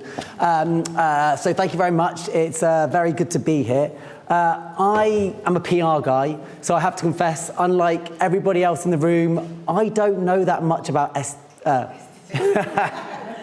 yes. So, but what I do know about is the media, right? And so a colleague asked earlier about how we get, our messages out into the media when we're talking about something which is complex. And so hopefully I'm going to try and unpick that a little bit. So I've advised in the past governments across Africa, also political parties in the UK. Don't ask me which ones, because that will cause some arguments, I'm sure. And what I do with them is I try and get out their positive messages, but in ways that's actually going to be heard. Because as you all know, the media environment is incredibly challenging and nobody ever wants to hear what you have to say. So I'm going to filibuster for one more second, but hopefully, so I'll take you through it quite quickly. I'm not going to go into the role the media plays in delivering SDGs, because I think you guys are the experts in that. I am not the experts in that. But clearly the media has an important role in public health campaigns, in branding the nation so that you can attract inward investment, which can lower poverty rates, any number of different reasons. Media is a vitally important channels for your communications. But what I am going to try and take you through is some practical tips which you can take away and you can apply to your comms, and then hopefully we can get your messages out. I'm just going to. Okay. Right. No, yeah, absolutely. Give me 1 second. Okay. We could just let's forget about the presentation. Focus on me. Who cares about the slides? And you would have seen on the slides that I didn't really write that much stuff on there because comms for me is about keeping it very simple, right? So what I'm going to do is I'm going to very neatly and quickly get it up on my phone so that I can read you what are on the slide. It's a perfect example of crisis comms, right? Exactly. I know. So I should say, so some of the things I've been involved with in the past includes the Commonwealth Heads of Government meeting, comms around that, and my goodness, trying to get coverage for something like the Commonwealth Heads of Government meeting is very difficult. So the first slide that you don't see on the screen, but you would see on the screen, says positive messages don't cut through. It is the sad, tragic reality of the world that we live in, that if you're trying to tell a positive story purely in a positive way, the media ultimately don't really care. This has always been the case to some extent. There's a terrible expression from the US media world, which is that if it bleeds, it leads, which has always been the case, that the negative story is what's on the front page. Social media has only heightened that, right? And it's made it, it's amplified that instinct to focus on the negative. So the next slide, which is very sad that you're not going to see it, it would say, I disagree with everything that all these other speakers before me have said. All of it, every single last thing. Because if I stand up and say, oh, look, I think what everyone else said is great, that would get like a little nod, but it wouldn't make you sit up and pay attention. Instinctively as humans, we are drawn to conflict. Conflict is what gets us excited, whether it's an argument on a reality TV program, whether it's two football managers going at it on the sidelines. Conflict is what gets us going. And so social media, as I'm sure you all know, because you're all incredibly online, I'm sure, like me, probably maybe not as much as me, I hope. But you know full well that the social media algorithms prioritize conflict over and above anything else, literally anything else. Conflict is the number one thing that drives engagement. I should also make clear that when I talk about the media during this presentation, I mean all media, all channels. There's no use thinking about a conventional, traditional media strategy or a social media strategy. It is just one and the same, right? It's just content. It's content through different channels. And as I was saying, the number one way of stimulating engagement is through argument. So you are the International Centre for Protocol and Diplomacy. I don't suppose it's very natural for you guys to pick fights. However, I recommend to all my clients that you find a way to pick a fight with someone. That doesn't mean going on Twitter and whiling out at somebody that you don't like. It means creating constructive conflict which amplifies your message and gives you a chance to tell your positive story. So you see sometimes really effective, so looking at the supermarkets in the UK, Aldi and Lidl, the German supermarkets obviously, but they are fantastic at creating conflict between the two supermarkets so they can say to the world, we've got delicious cake in our shops. If they just put out a thing that said, we've got a delicious caterpillar cake, no one cares. We don't care. We're all busy. We're saturated by information. Everything's coming at us from all different angles. And so we're not, it takes a lot to get our attention. But if you see people fighting, especially two big brands fighting online, then suddenly you're going to tune in. They're going to grab your attention, and then they're going to get a chance to tell you something. So that's obviously a corporate example. But if we want to give a sort of governmental example, and some of the clients that I represent, they have a very positive story to tell in the media, but they never get coverage for it. The only coverage they ever get is when there are crisis comm situations, right? When there's a moment when something bad happens and then suddenly the world's attention is focused on this country. But this country's like, oh, but for 364 days a year, we've got great things to say, but you're only focusing on us on this one day.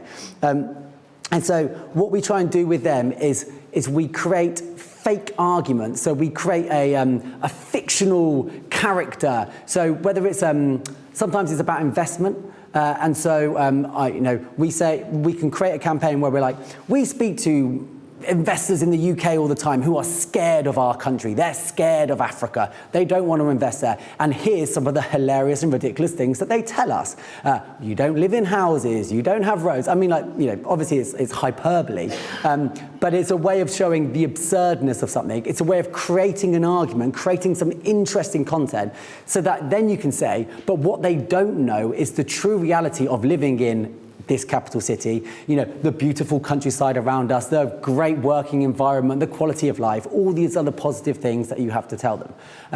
And that is a way that you can try and shift perceptions. Obviously, we were talking earlier about brand, and a great way of shifting the brand is by putting up the most absurd, extreme example of what people say about your country or your brand, and then using that as the conflict, which you then use to have a good argument on the grounds that you feel strong on. So that can be a great way of stimulating a bit of argument. One moment. So when you do manage to get people's attention because you've picked a fight, because you've got people focusing on you, then it's like, but then they're going to think, oh, but so what? Why should I trust you? So I'm standing up here. None of you know me. I'm a PR person. Instinctively, you probably don't trust me. Fair enough, legitimate. Because I am telling you things about myself, and so I'm not an impartial voice. When a president is telling the world about their investment opportunities in their country, they're not an impartial voice either. They are biased. They have skin in the game, right? So they're going to benefit financially or politically from telling you a positive story. However, when you use third voices, as we describe them, so independent advocates who are presenting your case for you, that's much more effective. So in promotional, I go to thousands of investment events, and I went to one very, very recently in an incredible country in Africa that's doing amazing stuff with investment, and they had very slick videos about with the people from that country telling people why they should come invest in that country.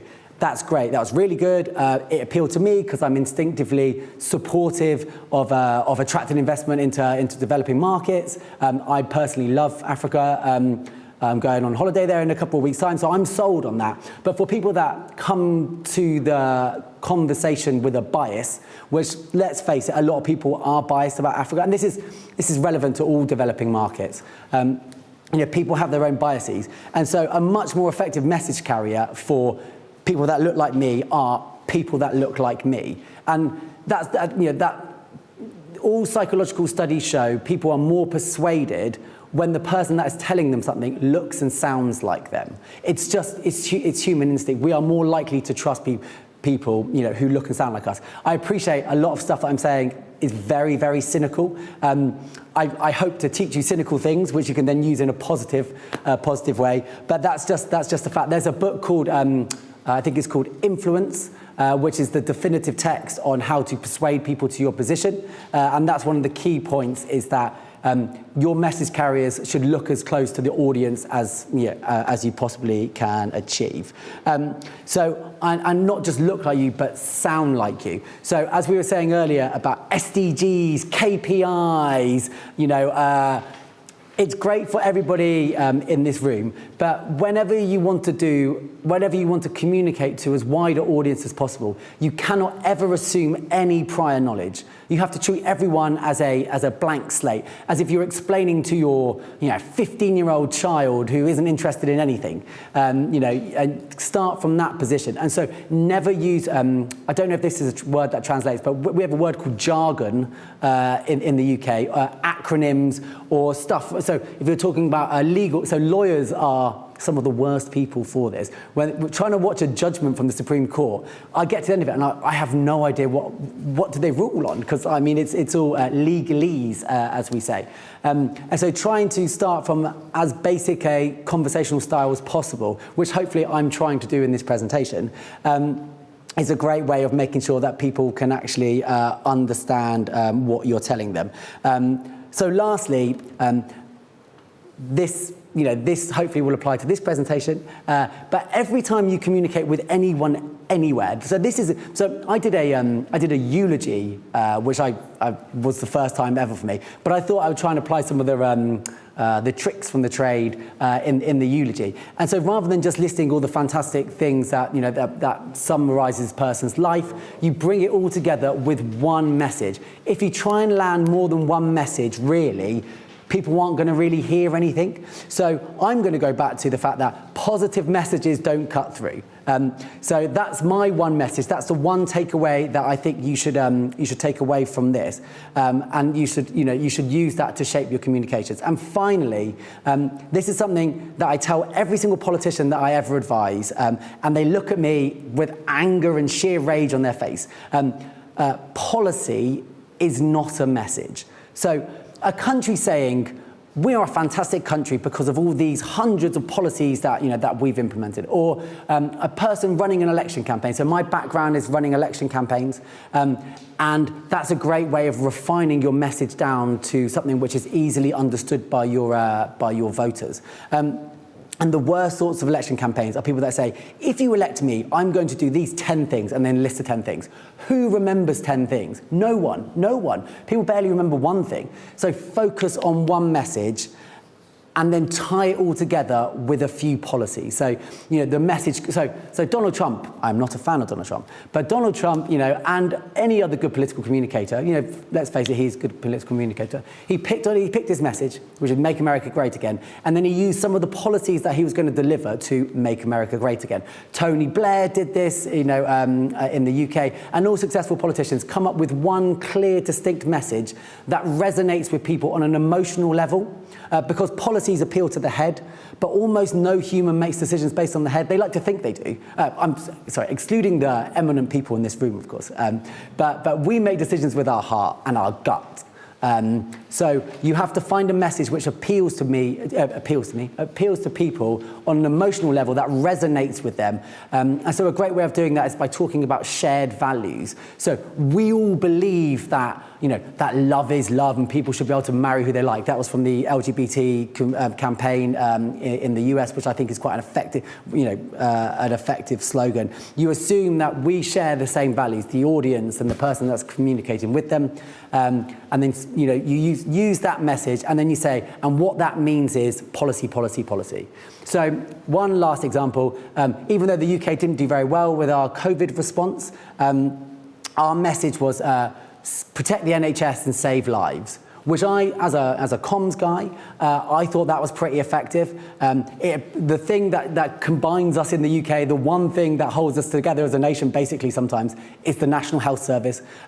We might hate our neighbours, we might hate people from across the political divide, but we all love the health service. And so by appealing to people, using your message to appeal to people on a basis of a shared value, which is that we love the NHS, made people stick to the rules. Unfortunately, not everyone stuck to the rules. I don't know if you saw the news, and you would see on my slide a picture of Boris Johnson right now, but you don't see it, so just imagine it. Him with some champagne having a party. So yes, so that's it. I appreciate I've rattled through it very, very quickly, and I've kept having to open my phone, but hopefully that does the trick.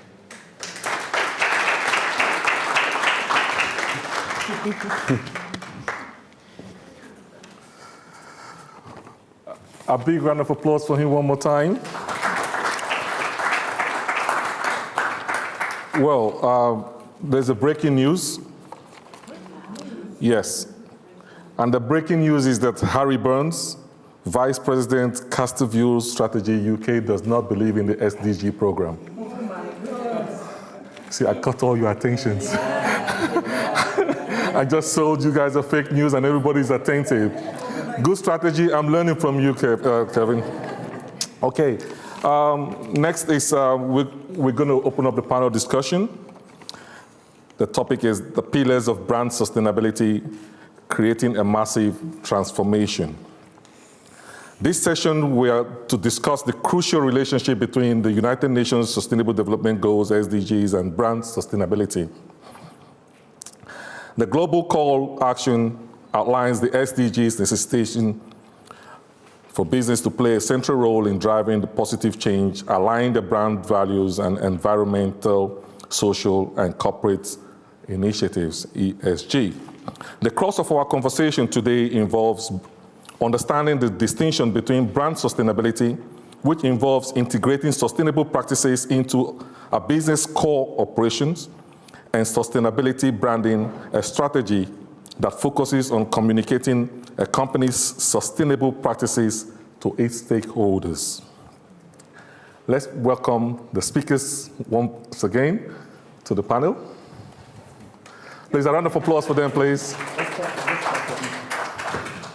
Okay, please take a seat.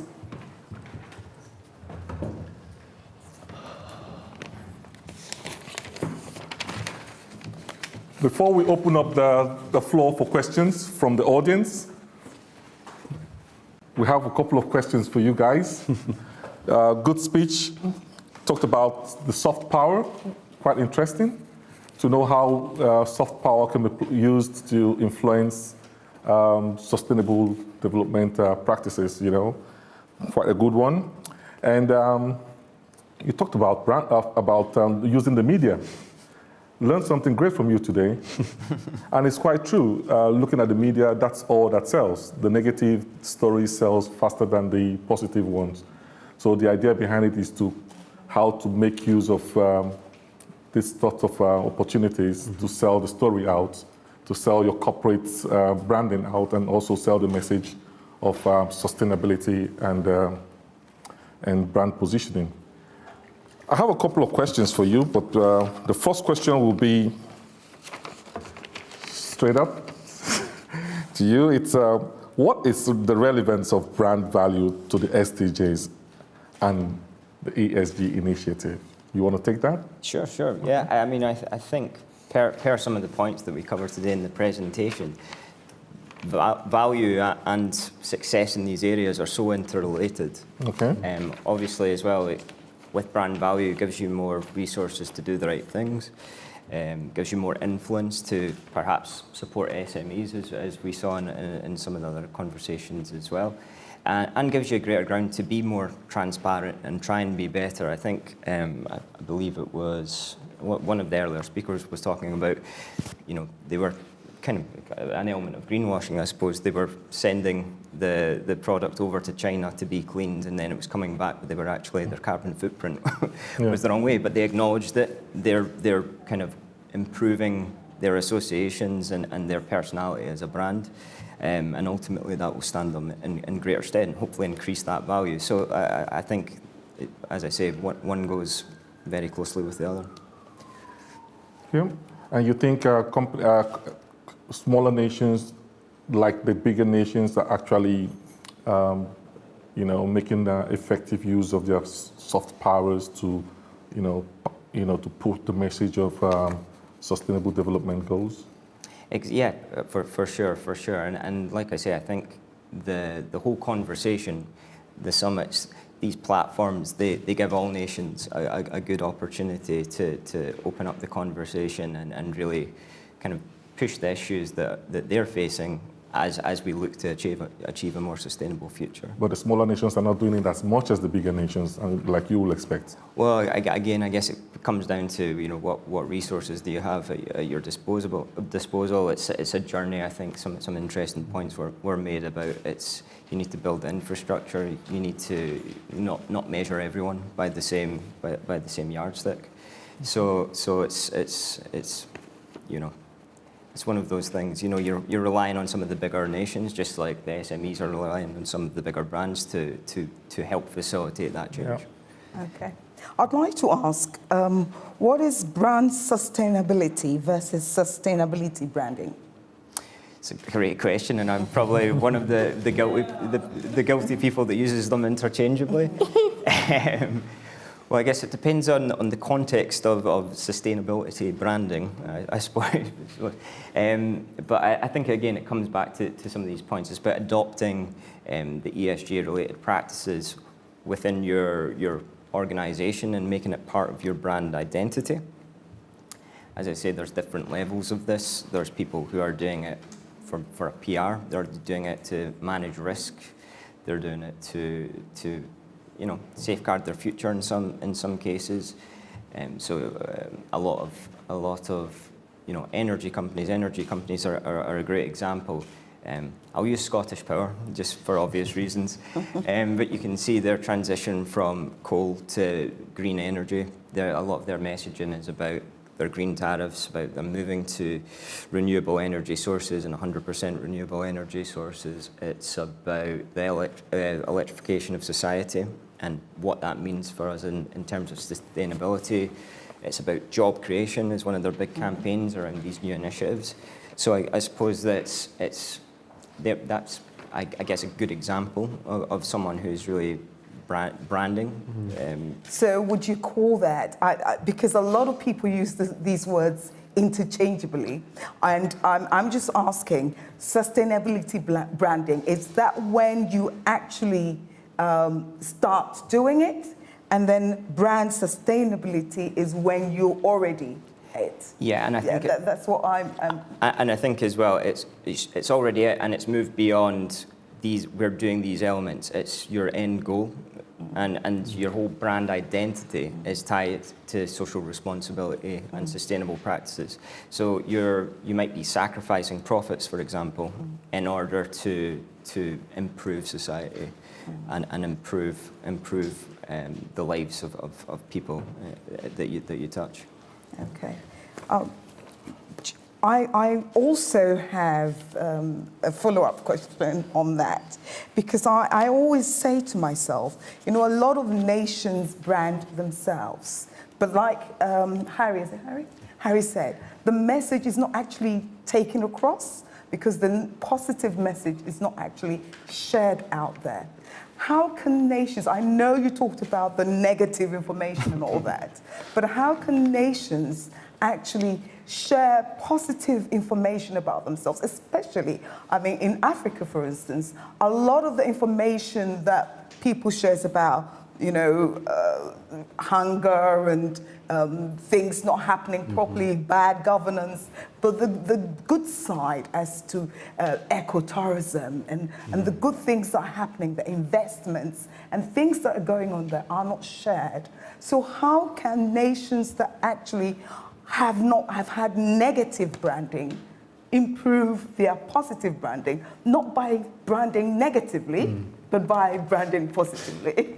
I hope I didn't give off the incredibly cynical impression that you have to just be incredibly negative all the time. So one of the ways that you see countries do it effectively is when they leverage people's trust in another brand, or a personal brand, to then enhance their own brand and to open up people's eyes to the opportunities in a particular country. So Rwanda's sponsorship of Arsenal and PSG was in the West, in some parts of the Western media, incredibly controversial. How dare a country in Africa spend money on sponsorship of a football team? But you look at their tourism levels, and they've skyrocketed since that. Because suddenly people are like, Rwanda, eh? I only know Rwanda because of the genocide. I don't know their true story, so I might Google it. And then you see the Arsenal players going over there and seeing the gorillas. And David Luiz is doing his social media thing, stood next to a silverback gorilla, and suddenly people are like, oh, that looks quite amazing. Let me find out a bit more about it. And then you see Rwanda's development, you see their success in a number of different ways, and they think, oh, maybe it's worth a trip. Because fundamentally we are biased. We all have biases about everything and everywhere. And so, but when somebody that we trust tells us something, we're likely to believe it. So if they say, go and visit this place because it's quite cool, you're like, okay. It's like a friend giving you a personal recommendation. Okay, so it's not actually making them look like brand ambassadors for the nation. Kind of that. Yeah. So, okay, excellent. That's part of it. Harry, I have a question for you, just a follow-up question on this. In Africa, quite a lot is being done in the areas of sustainability. I know in my country, in Nigeria, a lot is being done in recycling of waste, recycling of products, materials in productions.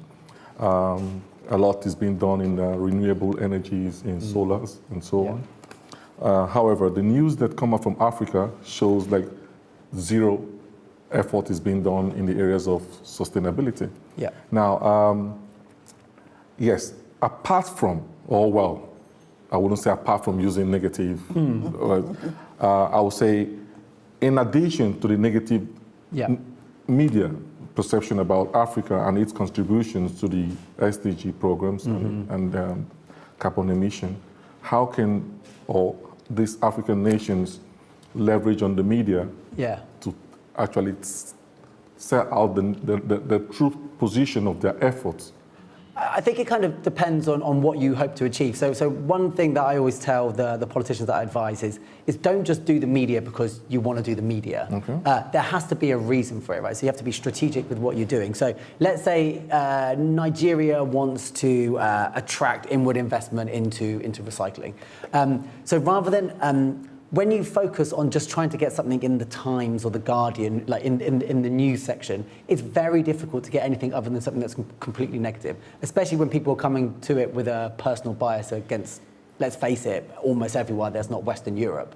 But what you can do is you find the channels that are most likely to reach the people that you actually really care about reaching, the big ticket investors who can actually bring money to bear once you convince them that that it's worth the investment.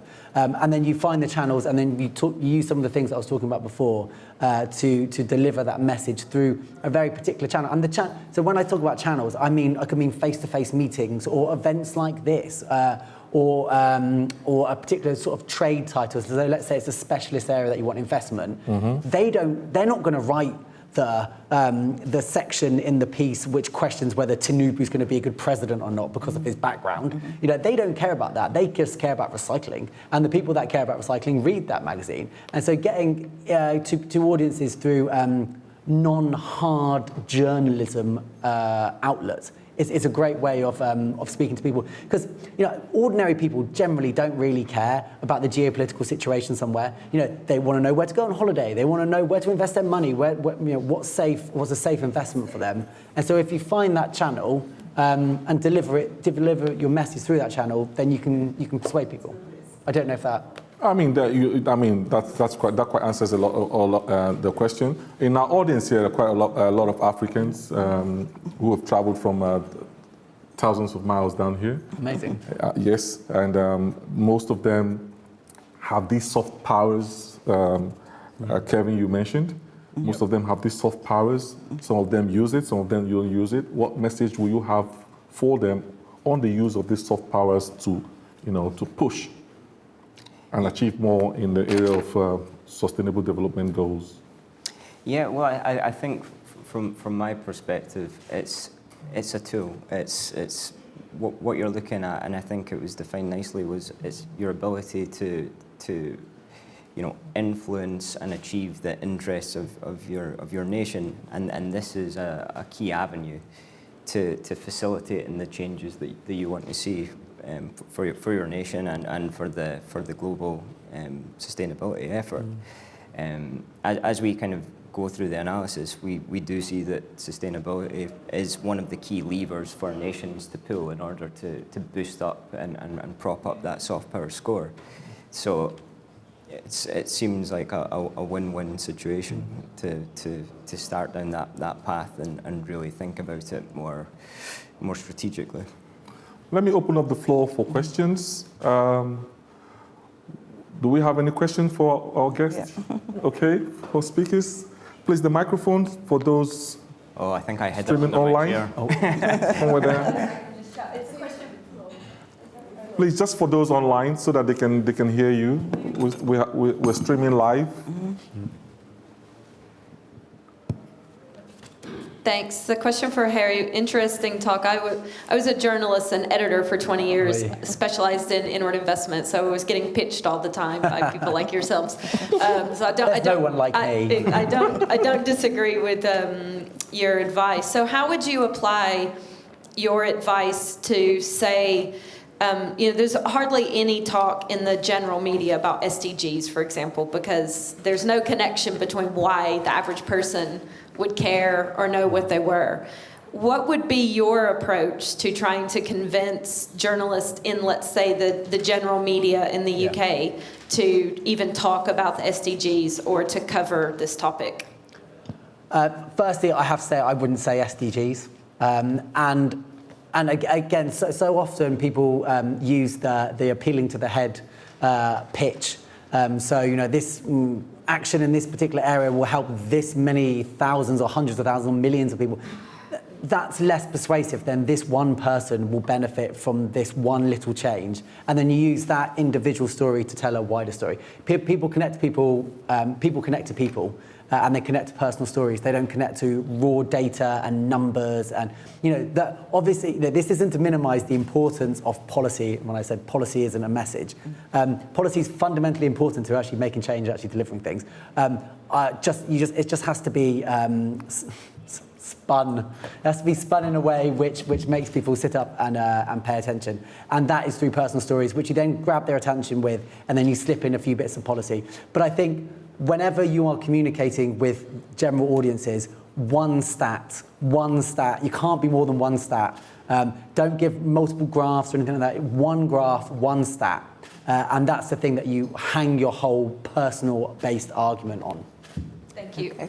Can I sneak in one question to Kevin as well? Is that okay? Yes, please. Because it was touched on a bit. We've talked about greenwashing, but then also Harry mentioned about sponsorship of football team. And that makes me want to ask Kevin about sports washing. I mean, is it actually successful? I mean, can you see a difference in your soft power index, for example, in places like Saudi Arabia or Qatar that have gone heavy on sports as almost like a diplomacy tool? I can't say that we looked at that very closely last year, if I'm 100% honest. It's something that's been built into the survey so that we can actually distinguish between interest in sports generally, so we can start to look at the uplift. I mean, the issue there is with the countries that you've mentioned, they've went so heavy on so many things right now that we've seen a natural rise. But to your point, one of the things we've added this year to be able to unpack that, especially, I mean, with the World Cup, and then you see all of the big spending this summer as you know, stars from across the globe are attracted to these leagues. It's something that we're interested in understanding more fully, and also looking at it from a sponsorship specific angle as well, which we do in some of our other research sources as well. So my short answer would be probably, but it's something that we do need to kind of measure to say with certainty. Could I just cause a little bit of conflict here? I take issue with the term sports washing. Who are we to say, like, how can you judge which country is good enough and moral enough to deserve one of these international sporting events? So because America's suddenly rolling back the women's rights to choose, should we not allow America to have sporting events? Yes, obviously, you know, countries are spending money to promote their brand, and they're obviously leveraging, you know, international sporting events to do that. But you know, the world is, sorry, this is a bit of a rant, but you know, the world is better in my view when we are connected and we talk to each other, and sport is a great way of talking to each other. And you know, Qatar got more of a light shone on it about its human rights record because of the World Cup than it probably has done ever before. And one of the reasons, a bit of advice to countries, the reasons why people go on holiday to Dubai from the UK. No one worries about Dubai's human rights record when they go on holiday there. And that's because Dubai spends lots and lots and lots of money telling people the positive things about Dubai, you know, advertising, promoting, dare I say it, hiring PR people to make their case for them through trusted sources. And yes, I mean, lots of people would have issue with that, but it's just, we've been doing that for years. You know, well, hundreds of years we've been exporting our culture around the world, forcing it on people, and now other countries are trying to leverage some international brands to do a little bit of that. And, you know, anyway, rant over. Sorry, I just have one little question. You have a question? Okay, I just have one little question regarding soft power before I come back to you, okay? Oh, you have a question? Okay, let's take a question first. Let's take the questions first. Okay. This sort of comes back to the question that I misasked a few minutes ago. And this is also very difficult for me to ask as well, because the mass destruction I'm actually seeing in the global south, the reality. You know, when I'm speaking to my friends in India and Africa, they're telling me this is what's really going on. You want your electric car, there's not enough lithium in the ground. You're creating an industry for which there's not enough resources even going to be available. Talking about the SDGs about water and soil, and we're ripping out the water and the soil to actually get these resources, and then for those products we're then glossing up and completely overlooking the fact that human rights abuses are littered everywhere, from Peru to Bolivia to South America to India. So this is really quite surreal that we are glossing over the SDGs like they're this massive, amazing pariah, when the people in the global south, I know full well, are being abused by this new brand of colonialism, 21st century colonialism. This is something Siddharth Kara, the first international journalist, risked his life to get into Congo to report 200,000 people in a mine, all clamoring on top of each other, women, men and children. And when I tell people this, No, it's not happening. Okay, fine. Gloss over it. Why is no one want to talk about this? Why is the renewables industry are so ready to vilify the oil industry, but they are not prepared to take it on the chin themselves and realize that they, by divesting from fossil fuels, they are going to be starving to death, millions of Africans and Indians as well. We're not talking about this. This is, I'm going to be blunt. This is quite shameless. The Ukraine, blocking of Ukraine ships to Africa. Who is going to take it on the chin and be responsible for mass starvation of Africans and Indians because it couldn't get the grain stock? Let's gloss over it. So my question is, how would you gloss over the mass deforestation of forests in India to actually sell the people in here that renewables are amazingly great? And actually, let's not talk about the murky stuff. Let's talk about how it's so amazing and pretty and it's not colonialist. That's what I want to know. Tell me how to gloss over the real crappy stuff so I can sell a massive tirade of lies to the people in the UK. Thank you. Sorry, what's your name again? Sagar. Saudi? Yes. Okay. You want to respond to that? No, not really. As I'm not a spokesperson for the renewable industry. Branding and everything I've just heard is actually been about how to gloss up the SDGs. And 4 billion people are actually saying this is nonsense. It's not about glossing over. It is about putting your communications in a way that makes people actually listen. And so SDGs are incredibly important. To the countries that I work with, it's at the heart of their government model. Is delivering on the SDGs. Just you can't get any coverage for it, but you can get coverage for personal stories. How many Africans and Indians have actually been at the tables, indigenous people, in deciding and influencing those SDGs? I'm not asking you. I'm just saying. I mean, Sadi, this is zero. Sadi, you have very genuine questions, and your observations are very, very genuine. Yeah. And I think. You have any input to Let me just respond them? to that. Thank you for that question. And I think it's really relevant because one of the reasons for this conference is actually to give opportunity for us to hear thoughts like this. And I think the more we create the awareness, the more that gets into policy framework and all that kind of supply chain and that kind of thing. And I think what we're doing here is quite really relevant because we have government interest, people are hearing what we're saying, and I understand where you're coming from, especially with Africa and the rest of the world. In the morning session, I don't know if you were here, the London Chamber of Commerce and Industry mentioned their partnership with the African Free Trade Zone Agreement, and that agreement is so relevant. If you're talking about Africa, the first thing that you should mention is the Africa Free Trade Agreement, because you got over 45 countries coming together to sign that agreement. So if we're going to work from the back of the SDGs, I think we should reflect it through partnerships and collaborations. And everything you said is based on how we collaborate. And even when Rupert was talking in the morning, he mentioned about he talked about, how collaborations are also very relevant in terms of, our engagements and things like that. So I think the bottom line is really creating the right awareness, and which we're doing through conferences like this, and not just doing it, but really getting involved. And I think what the LCCI is doing, collaborating and partnering with the African Union, is a very good point to start. So maybe we can leverage us on that. I've already told him that is one of the things we'll take forward from here to see that it becomes really practical. And I think from that point of view, there's a lot turning around. So, yeah. And I think I have also one additional thing to say. What you're doing is the right thing. You're bringing up the issues for discuss, and you're asking the questions at the right forum. So that opens up a lot of room for further debate and further discussions. It's not an open-ended discussion. It doesn't end today. It's a continuum. So we hope that we look forward to such, questions, and I mean, the world can provide answers to them. I quite agree with you 100%. One area I just wanted to quickly touch.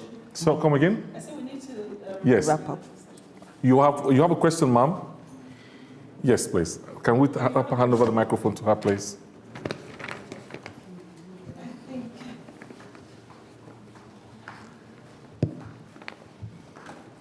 Okay.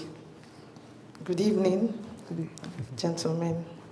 Well, my question is based on the media using negative stories to advertise or bring attention of customers to your product. So I want to know, when do you draw a line? I want to know, when do you draw a line using these negative stories to sell or draw attention to your product? So that you don't get sued. Yeah. It's true. So when do you draw this line? Because people tend to swallow hook, line, and sinker, whatever you tell them. Yeah. So at the end, you get yourself into trouble. So especially on social medias and medias, local medias. So that's my question. So fundamentally, all effective communication is a risk because if you're pushing the boundaries, that's the only way you're going to get heard. But obviously, there are risks inherent to that.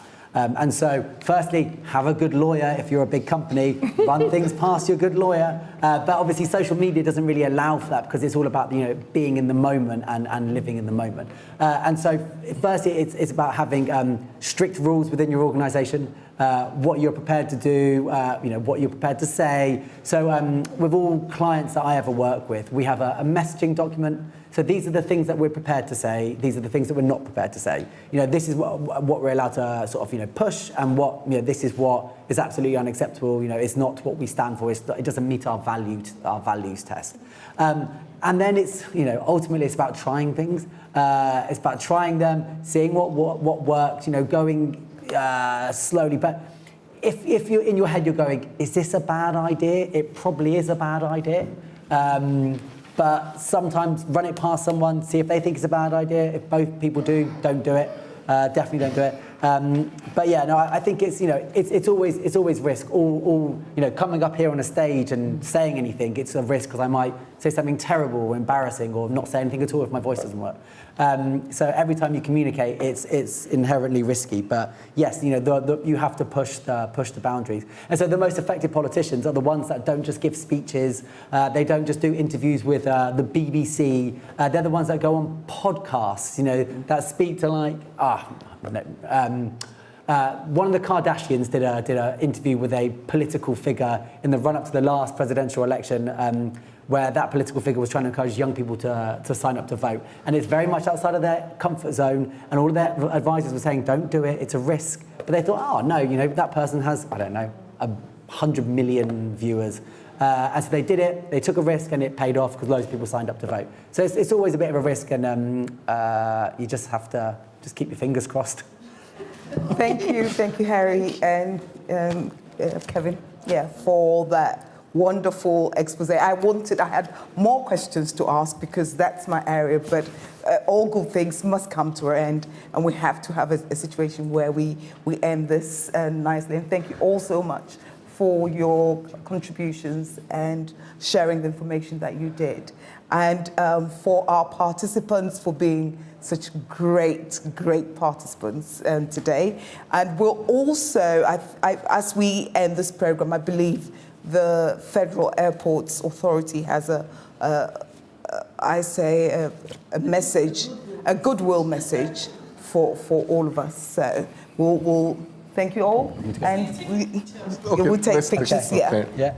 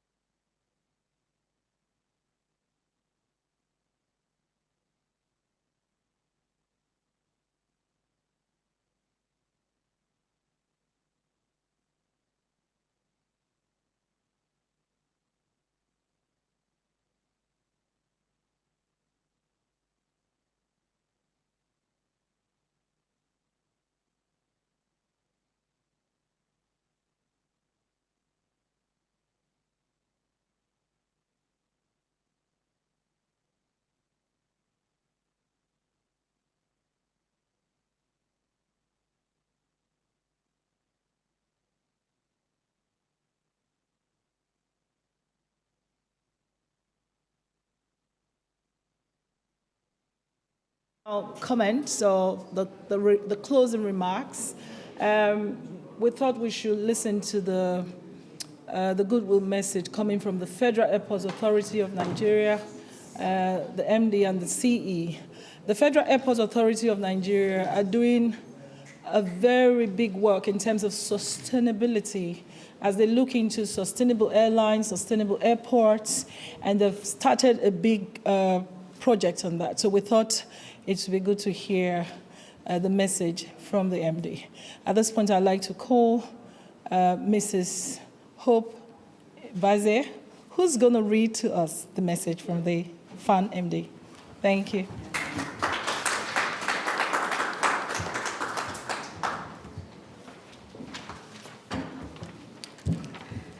I really thank God for bringing all of us here safe and sound, and the opportunity to represent my managing director, chief executive, Mr. Kabir Yusuf Mohammed, international airport professional.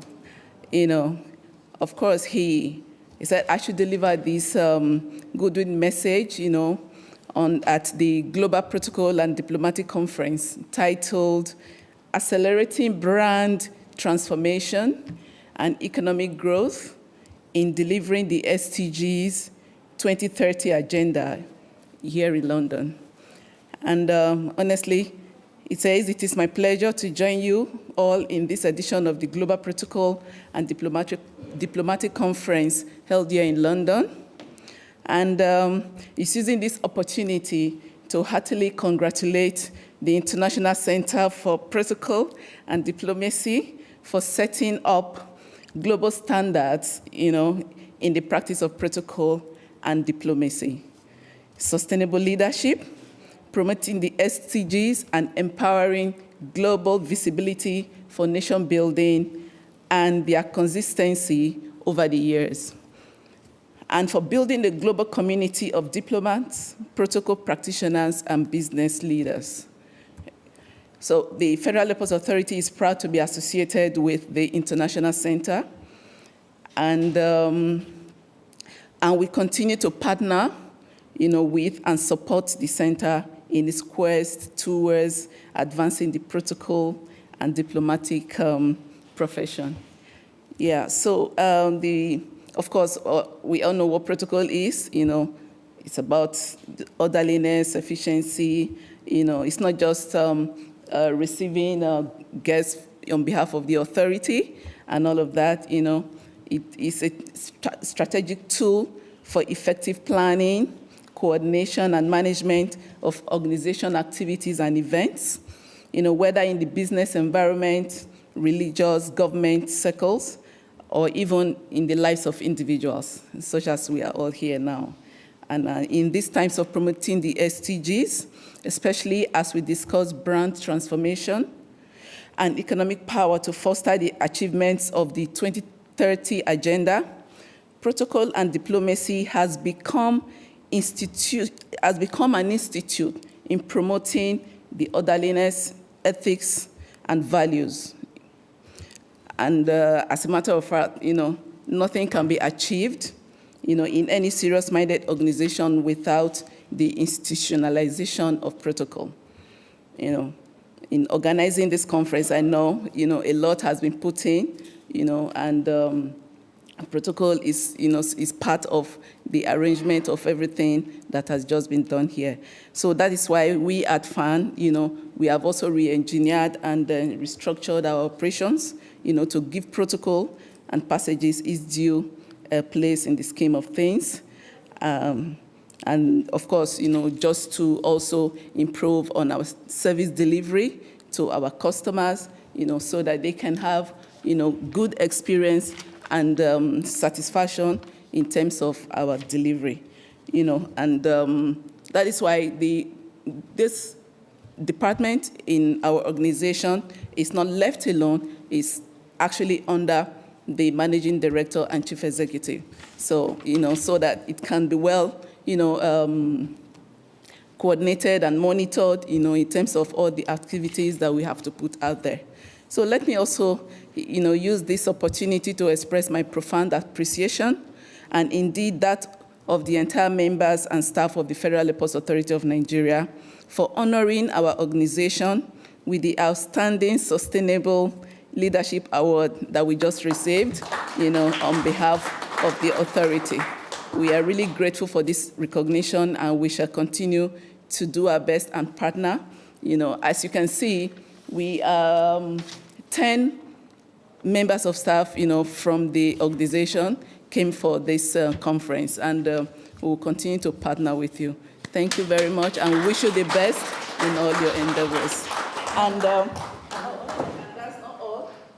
Usually we retaliate when you give us, Okay, so we'll go on the stage. Okay. I need to get ready for this. So, on behalf of the Managing Director and Chief Executive and members of the Federal Airports Authority of Nigeria, we present this to the Global Protocol and Diplomatic Center. Thank you for all that you're doing, and pray that God will continue to sustain Thank you. All right, so you can all join us. Oh, okay, come on. All right. It's always celebrating, isn't it?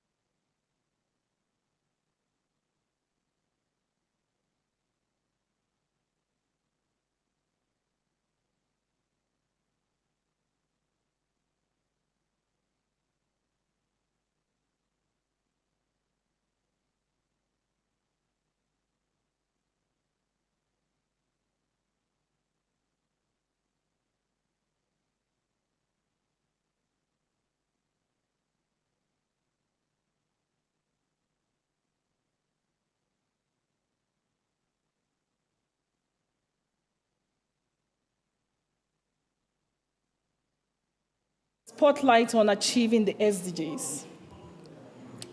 We take with us relevant strategies and actions, generating strategic advantage, increasing partnerships and engagements, strengthening our approach to creating more awareness.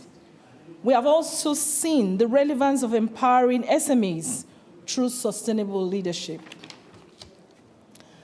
bringing a collective opportunity, transformation, and a collaborative initiative that promotes the achievement of the 2030 agenda. Through diplomacy, trade and investment, nations branding, media, economic development, this is a call to action. And as we bring this conference to an end, let us all note that sustainable leadership is a collective opportunity. Thank you so much. And thank you for coming as we invite you for another series. God bless you. And we're having some drinks, so please join us to some wine, red wine, white wine, and just let's celebrate it. Thank you so much. Thank you.